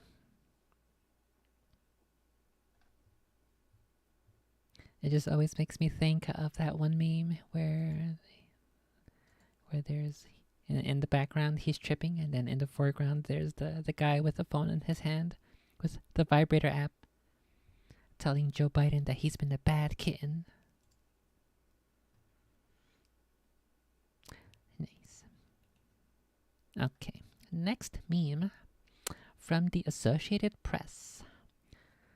Published July 13th, 2023 by Olga R. Rodriguez. Wildlife officials search for a wayward sea otter harassing surfers, kayakers off California coast. Oh shit, I should have probably had some water with me. Wildlife officials were trying to capture a wayward sea otter Thursday that has been wrestling surfboards away from surfers and aggressively approaching kayakers off the coast of Santa Cruz, California. The 5-year-old female otter has shown aggression toward people for several weeks and poses a public safety risk, the U.S. Fish and Wildlife Service said in a statement. Video and photographs shared on social media showed the marine mammal getting on top of different surfboards, on at least one occasion biting and tearing chunks off a board, and aggressively approaching surfers. She's just a biter. She's just a biter who wants to ride the thingy. A team of wildlife experts with the California Department of Fish and Wildlife and the nearby Monterey Bay Aquarium were working to capture and put the animal in a new home, the service said. Quote, while there have been no confirmed reports of injury due to the highly unusual behavior of this otter, kayakers, surfers, and others recreating in the area should not approach the otter or encourage the otter's interactions. The tree's talking, Mary. Don't encourage him. Federal wildlife officials said the otter's behavior is highly unusual and the exact cause for such behavior is unknown. What is it? Patches, come here.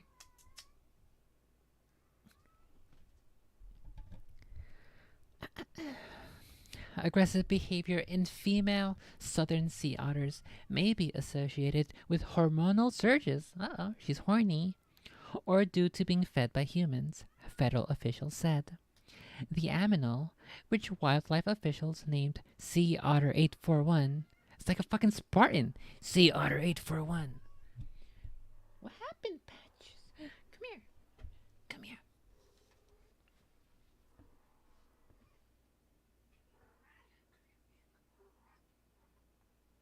Come here, or the tickle monster's gonna get you.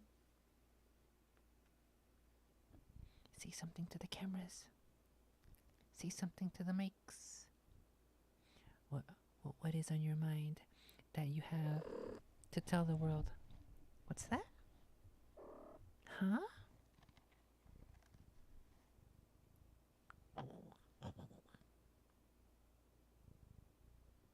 Are you on your horny time period again? It's okay. We'll play in a little bit, okay? Say something else to the mic. Come on, say something. Huh?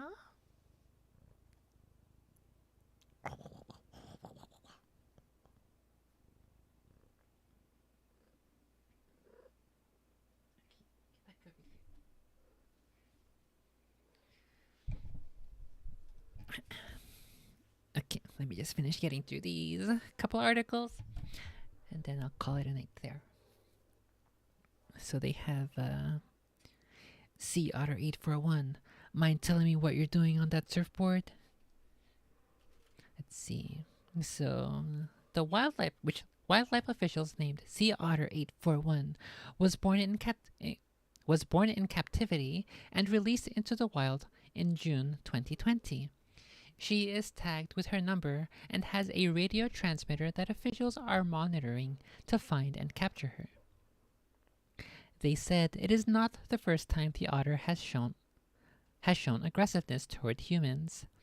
The sea otter was observed approaching people in late 2021. Last May, she was spotted with a pup in the Santa Cruz area and 4 months later exhibited similar aggressive behavior. In September, a team of California wildlife officials and Monterey Bay Aquarium staff hazed Sea Otter 841 by yelling loudly at her and using a paddle to beat the water in an effort to create a negative association with people, said Kevin Connor, a spokesperson with the Monterey Bay Aquarium. Ultimately, that effort was not successful, and as we can see, the interactions with people continued and escalated, and now we've got an Otter 841 that is very bold, Connor said. She has the one thing others lack: luck. We need the animal to listen to its natural survival instinct and have a healthy fear of people so it won't approach them, he added. Connor said that once captured, the otter will be evaluated by aquarium vets and be given a new home in a zoo or an aquarium where she can be, quote, an ambassador for her species. If she harms a person, wildlife officials would have to consider euthanizing the animal, he said. Southern sea otters, whose population dwindled to about 50 in 1938, are managed by the U.S. Fish and Wildlife Service. They are listed as federally threatened under the Endangered Species Act and are protected under the Marine Mammal Act and California state law. Now, with a population of about 3,000, sea otters play a fundamental role in maintaining healthy coastal ecosystems by preying on sea urchins that can multiply and chomp their way through the kelp forests they share, Connor said. Oh my goodness, what is this spooky article picture here? The title for it says, drum beating, quote, monkeys and dancing, quote, parrots celebrate 100th anniversary of Mexico City Zoo. Okay, I see. It's people who are dressed up as monkeys or who have paint on as monkeys and parrots, but it kind of looks like this guy's just wearing blackface.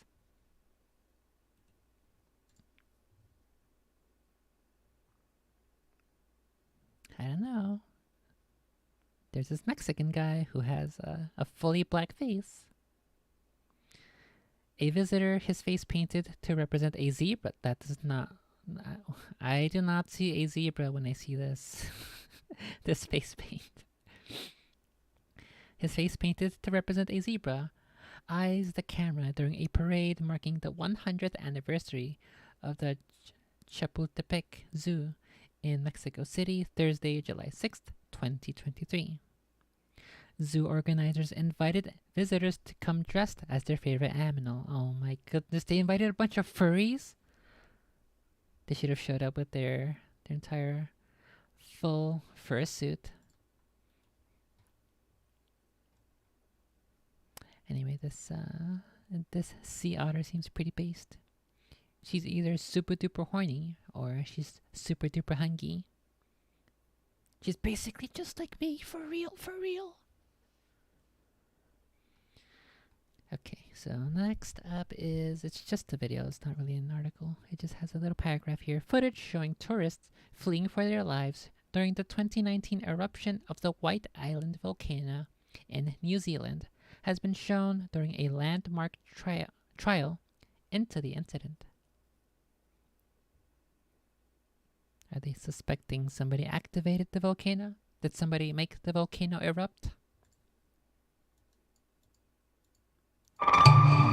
Oh my god. Why? I tried to lower the volume. I tried to move the volume slider down. But it's either 0% or 100%. Why who the fuck made this website? You need to kill yourself. Where the heck is my browser? On the volume. Oh no. There's too many Brave browsers. Okay, I'm not gonna listen to it. They're just gonna put spooky sounds in there anyway, like that super loud sound that it started with.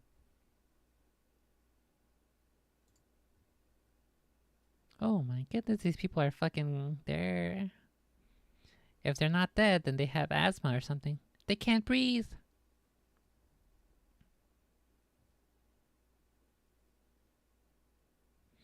Well, if if there was somebody who like threw some water into the volcano to activate it, they're fucking dead. That's for sure. One tourist testifying in court said that their guides never warned them about the dangers. Okay, I guess that's what the trial's about then. 6 parties are on trial. The island's owners are accused of breaching health and safety regulations. They've pleaded not guilty and denied wrongdoing.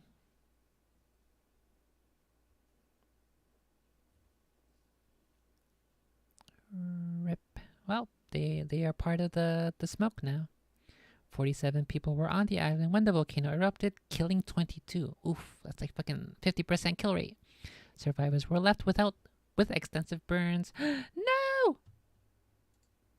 It went to the next video. With extensive burns. Where's the rest of it?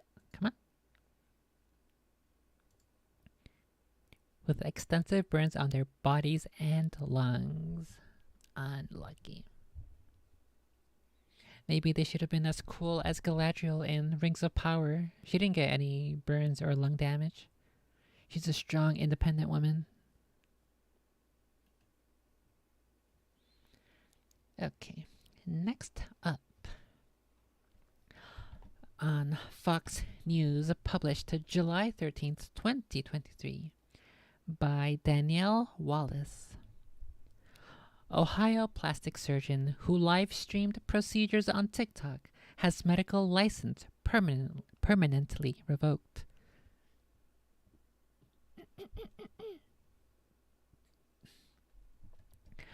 Dr. Catherine Roxanne Graw, known on TikTok as Dr. Roxy, is said to have harmed patients by live-streaming procedures.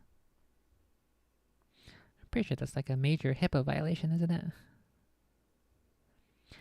An Ohio plastic surgeon known on TikTok as Dr. Roxy had her medical license permanently revoked after live-streaming procedures and effectively harming her patients in the process.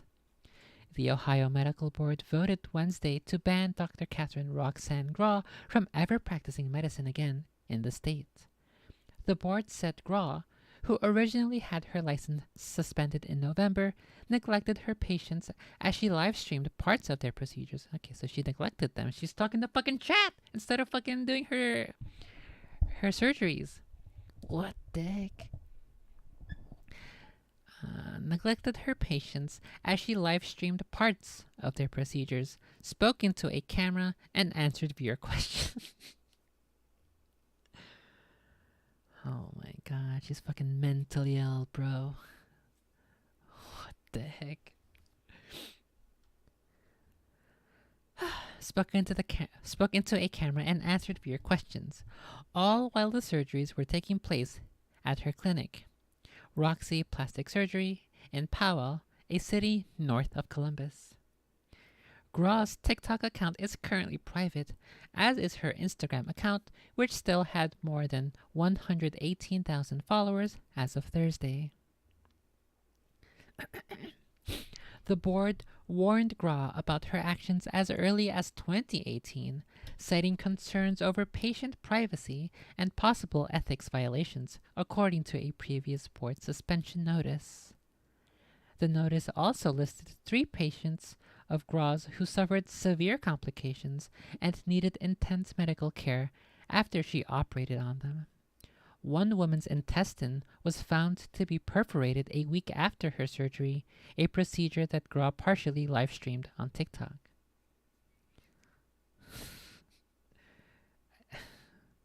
I'm not retarded enough to try to begin to understand what her thought process is. If I were to understand what's going on in her mind, then I would be just as retarded as her. That's the only way.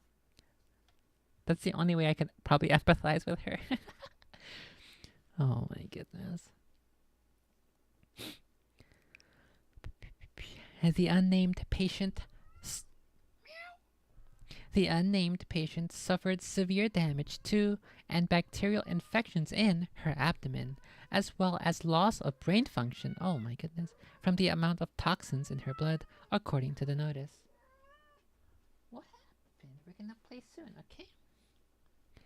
A spokeswoman for the state medical board told the New York Times that Graw has 15 days after the board's order is mailed to appeal the decision. At the hearing, Graw told the medical board she made the videos because she loved teaching about plastic surgery, but recognized she had, quote, fallen below the board's ideal in multiple ways, end quote, and that many of the videos shared to the platform, quote, appeared silly and unprofessional. Yeah, it's I think those are the least of her concerns about whether or not they're silly and unprofessional. Graw also reportedly told the board that her husband had left her amid the stress of the controversy. Oh no, poohoo, woe is me. My husband left after I lost my medical license for live streaming my surgeries on TikTok to fucking kids who are internet addicts. Oh no, boo-hoo, woe is me. Let's see, reportedly told the board that her husband had left her amid the stress of the controversy. Her children were being harassed at school, and she had to fire 20 clinic employees. Wow. Wow, it's fascinating that people like this exist who can assist, not only who are married, not only who have children, not only who are boss and can employ 20 people. How do you manage to reconcile your brain's capacity to build up a life like this and also be this retarded and throw it away for fucking bullshit on TikTok? Literally mentally ill. The board had warned Graw twice in letters sent in October 2018 and September 2021 that she needed to uphold patient privacy on social media. The second letter instructed Graw to undergo remedial courses about professionalism and ethics, and Graw claimed she completed those social media ethics classes in December 2021. Despite this, the now former doctor continued to post videos of plastic surgeries, including Brazilian butt lifts, through October 2022. What the heck? That's my coffee. Coffee's not for kitties. I still haven't finished my coffee from earlier today.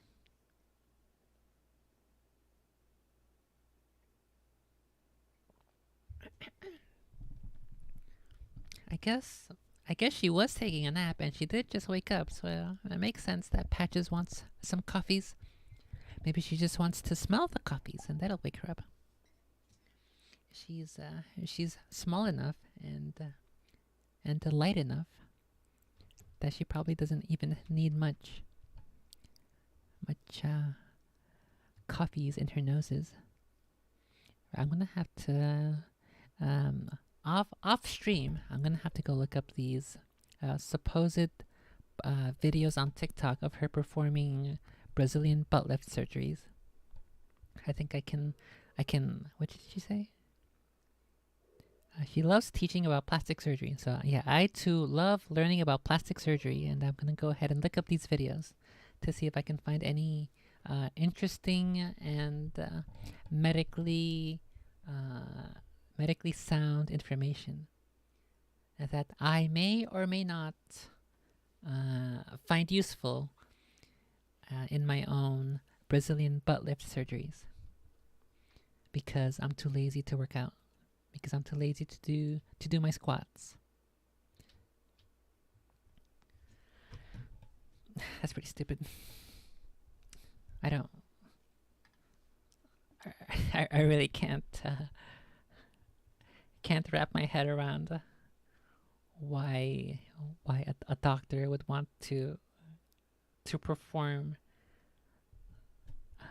surgeries on stream. First of all, in general, there's no reason I can ever possibly think of to do that. But then also to just be retarded about it and fuck up the actual surgeries. But I'm pretty sure she's gonna get sued to shit if that one woman sues with her who had the brain loss and all of the toxins and bacterial infections. That's fucking awful.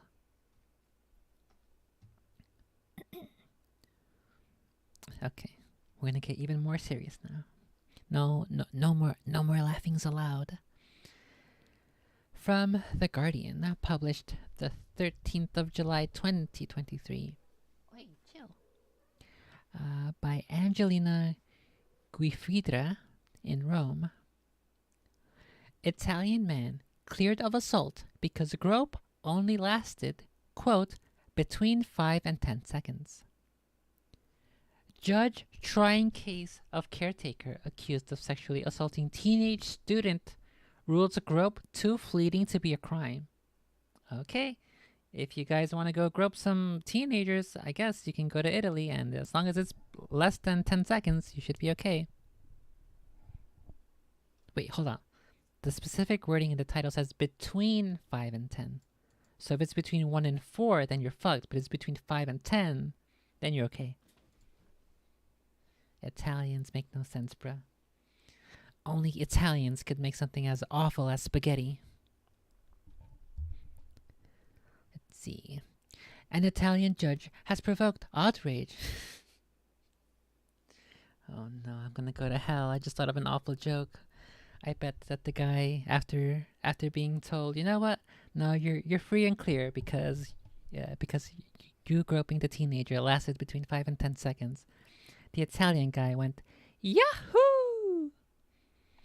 An Italian judge has provoked outrage after clearing a school caretaker of sexually assaulting a teenage girl because the grope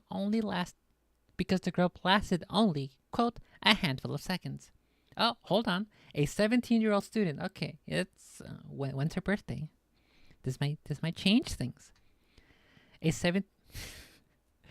Even if she was of age, though, if she doesn't consent, then it's still assault.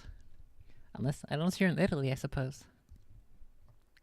A 17-year-old student at a school in Rome complained of being groped by the caretaker as she walked up a staircase with a friend in April 2022. Well, if it's beyond April 2023 now, then is she 18? The way it's written implies that she's 17 right now. So she must have been 16 at the time. She said her trousers had fallen down from her waist and as she was pulling them up, she felt a pair of hands touching her buttocks before the man grabbed her underwear and lifted her up by about an inch. What the heck? She said that when she turned around, the caretaker brushed off the grope, saying, quote, "Love, you know I was joking." Yes, sexual assault is just a joke. You heard it here first. Antonio Avola, 66, went on trial on charges of sexual assault, with prosecutors seeking a 3-year jail term if he was convicted. Avola confessed to groping the student, but said it was a joke. Your Honor, it was just a joke. It was just a prank, bro. The judge ruled that the grope lasted, quote, between 5 and 10 seconds, and was therefore too fleeting to be considered a crime. Your Honor, I only stole 5 out of her $200. It is not a crime. The ruling said that while the teenager's account was credible, the, quote, modalities of the gesture left, quote, margins of doubt on the, quote, a voluntary nature of the violation of the girl's sexual freedom, considering the very nature of touching the buttocks for a certainly minimal time, given that the whole action is concentrated in a handful of seconds. Is that actual legal jargon that's in the books in Italy? Oh my goodness. The modalities left margins of doubt. On the voluntary nature of the violation of the girl's sexual freedom. Wow. Considering the very nature of touching the box for a certainly minimal time. Oh my goodness. We gotta go dig up this judge's skeletons and see if this Avola guy must have something on this judge. The judge added, quote, furthermore, it seems likely that the brushing of the buttocks was caused by an awkward maneuver of the defendant, which, due to the dynamics of the action, was carried out while the subject was in motion. Oh my goodness. It kind of reads like when you're 12 years old and you're trying to write an essay, and then you use the thesaurus for every single word in the sentence. It seems likely that the brushing of the buttocks was caused by an awkward maneuver of the defendant, which, due to the dynamics of the action, was carried out while the subject was in motion. Italians expressed their outrage on social media by posting videos of themselves touching intimate body parts alongside the hashtag palpata breve, brief grope, and 10 secondi, 10 seconds. I did not need to be told what that translated to. The trend was started by the White Lotus actor Paolo Camilli and picked up by Italy's most prominent influencer, Chiara Ferragni. Another influencer, Francesco... Oh my goodness, I cannot... Is it... If it's two C's together, is it a ch sound? Kitchenetti? He's a Kitchens. Francesco Kitchenetti wrote on TikTok, quote, who decides that 10 seconds is not a long time? Who times the seconds while you're being harassed? Women's groups also criticized the ruling.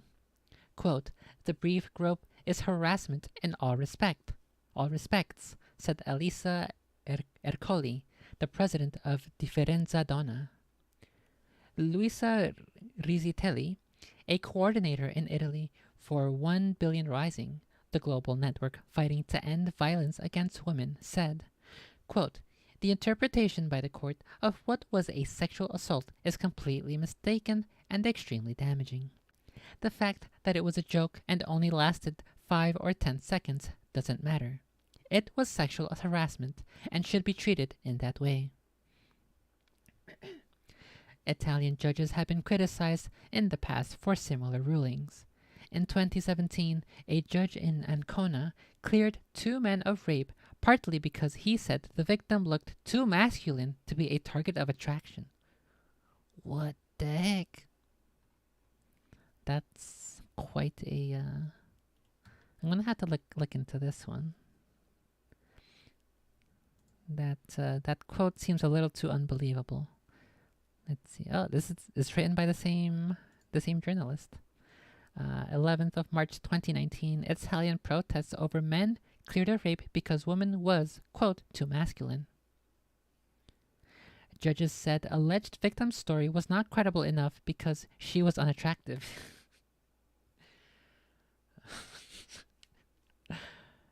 Christ's sake. The man had been convicted of raping a woman of Peruvian origin who was 22 at the time of the attack in 2015 by a court of first instance in 2016. Her name was not made public under Italian law. The judges, who were all female, drew their conclusions from a photograph of the woman, and because the defendants said that they were not attracted to her, with one registering the victim's number in his mobile phone under the name Viking. Oh my goodness. So I guess it's okay to rape trannies then, because you can just use the excuse, she looks too masculine.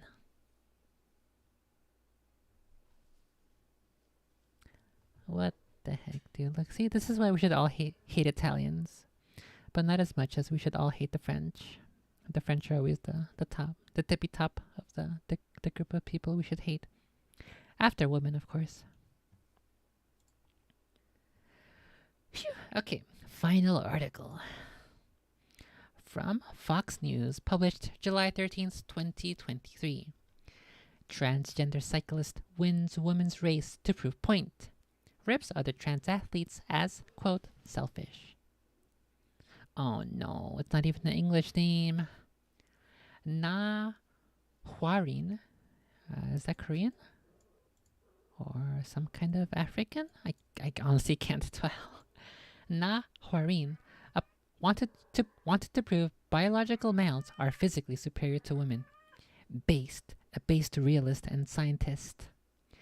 Written by Ryan Morick. Na Hwarin, a biological male, says she felt. Okay. Thanks, Fox News. Just say fucking trans woman. I think anyone with a brain would understand that, quote, trans woman also means biological male. At least, I hope they're not going to do the fucking a female presenting male. That's so stupid. Whoever started that trend and whoever is also following in that trend, they all need to go drink some bleach. Na Hwarin, a biological male, says she felt at just the age of 7 that she should have been born a female.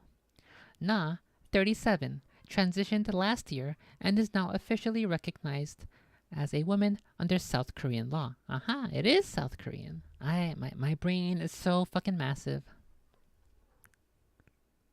The only reason I suspected it was Korean is because of the hwa. I think that's a Korean-ish sound. And the little learning of Korean. I used to know what the language was called. I think it starts with an H or something. But yeah, I studied a little bit of Korean, but for only a couple of days.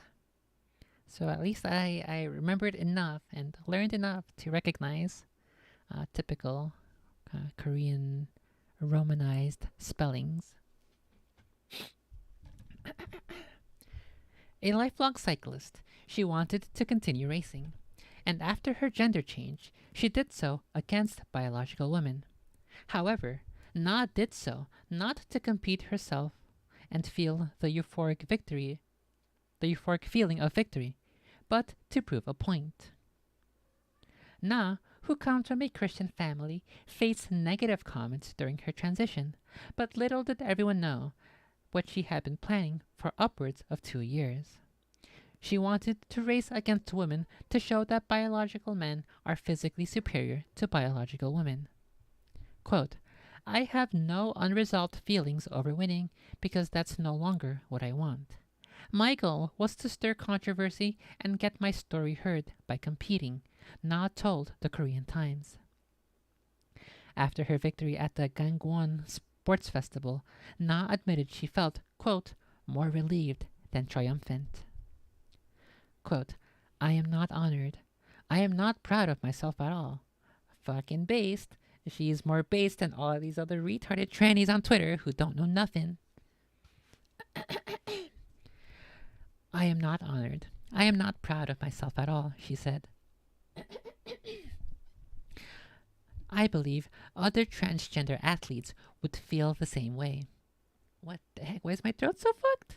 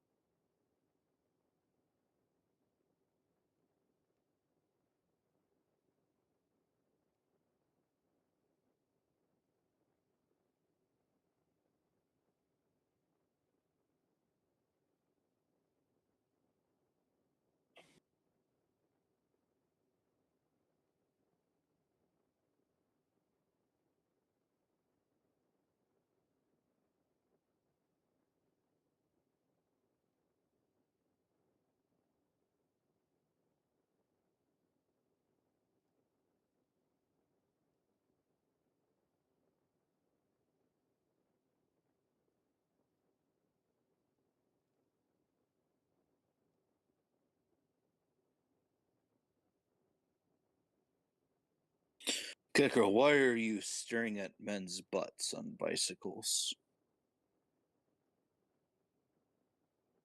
Are they women on the bicycles?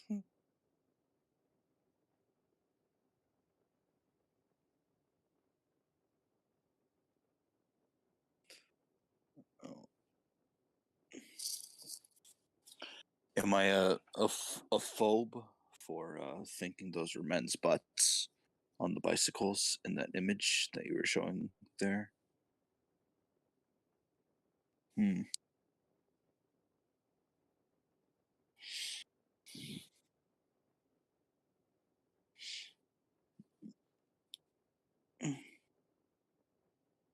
Some very masculine and square buttocks, I would say. Mhm.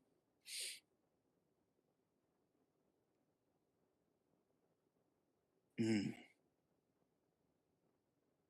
Yes, with a tad of jiggle to the physics. Yes.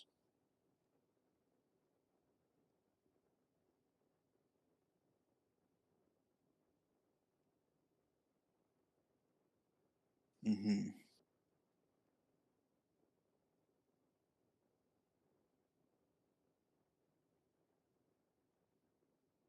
Oh my God. How could they? How could they properly gender someone?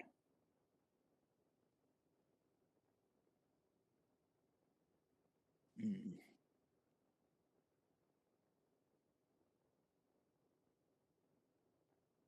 Mm. Like it's a exhibition at a zoo. Yes. Yes. Rather than, a fucking human being in front of them. Yes. Very interesting. Interesting findings that you have found there.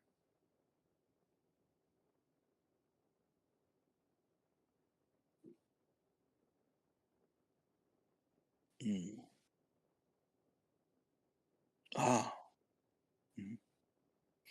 Well, let's do a dramatic reading.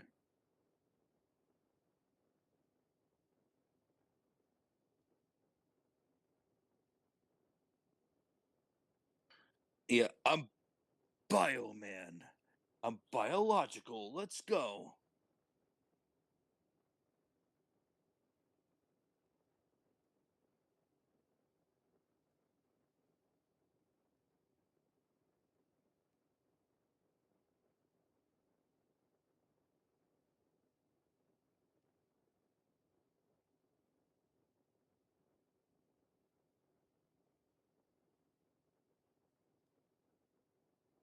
Hmm.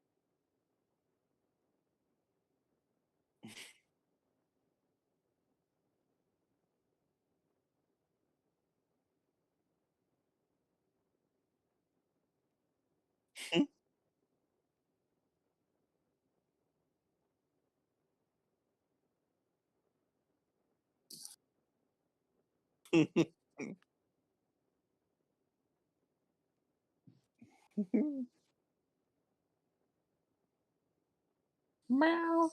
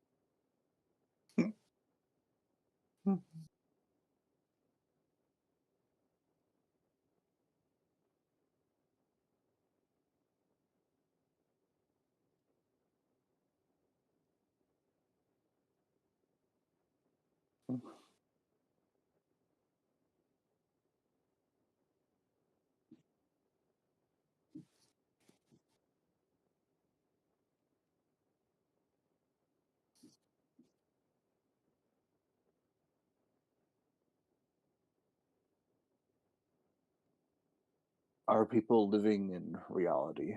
That's what we have to ask ourselves.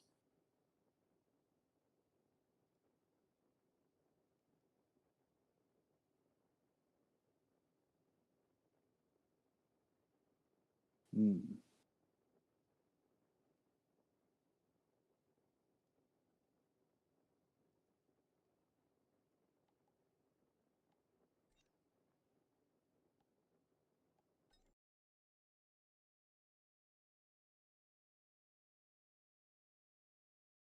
Hmm.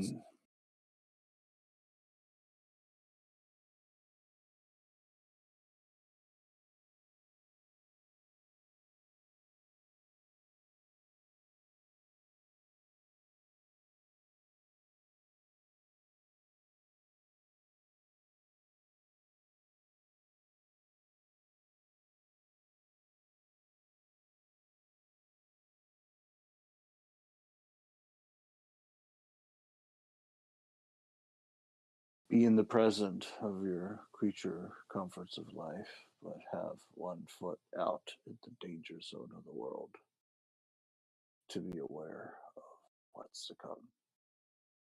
But if you closet yourself in, ignorant of the world around you, your home will be invaded by home invaders.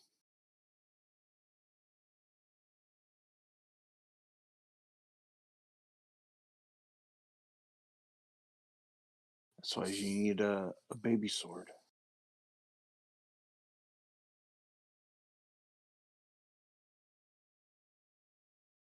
Well, what's she done?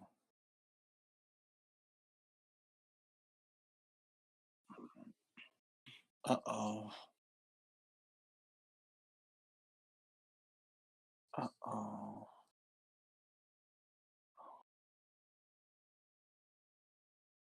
Yes. Well, yes, don't let me keep you. I just well to come back to let you know that I didn't abandon you. Um, I'm sorry. You see, my son, when did that get established? He is like like my other son besides Flick.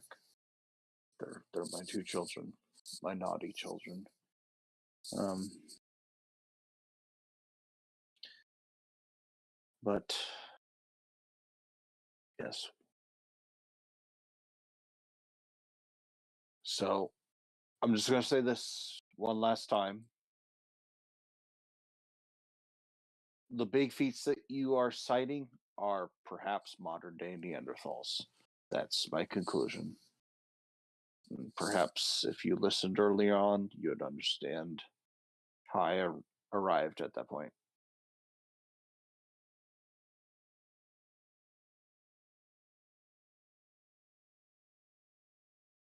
Mm,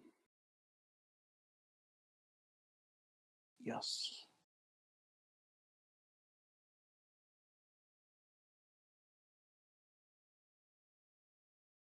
Because the big feats, they look like monkeys, and Neanderthals also look like monkeys. And big feets kind of look like humanoid monkeys, but so do the Neanderthals. They look like humanoid monkeys. Mongoloids. Monkey. What the heck? How'd that happen? What? My What in my the mic, butt? my mic thingy was all the way down. I don't know how long that's been like that. What? Honestly, yeah. In your stream, all I've been hearing is my own voice. What the? How So it's long? just it sounds like I've just been talking to How myself long on has your it been like screen. that? Was I reading the I, article? I don't know. Oh, okay. I'm gonna have to go check. If I didn't, I'm gonna have to go reread the I article. yeah, I'll shut up and let you read the article. Let me Oh go. no, now I hear your voice now. Yes. Okay, let me go. I heard you say, "How long has it been like that?" That is unlucky. Let me. I really hope that I read the article there. All right. Okay, give me a sec.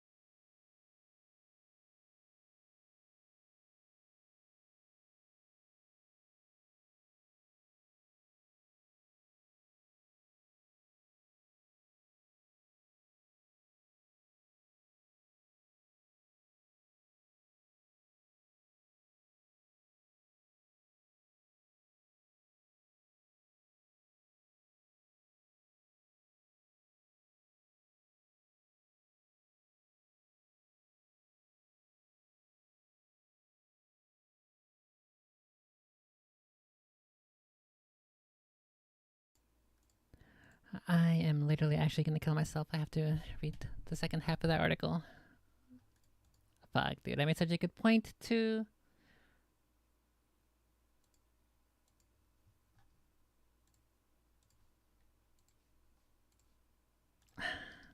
I'm literally actually angry. I don't know how the heck that happened.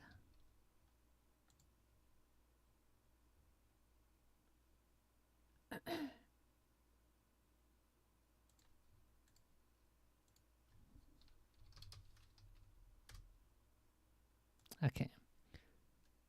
Literally as soon as I started making my conclusions and stuff, the mic was dead. I don't even know how the fuck that happened. I pressed the mute hotkey and then I unmuted again, but then it was the volume slider was way down at 0.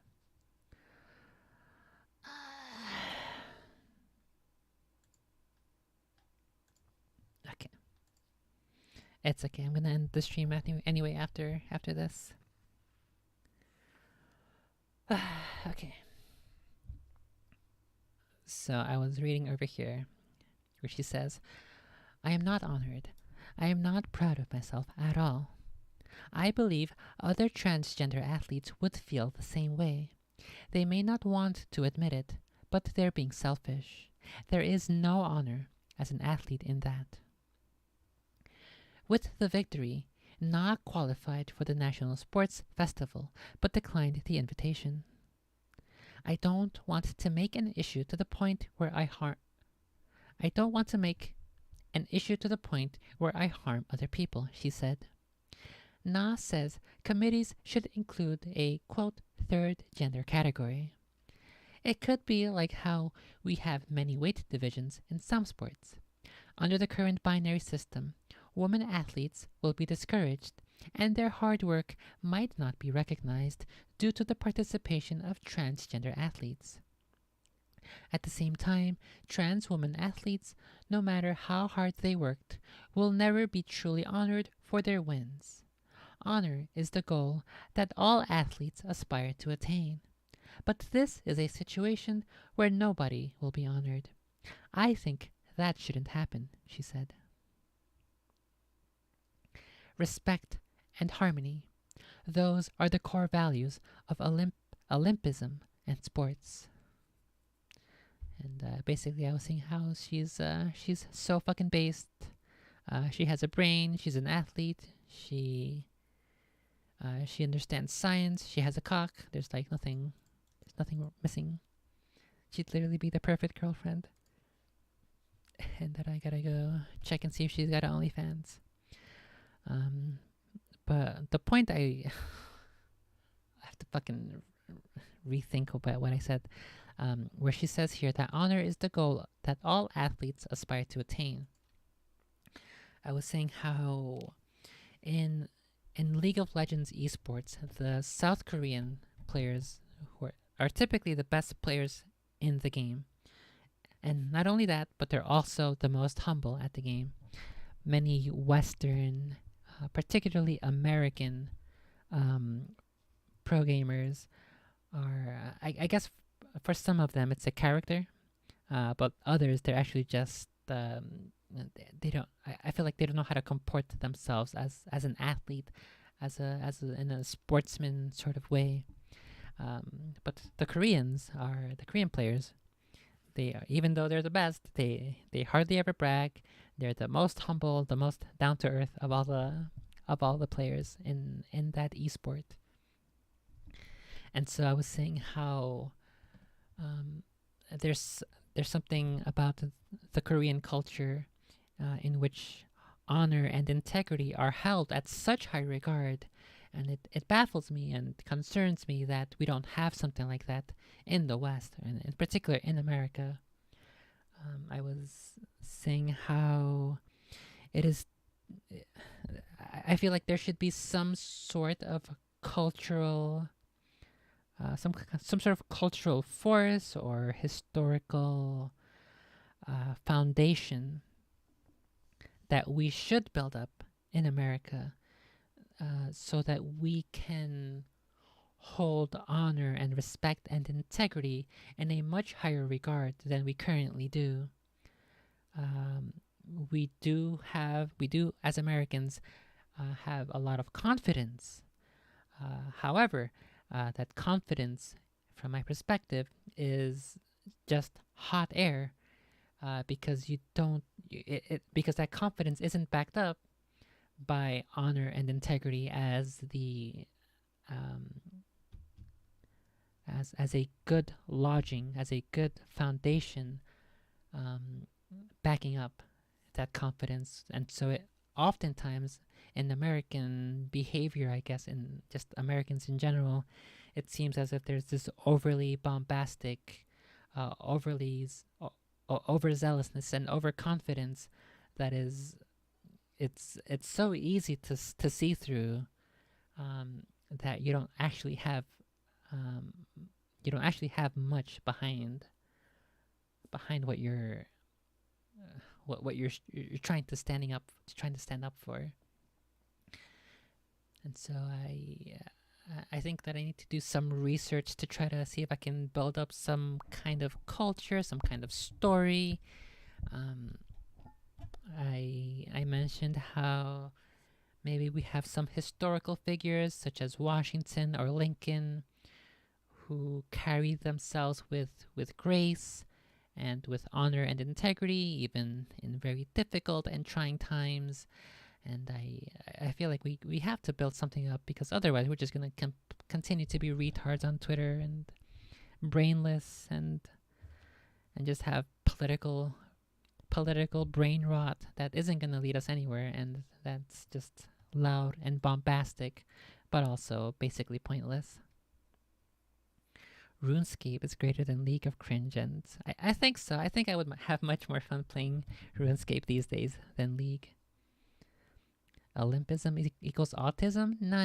Olympism is base. I think athletes with honor and integrity should be held in extremely high regard. But now that I mentioned that, actually, I believe cycling is one of those sports where basically everybody knows that everybody else is cheating, that everybody else is on drugs, for performance enhancing drugs. I wonder if I don't have no reason to suspect that this trans woman was on any drugs, on any performance enhancing drugs, which would make her case even stronger, that just by nature of being a biological male without any chemical enhancements, Even just that alone might be enough to outperform female cyclists, biologically female cyclists with performance enhancing drugs. That's quite another issue that I think maybe she should even bring up, because I know that I have a friend who is heavily into cycling, and she mentions how basically it's one of those things where everybody's cheating. It's just the norm. It's what's expected in the sport, which is very unfortunate. And so I think that calls into question the integrity of the sport in general. And I don't know if maybe this is going to be her next thing to point out. But yeah, I think more people, whether or not they are athletes, should have integrity and honor, like her. And so that's why I want to suck her dick. Lodging, huh?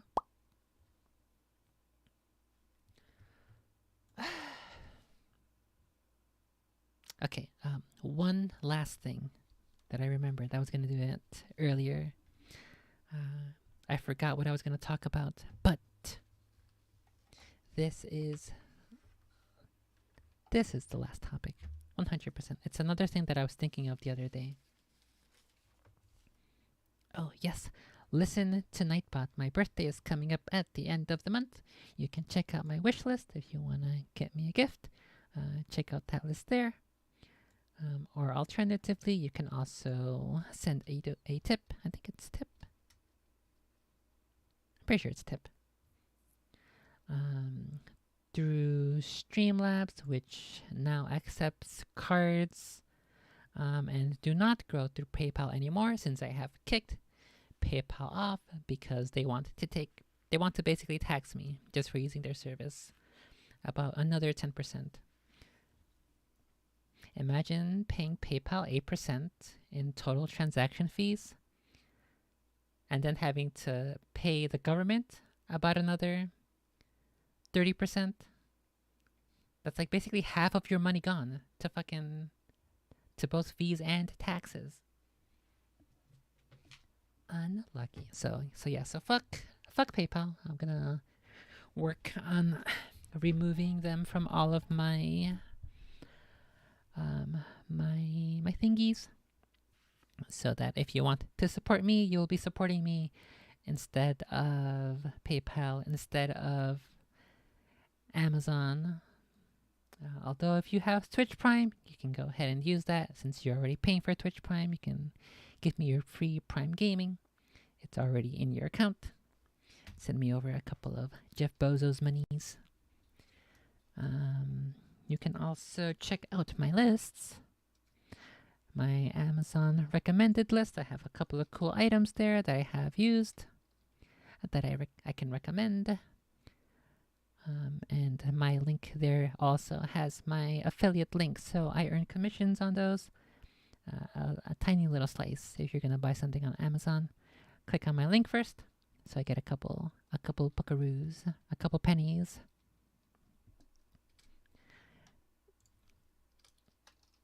So those are, oops, I meant to type lists 2 on Twitch. Okay. So that is the final ad. Now for the final topic. The other day, like a week ago, I was watching, let me pull it up actually. I think it's a super cool video. And I like videos like this.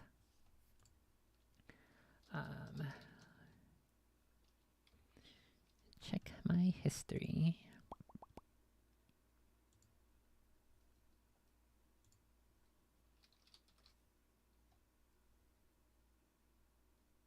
Okay, here we go. This is the video I watched. It is called Alone Built a Stone House in the Forest, Start to Finish. And I love these kinds of videos. They remind me of Banished and Minecraft, and just, you know, doing work and building stuff for survival. And what I love about this video in particular, and other videos like it, is the fact that in this case, he doesn't talk. He doesn't say a single word. He just does the thing and he shows you. And occasionally his dog is barking in the background. And so watching this, I was thinking about why do I enjoy this genre, and even in other videos of a similar genre where the guy may or may not be talking.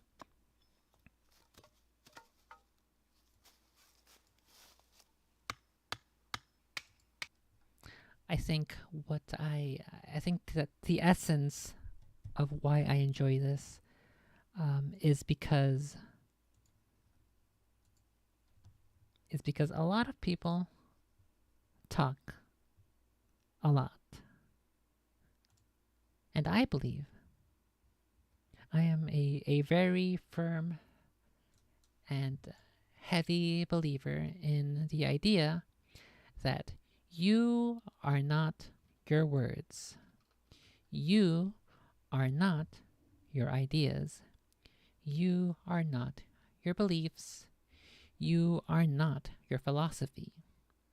You are not your arguments. You are not your views. You are not your religion. You are not insert whatever other thing. What you are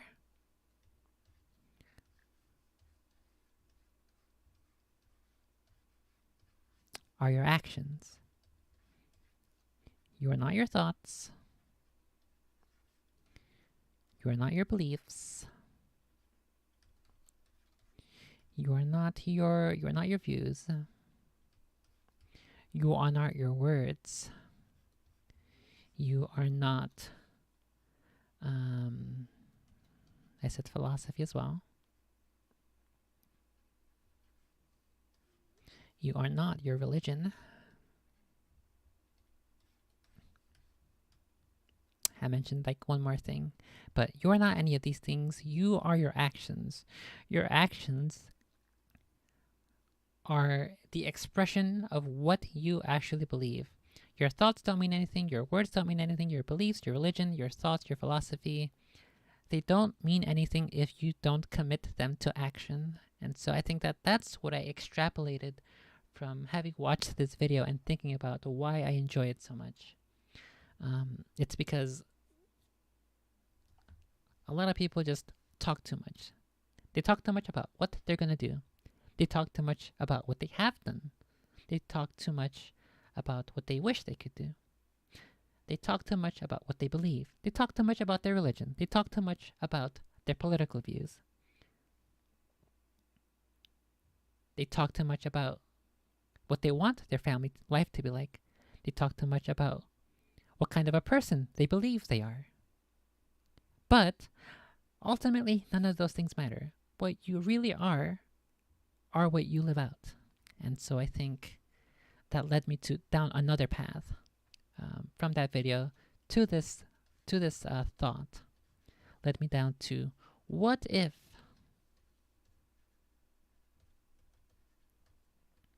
we had a day or a month or a week or a year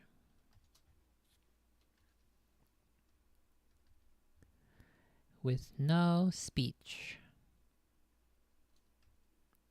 What would you do? If you could not communicate with words, if you could only communicate with actions, who would you be? What would you do?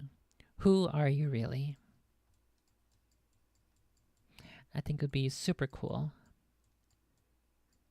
if we could actually do something like this. If we could actually cancel out and eliminate language.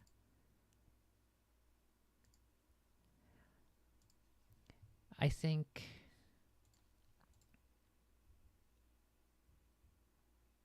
if more people understood this, they would not be wasting their lives on stupidity. because a lot of people are stupid based off what they do, based off what they say, based off how they behave. A lot of people are they are not good ideas, and or it seems like they don't have good ideas, and I guess they can't commit their ideas to action. And so these days, what I am is I am a farmer and a gardener who waters the tomatoes. And the only time I am a liberal is when I am liberally pruning my tomatoes. And that's kind of what I am right now. I'm a farmer, a tomato pruner, a garden waterer, a water bender because my knee bending is broken. And I am a thought collector who's writing down all of my ideas through these streams so that I can build up to some larger body of work. And so yeah, that's another thingy that I wanted to cover earlier, but I'm glad that I remembered it. And so yeah, that's what I'm gonna leave you with today. You are not your religion. You are not your thoughts. You are not your beliefs, your views, your words, your philosophy. You are your actions. So yeah, that's what I was thinking about recently as well. And I think that it would be super cool, super neat if we could ban language for some time, so that we can truly see, not only so we can see who other people are, but I think more importantly, you can see who you are. I think a lot of people who are lost would benefit from not speaking as a form of reflection and meditation. Stop talking, stop thinking, start doing. Just do it. And I think I really need to tell myself that too, because there's this other idea. I guess real quickly. Okay, the last thing. This other idea as a creative, as a writer, as a just basically as a creative person. You have all of these ideas of what you want to do, what you want to make, but you don't do it because you're not motivated, and you want to be motivated before you start. And that is a absolutely huge mistake. That is the worst mistake you can do. You have to work on your thing regardless of how you feel, regardless of how tired you're feeling, regardless of whether you want to do something else right now. You just have to do it. You cannot wait for motivation. You have to do it based off of discipline. Motivation is a whore who comes and goes and who leaves you at any moment. Discipline is a wife who is loyal and dutiful, and who is there day in and day out. And even when it doesn't feel good, even when you're tired, even when you're feeling bad, even when you're in pain, discipline is the loyal wife who is there. And I came to that conclusion also years ago, and I think I need to reintegrate that into my daily routine, because that's how I was able to finish some of my stories. And I still have a lot of stories I wanna get on paper, and definitely going to the discipline route is one way that I can guarantee I will accomplish what I wanted to write before I die.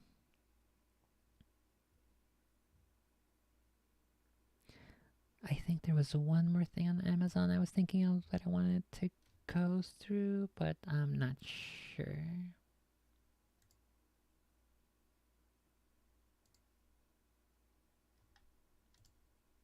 I can't think of anything.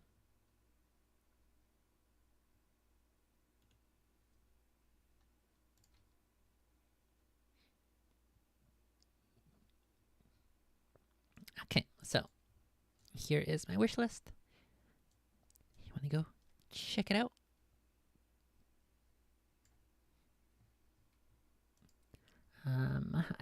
It asks me when my birthday is, so I assume if you click on this link, it'll give you like a reminder of when my birthday is, if you have it saved on one of your lists. So this is the wish list, and then I also have, where are my idea lists? And then these are my idea lists. I have some pretty cool household stuff for cat stuff, cleaning stuff, gloves, soaps. I have some candies. These are just spicy Mexican candies that are super cool. And then I got some computer stuffs. Like this UPS. It's discontinued! Rip. Well, I guess I'll keep it here because it says discontinued model, but then see updated model. So, because this is the one that I have, this is the one that I can recommend. But if they have a new model, a new updated model, go check that out on this page. So yeah, that is all for today. Thanks for watching. Thanks for chilling. Thanks for memeing. I wish I had not accidentally killed the mic there during that article. I wish. I think my initial analysis of that article was better than my second one, but it is what it is.